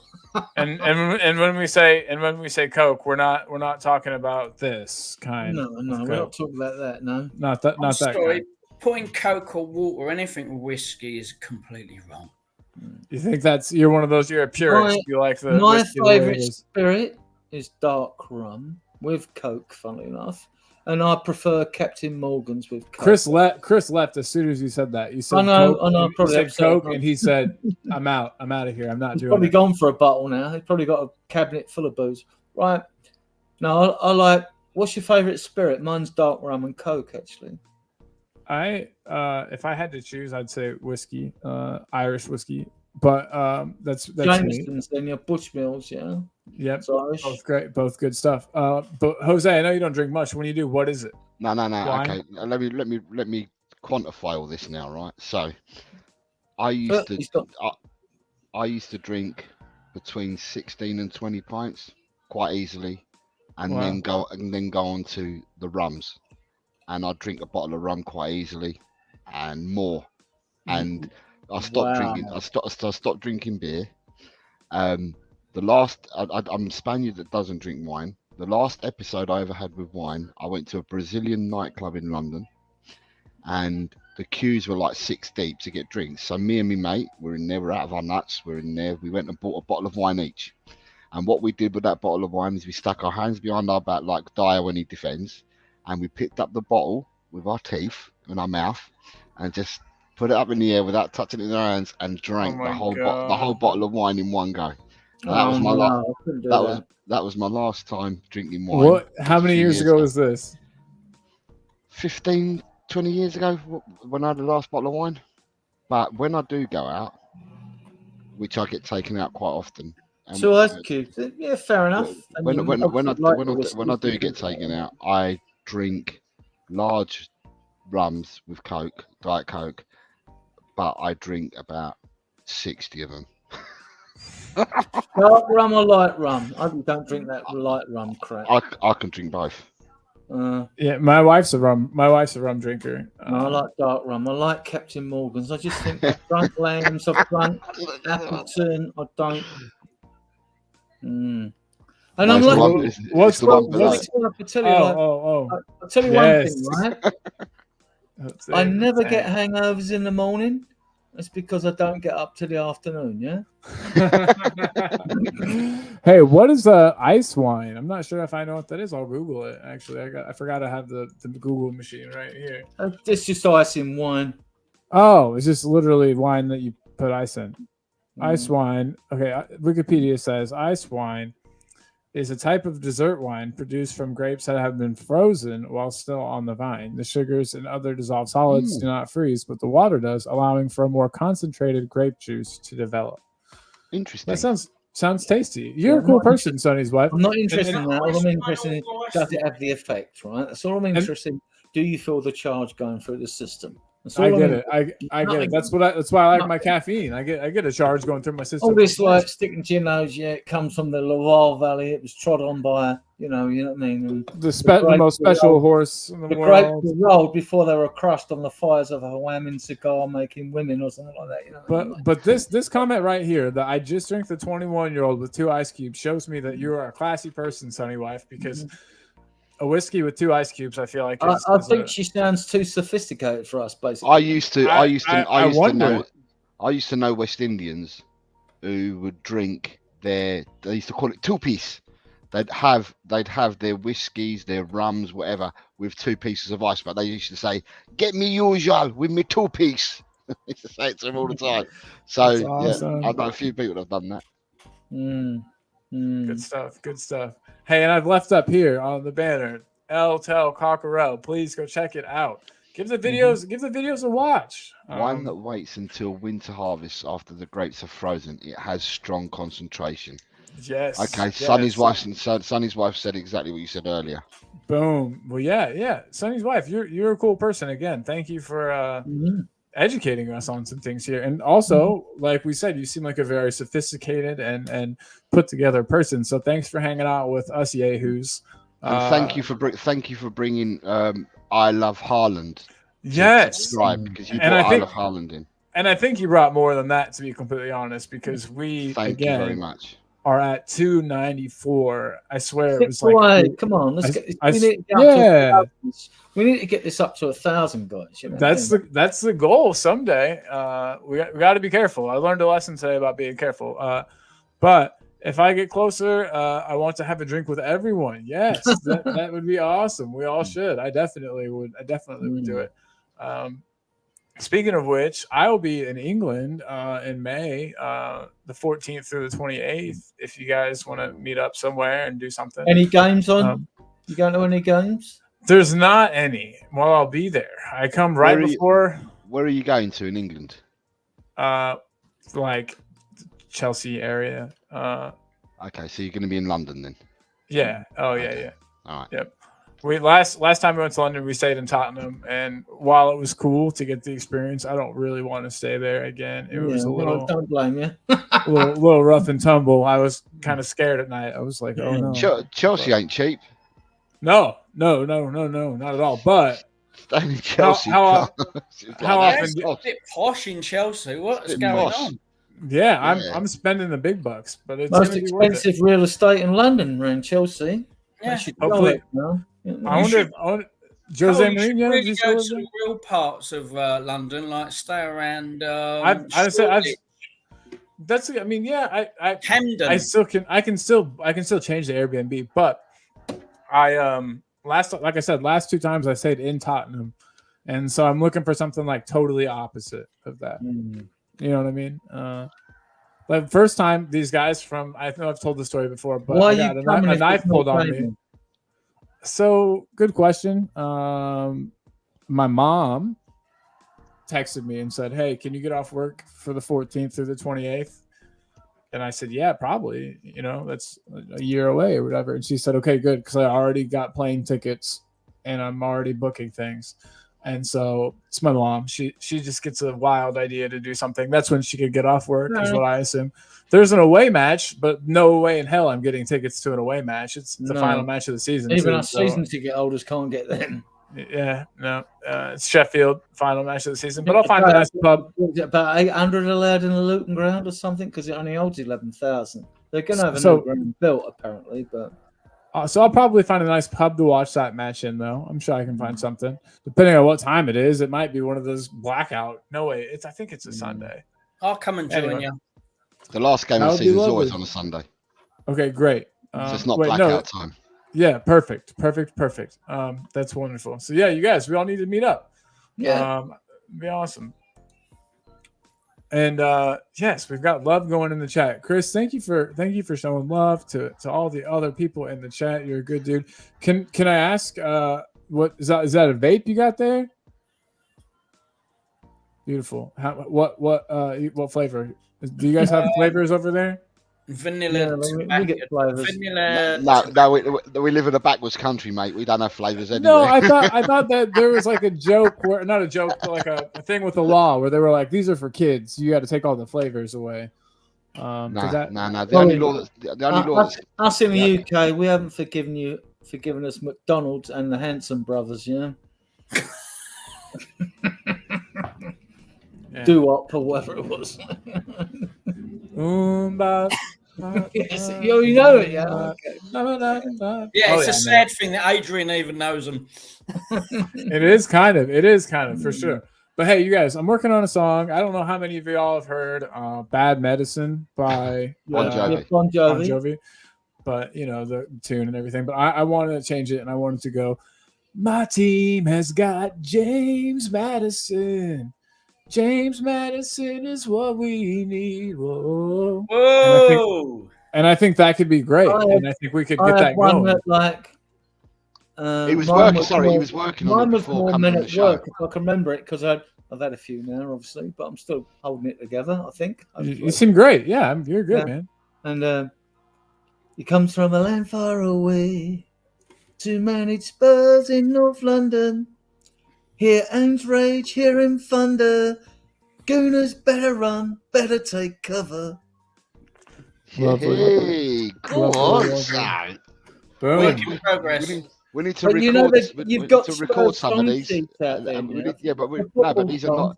James we need Black to record them on one of the social medias, and I think these guys would take. I've met him. I've got songs. I mean, I've written a couple of England songs anyway. I've got songs I could give him and pass over to him, but just lyrics. I don't write music. But Ange, but mainly it's just the Ange Postecoglou one. But like, I just think we could do something a bit more than that. Well, do you know what? The ones that you've both done are superb. You should keep them rolling in, mate. Keep them and let's put some sound to it, or tape them somewhere. Yeah, like I said, on the I show. think there was one to do with you know the song "Starman" by David Bowie. Yes. Oh, of course, yeah. There's one out there with which refers to Pat For Sar. Starman, yeah. That's awesome. Oh, That would be really cool. I was recording, so I found a karaoke of that Bad Medicine song. So just the music. Van der Vaart's now the old Van der Vaart song, isn't it? So yeah. But on the next show we do, I'll have it finished. I was trying to get it finished before the show, but couldn't do it. But I'm recording. Yeah, he sent me a message. He sent me a message, said, "I'm preparing this. What do you reckon? And I said, yeah. And he goes, "Oh, I've not done it in time." And I didn't give myself enough time. I woke up a little later than I expected. We'll do a show on songs and get the chat to involving. Come on, next time, come with your lyrics and give us the group or the record that you think that could be good with. Perfect. Good one. If we could get in touch with James Black, or I could talk to Chris Cowlin about it. Do you really know Chris Cowlin? Sorry? You know Chris Cowlin? You talked to Chris? I've known Chris for a few years, yeah. That's amazing. That's really, really cool. He's a big deal. Yeah, he's a big deal. He's had millions of viewers now on his podcast and shit. Yeah. And Ricky Sachs and Last Word on Spurs. I know Lee McQueen. I know Jason McGovern. I've never met Ricky Sachs. What about my wife doesn't like? I met Ricky Norwood, who goes on Chris Cowlin and them quite a bit, and Ricky Norwood was in EastEnders years ago. Yeah. Met him. He's cool. Here she is. Look. Right. Ellie's in the house. I've just messaged her. Can you give her the link just to come on? Yeah, for sure. As long as come on, Ellie. Message Kate. Ellie, it better be you. It better be you, not a troll. It is Ellie. There we go. Ellie, Message Kate. Get Kate to come on. She can play her song. She can play. I told her in the message. She'll stop talking to us in another couple of months when she's on a few. I just messaged her and I said that I played the voice note, so hopefully she comes on now. She can sing it live to us. My team has got James Madison. James Madison is what we need. Ooh. And then it's that's good. There was another one. There was more. There was something. Beats defenders with his speed. Whoa. I don't know. There's I can get more. There's going to be more. It's going to be great. I'm excited. You guys should be excited as well. It's going to be come huge. From a land far away. Too many Spurs in North London. Hearing rage, hearing thunder. Gooners better run, better take cover. We got some artists. Need to work on these. Yeah, get some rhythm going. We got this. We're gonna kill it. Yeah. So is Ellie coming? I think she is. I hope so. Come on, Ellie, get out of the kitchen. That's the running. Come on, gag. Ellie. Oh, it is. No. Running. In one of their chat channels, apparently there was some guy come on and said to Ellie and Kate, like, I don't think they were being misogynist, women haters. I think they were a bit chauvinist, and they were going on about kitchen and women being in kitchens, things like that. So I've been like winding them up, having a little like gentle tickle, saying, Kevin Keegan, come on, wasn't it? kitchen. Where's Kevin my dinner? Keegan. Things like that. Get in the kitchen and all that. Yeah, I know. She was saying that. Yeah, someone said that they were being derogatory to them. They're cool. Yeah, Ellie and Kate are cool. Sonny's wife says that they want to sing too. Look. Let them king. Let them sing. Everyone come on, Sonny's wife. Come on, then. Come on, Sonny's wife. Come on. Oh, Adrian or Jose, you to remember this. I'm trying to remember. I just had a thought earlier. We was talking about Samwise and someone else, Naeem. Who was the guy that come on? We was losing the game. He come on and scored a hat trick after half time. Was it the Israeli guy or something? Roddy Rosenthal. Rosenthal. That was away at Southampton in the FA Cup. We were away at Southampton. I think we were losing 2-0 at half time or something. And we won 5-2. Something like that. It was one of them. Roger Rosenthal hat trick. Yeah. 6-2. Ronnie, he went like artwards to pray to the referee, give me the ball, give me the ball. I remember it. Yeah. Who was it? Oh, Southampton. Hey, Jose, can you Southampton possibly away. copy and paste? I've just sent it to her. Thank you, sir. Send Ellie the link. Come on. I have done. I've just done it. Ellie, get Kate to come on as well. Come on, let's have Kate. Let's get a couple of ladies on. This has been a long one. This has been Carl, 4 hours. 4 hours in. Don't think about the time. We're socialising. You know what I mean? Well, you haven't got work today, Carl, so you're all right. I do have to head out at some point, but if I do have to head out, well, I've got about 40 minutes. I got to go travel, and I'm going to see my sister that I've only ever met 2 times. Just leave the chat open. We'll carry on. Monday till about Monday. Who's going to handle it? Who's going to run it?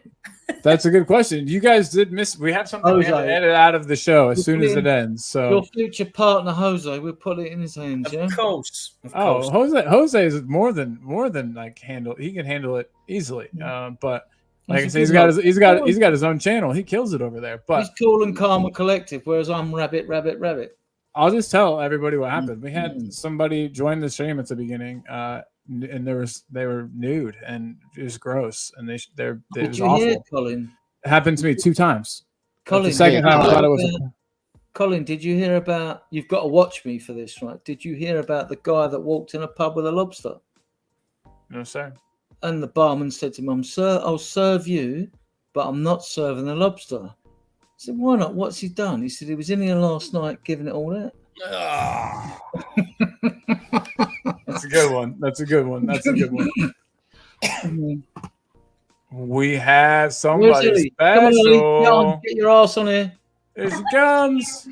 Yo, how we doing, sweetheart? You all right? Yeah. Are you in the bathroom again? In the bathroom again. Where's Kate? Where's your sidekick?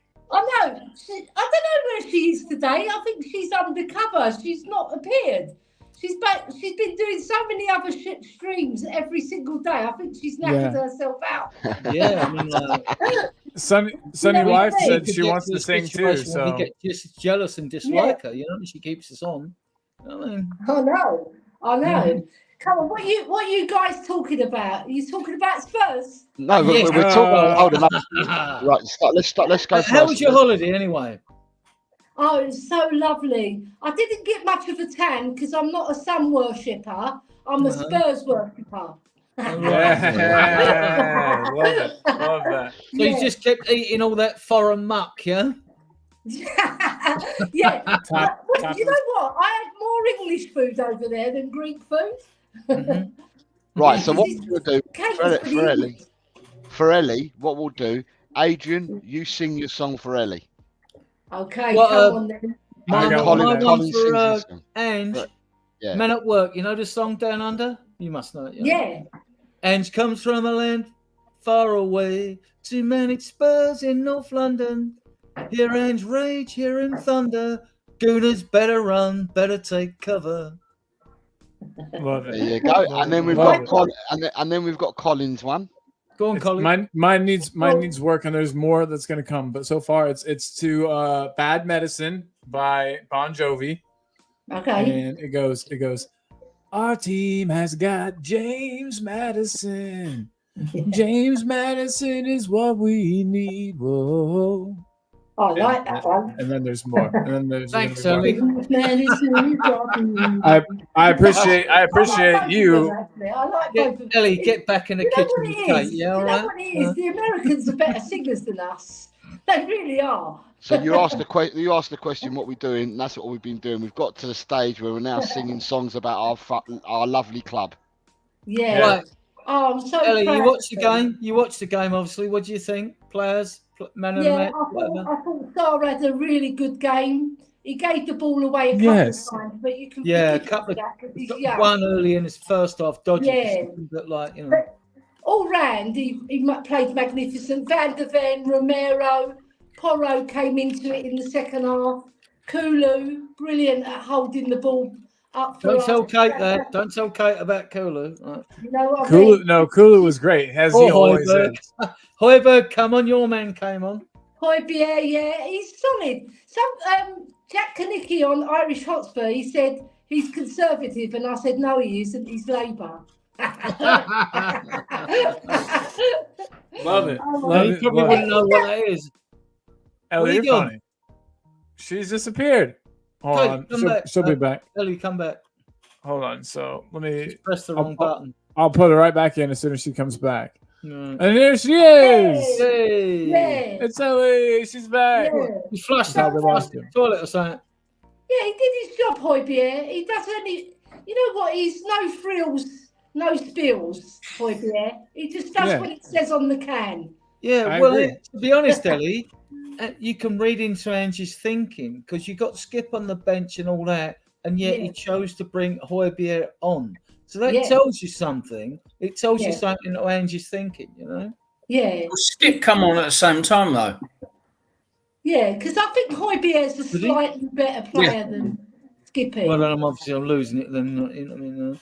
Yeah, it's come on together, Højbjerg and Skip, yeah. Yeah. Yeah. Who did Skip come on? Who did Skip take the place of? I think it took everyone off the front off, like Udogie, I think he came okay. on. Maybe no, Davies came on for Udogie, didn't he? Yeah, yeah. It was good to see. It was good to see my man Davies. Yeah. I don't blame him. I thought he got them substitutions right. He brought like Emerson on. He brought Skip Højbjerg on, didn't he? Davies came on. The thing is, that's what you got to do when you're down to 10 men, and you need to hold on to the lead, and you've got a really thin squad. That's all you can do. Mm. Yeah, because 100%. Porro needed some help, didn't he? Because like Kulu was really progressive with his running, and he probably knackered himself out, so he couldn't really track back a lot because he'd done so much hard work keeping the ball for us up the top. Yeah. You know, that's what people don't appreciate sometimes with Kulu. Yeah. Right. 100%. Yeah. He's actually his stats. I think somewhere he had in the Premier League, he was first for the most ball carries, the first four for most ball carries in the penalty area. Then you had his hold up play and all that. And he is, I mean, I know there are plenty of players, I've said earlier, that Spurs fans could like as their favourite, but this will go against Kate, and no disrespect to her. I mean, Kulu's my favourite Spurs player. I just think he gives you so much. He's a lot of fun to watch. Too. There would be a big hole, and we'd be weaker defensively without him. I just think he brings that solidity to the team up there, and he's always the out ball. You know, we're down to 10 men again. He showed it. You give it to him. He can hold it. He can run. Really, he can run the clock down as well for you and all that. You know, I mean, I just and he will. He's got 2 goals and an assist, and like he'll have more by the time this season ends. Yeah. If Højbjerg leaves in January, Kulu would be I'm going to be Queen Ellie Kulu. That's what I'm going to be. There you go. I'm not sure. Well, that'll be more down to Højbjerg. I actually think that Ange would like to keep Højbjerg. Yeah, so do I. But it's up to him as well, isn't it? Whether he wants to play he's playing a big part from the bench. But now Basuma's injured. Let's see who he puts in. If he puts Højbjerg or Skip in. Yeah, you're right there, because like obviously we know that when Bentancur's fit, if he gets back anywhere near himself, you've got 4 midfielders in front of Højbjerg and Skip. Yeah. You know, so only if they perform though. If they're not performing, then he'll get his chance. Yeah, true. He is behind them. He is behind them. But do you know what? I like him because he works hard and he's an honest player. You know, I like him. I always like the underdog, and I hate. Yeah, I think that's why we're Spurs fans. Yeah. And you know what I mean, though? Højbjerg never gets injured, does he? No, he never gets injured. It's amazing, really, the amount of games he's played. Last season, he played over 30 games. I think he got 4 goals, 5 assists. Chris is making me want to vape. I got to get my vape. Chris is making me. I'll be right back. Don't do it. Don't do it, Carl. It's not good. I know, but it tastes so good, and I'll be right back. Got to do it. Don't judge me. Yeah. Where's your Ellie, I thought Kulusevski was really good today. Really strong, holding it up. Yeah. The amount of times he was bowling up and down and worked well with Porro. I really enjoyed watching him. Yeah, I love him. I think he gets a raw deal from our fans lately. But when he first appeared on the scene, he was fabulous, wasn't he? So he just has to hit that form, and he will hit it because it's slowly, every single game, he's doing that much more, you know. So I'm looking forward to him hitting those heights again. And then people are going to be raving about him again, you know, because they were. When he first came in, he scored 5 goals and 7 assists. That was fabulous, wasn't it? Yeah. Yeah. He's capable of doing it again, just put it that way. Yeah. Yeah, definitely. But his overall game was really good. I mean, the first half was okay. Second half, he just couldn't run because he had to down to 10 men. And all the time he was on that wing running up, all on his own, making space. That's what you want. Yeah. What did you think of Belief when he came on? He's got something about him. I watched him playing a academy game, and he had 2 chances. Someone said he had 4 in the game. I must have missed the others. And he never seemed to connect with the ball right when he was in on goal. Didn't do it. But what I see from him, he's quick, and even today when he come on, he showed he was good in the air. And when he was trying to kill off the ball, he flicked a few headers forward, didn't he? So to make them go and get it. So he knocked seconds off the clock. He's no slouch. Jose knows him better. He watches watches Argentinian football. He raves about him. I haven't seen nothing about him, but a clue into the insight of Ange, you said he wasn't going to be ready till the second half of the season. Right. Ange has put him on the bench now. You don't put a player on a bench if they're not performing in training or around a training ground. So Ange obviously sees something he likes. And when you notice these players, Ellie, I mean, like Veliz, you know, even Kulusevski when he come, Udogi, Van der Ven, you know, these players are units. You think they're at the age they are, you know, these are they're all like 6 footers or 6 foot plus, and they're all units, aren't they? You know? Yeah, they've brought strength and power to our team, and they're pretty skillful, all of them. I think their parents put them in grow bags when they were younger. You know what I mean? Like, no, Van der Ven is he's like he's been playing for us for 20 years. Isn't he? He's quality. We got really lucky. But you know, Porro. I think he's better than Tapsoba. I honestly think we got the better footballer in Van der Ven than Tapsoba. Yeah. Well, Tapsoba would be lovely in January as well if we can get him. Yeah. He signed a new deal, didn't he, though? Yeah, deals can be broken. Yeah, it costs a lot of money. It's hard to get players in January if the clubs you're going to, they're involved in relegation or if they're involved in like a chance of winning something, they're not going to sell their best players. I mean, even the likes of Lloyd Kelly at Bournemouth and that, he can play at left back, left centre back and all. He would be a decent acquisition. But the point is, Bournemouth are right down there at the moment. They ain't getting rid of him in January unless you're paying top dollar. And even then, like, they have to weigh up, like, is it worthwhile getting rid of a player while we got a chance to win something or if we're in a relegation battle? It's so hard. We've been lucky in January, though. We got Dele Alli in January. You know, we got Lucas Moura in January. We got Porro in January. We got the fact that we're willing to loan players back helps. We got Kulusevski and Bentancur in January.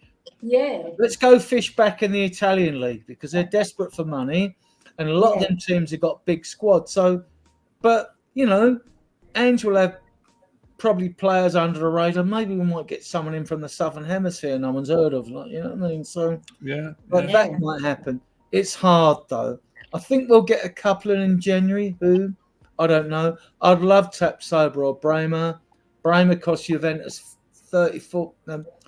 It was like 34 million euros, something like 40 million or something. Yeah.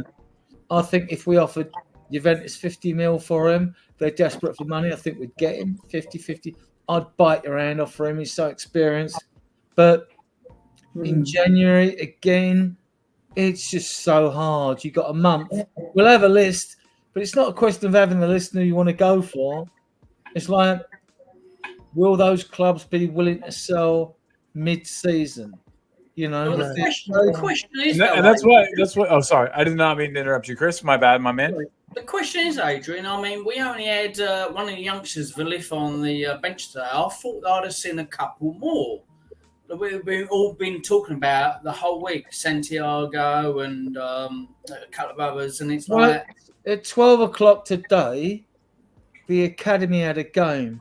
Now I don't know what age group these players are because our under 21s are very young. They're not 20 and 21-year-olds. They are very young, right? Now, Ashley Phillips has been on the bench. He hasn't played a game. Donnelly was on the bench, so against one game, so he may have missed the game. Like last season, as you'll have noticed, Chris, I mean, we had Dwayne Scarlett on the bench for quite a few games under Conte.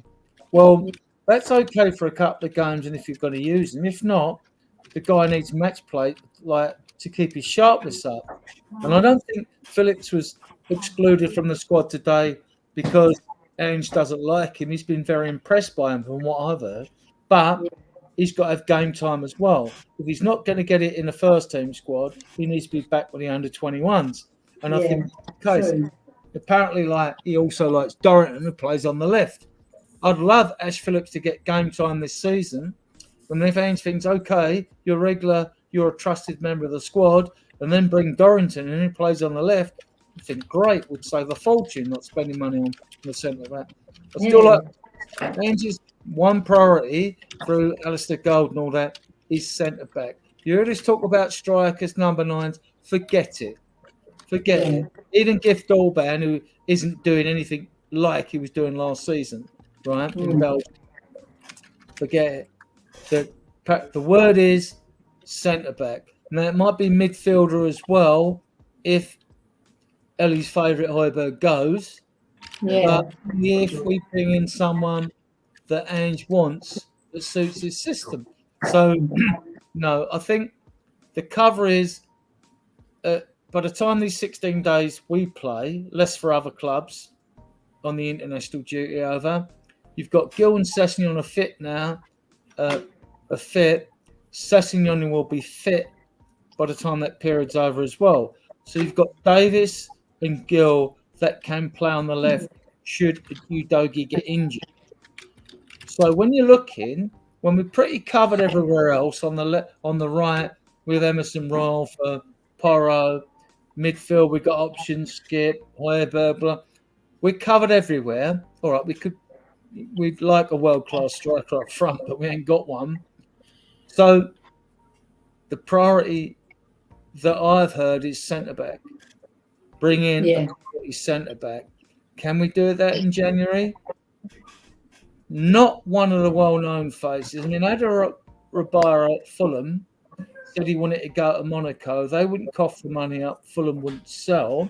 Spurs would pay a fee for him in January, but does the 6'5" Adder Rabara want to come to Spurs? If he don't, and he decides in January that sign a pre-contract agreement with Monaco, fair enough. Lloyd Kelly at Bournemouth, they're right down the bottom now.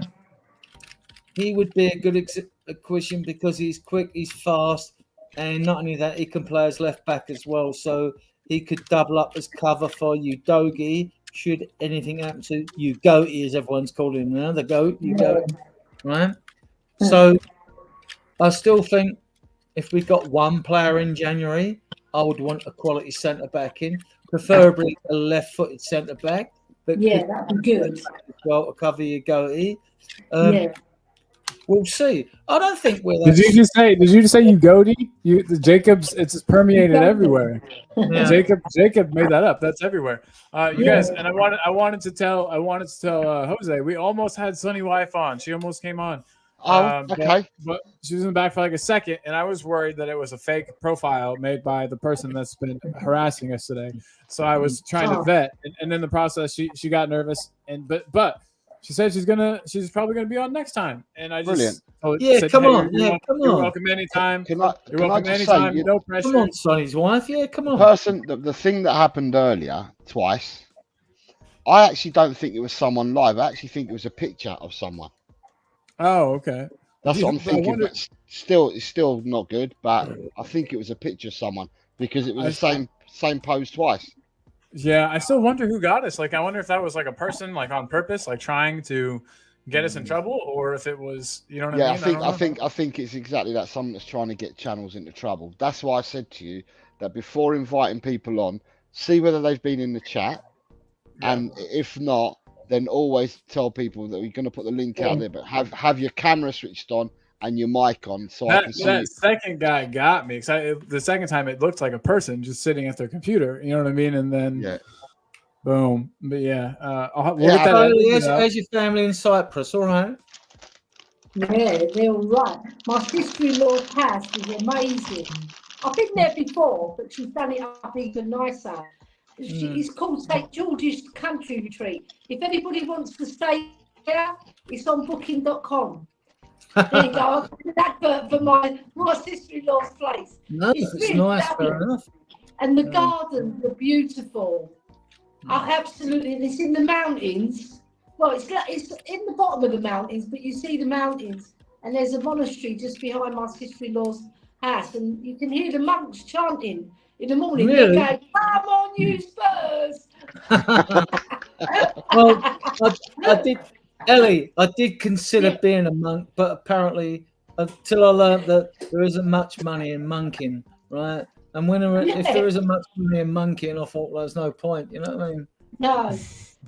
Plus, my grandpa was a monk. He went to school to be a priest. They kicked him out, thankfully, and now I'm alive because of that. So good job, Grandpa Jack, getting kicked out of the monastery. Because if not, I wouldn't exist. So that's my story of that. I wanted to say again, Ellie. We made a big. Thank you. I'm glad to exist, Ellie. Look at this big jump we made today. 294 subscribers. Wow. 6 away from 300. Wow. Sunny wife helped a lot. On. Keep it going. We'll keep it going. Six more subscribers in the chat. You've got a good time actually. Fans that you know. Come on. That 3 o'clock, 3:30 in the afternoon is like it's a gap because it's finding gaps. I mean, I think I'm subscribed. I can't go to them all. I'm subscribed to about 25 podcasts, but obviously. Whatever I'm doing, if I'm not out shopping and all that, or whatever I've got to do, you know what I mean? I will look on, see us online, and I'll either just listen in, or or try and join in if they want me on or whatever, and just sort of play it by ear. But no, picking a good time is right. I mean, I find that Thursdays is also a good time for some of these podcasts because everyone's usually on a Monday. You'll know the popular times anyway, where you don't have to clash with other people. Exactly. And when you grow, unfortunately, you will just have to clash with other people because that's just the way it goes, And if people like this podcast, I'll always come, then they'll come. You know what I mean? Ellie will come, Kate will come, whatever goes out, come. Chris will come. Yeah, absolutely. You guys I must say, sorry, I had to do something for 5 minutes, but Ellie, can I just say it's nice to see you again?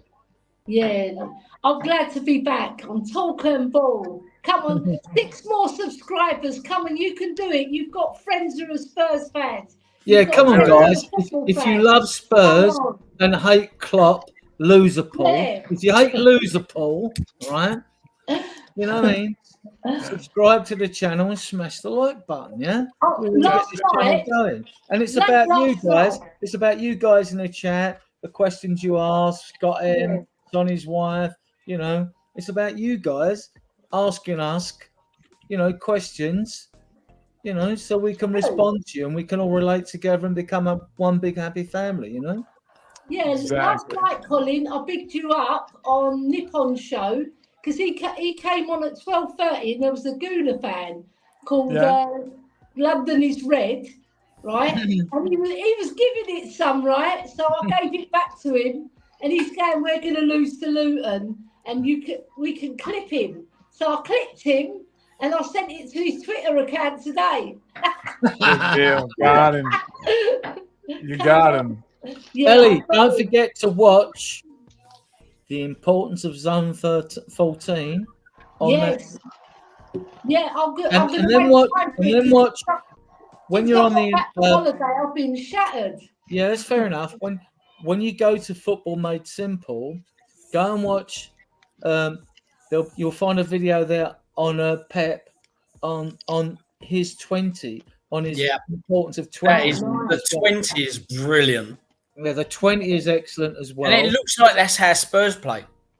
Yeah. Well, with the 18 zones on the pitch, Chris, he plays with his, like, if you got De Bruyne in the middle, the two wider midfielders, whether it's it used to be Gundogan and someone else, but he's gone now. Silva.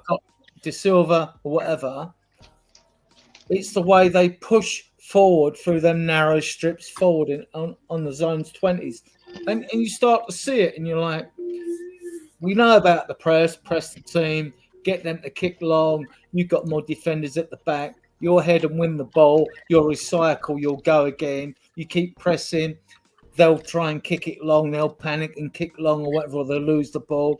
You'll recycle and you'll go again. It's like, it's like repeat and rinse and go, but it works, And actually, Adrian, that Football Made Simple. So after the Spurs-Liverpool game, they did one.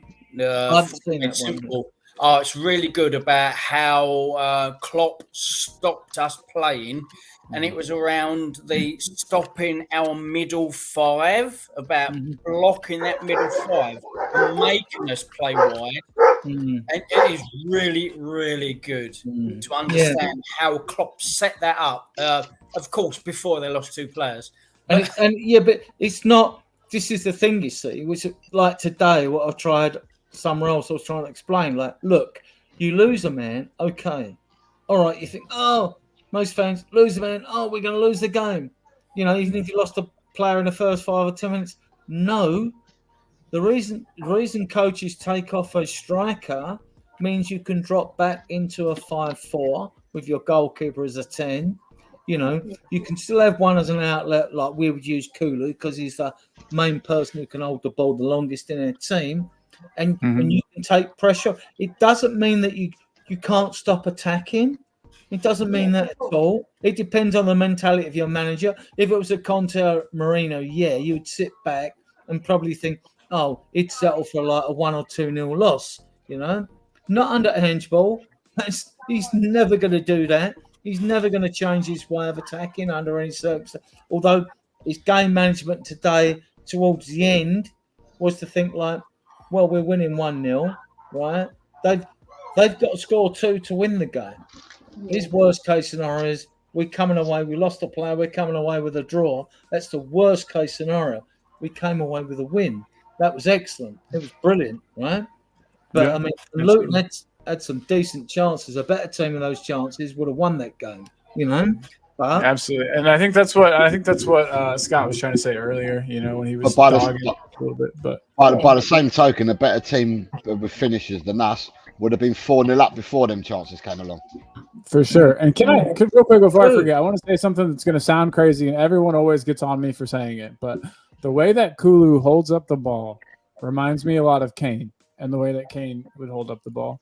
They use their bodies similarly. They have like a similar build. I don't know. When I watch, Kane holds the ball up as well as Kulu. I don't think anybody in that team holds the ball up as well as Kulu does, to be honest with you. Like I said earlier, and then you have 2 or 3 players around him, and he's still all right. He will lay it off. He'll lay it back to Porro because Porro comes up and links with him, and they might interchange, and he'll be a bit more on the penalty area in the close place, whereas Porro will go more to the corner flag or whatever. But I just like what Kulu gives to the team. I just think he brings so much. But other fans say, well, he ain't got assists, he ain't got a goal, he's all left foot. And hang about. He does so much work. Yeah. He's more left foot than right foot, right? But you've still got to get the ball off him. How many times do people make a monkey out of Kulusevski? He will lose the ball here and there, right? Don't get me wrong. But, no, if he wasn't there, right, I could see games when we're under pressure that down the right-hand side, although Porro's improved, we'd be under real pressure if he wasn't there. No, and teams are going to look at us and go like, "Whoa, Tottenham's right, it's a bit strong. All right, they'll still think they can get a Porro, right? He's still getting better in the inverted fullback position. But don't see on the left-hand side, when they talk about, he plays 2 inverted fullbacks, really? I don't see that on the left. I think like they just let Udogie do what he does, because like he's so good at what he does, just let him do it. And he's not, and Ange don't think he's the sort of coach like a Mourinho or a Conte is going to say like, no, I want you to do this. You're in fixed positions and all this. This is why I think Skip's a better player than a lot of people are saying, because I think he was stifled. I think a lot of the squad was stifled under Conte. Don't get me wrong, he got us top 4. That was brilliant with the squad we got, right? So well done to him for that. But he was not the right fit for our team. Neither was Mourinho. They're like game show host managers, egocentric managers, all about them, not about you or your team and all that. Like, not for me. They acted like they were doing us a fucking favor by coming and being here. Whereas Postecoglou knows that it's a good job. He was humble when he come, great club and all this, saying all the fans love him. He's united the fan base, even a lot of the protesters. And don't get me wrong, I'm still no Levy fan. I'm an ordinary fan. When protesters, a few have said to me, "Oh, well, like, you're part of the problem, you're a bit too casual and all that," I just say to them, well, look, I want the same thing you do. I want success for this club. I'd love new owners. I'd like new owners to come in and clear our debt, and I'd like us to be able to compete on a level playing field, because we haven't been able to do it through all the corruption in football, and that includes Man City and Chelsea, right? And we're meant to do that. So, like, to me, right, I've been watching this team play over 60 years, what do you think I want? I want what I class myself as an ordinary Spurs fan. I'm not really an out-and-out protester, even though I'd like to change. But equally, I'm not a Levy lover. So the only thing I've got with some protesters who get a bit verbal and trolly on social media platforms is the fact that, hang on, don't start slagging off fellow Spurs fans, because they're not part of your movement. Thank you. That's a huge problem with me. They're not Levy lovers. They're ordinary Spurs fans. And there's a big difference. There might be fans out there that love Levy. They might be very passive and wussy and all that, right? But, don't try and tar us all with the same brush because you want more supporters, because all you'll end up doing is alienating those people. You'll alienate ordinary Spurs fans, You need to adopt a different tactic. If you want to mobilise support, you need to adopt it. And it's not for me to tell them how to do it either. Right. With that being said, right, I'm going to have to thank everyone for being on, because I know Colin's got to go. So, and Colin's too nice to let us all know anything other than that. I hate to end it. Everybody, we're having so much fun. So. Nearly 5 hours, Colin. You know what I mean? What I'd like to say is thank you to everybody that's been on, everybody in the chat. Colin's actually gone on. So obviously today we won the game. So we've come on to have a general chit chat. There was no formula. It's been a general chit chat, and top of the league. Come on. We've managed to go for 4 3/4 hours just having a chat, which has been fun. We've all had a say. We've all had we've had good opinions, varied opinions. It started off with Tottenham. It went to the Spanish royal family. It's then gone on to food. It's gone everywhere. This chat's gone everywhere today, which has been good. So again, and I must have spoke for a minimum of at least 4 hours, And then also as well, we've had Colin on vocals, Adrian on vocals, and Queen Ellie on vocals. Me and Chris have been honoured. It's been quite the singing episode, that is for sure. Sonny's wife put a comment in and said, "That's right, Carl. He and everyone here have a long history, so there's a That's lot." all right, Ellie. If they want to kick us, there's plenty of podcasts on later tonight. Sonny, hey, can I just say, Sonny wife is like my favorite person on YouTube. You're so kind, and you love the club so much, and you love to learn about the club. I don't know. That's amazing. I'm really glad you're here, Sunny Wife. Next time, maybe you can jump on with us and talk with us. We'd love to have you. I promise we'll be nice. And we'll have to do a show where I give you a historical perspective. The beer's kicked in now, you know what I mean? I wondered when it would. Take, Adrian? How many beers does it take? It doesn't matter when you're indoors. I don't count them when you're indoors. Well, Ellie, we was talking about how many beers did it take before you have to go to the toilet. That's what it got to. Yeah. Two for me. But yeah, guys, again, thank you, everyone in the comments, everyone that's joined the show.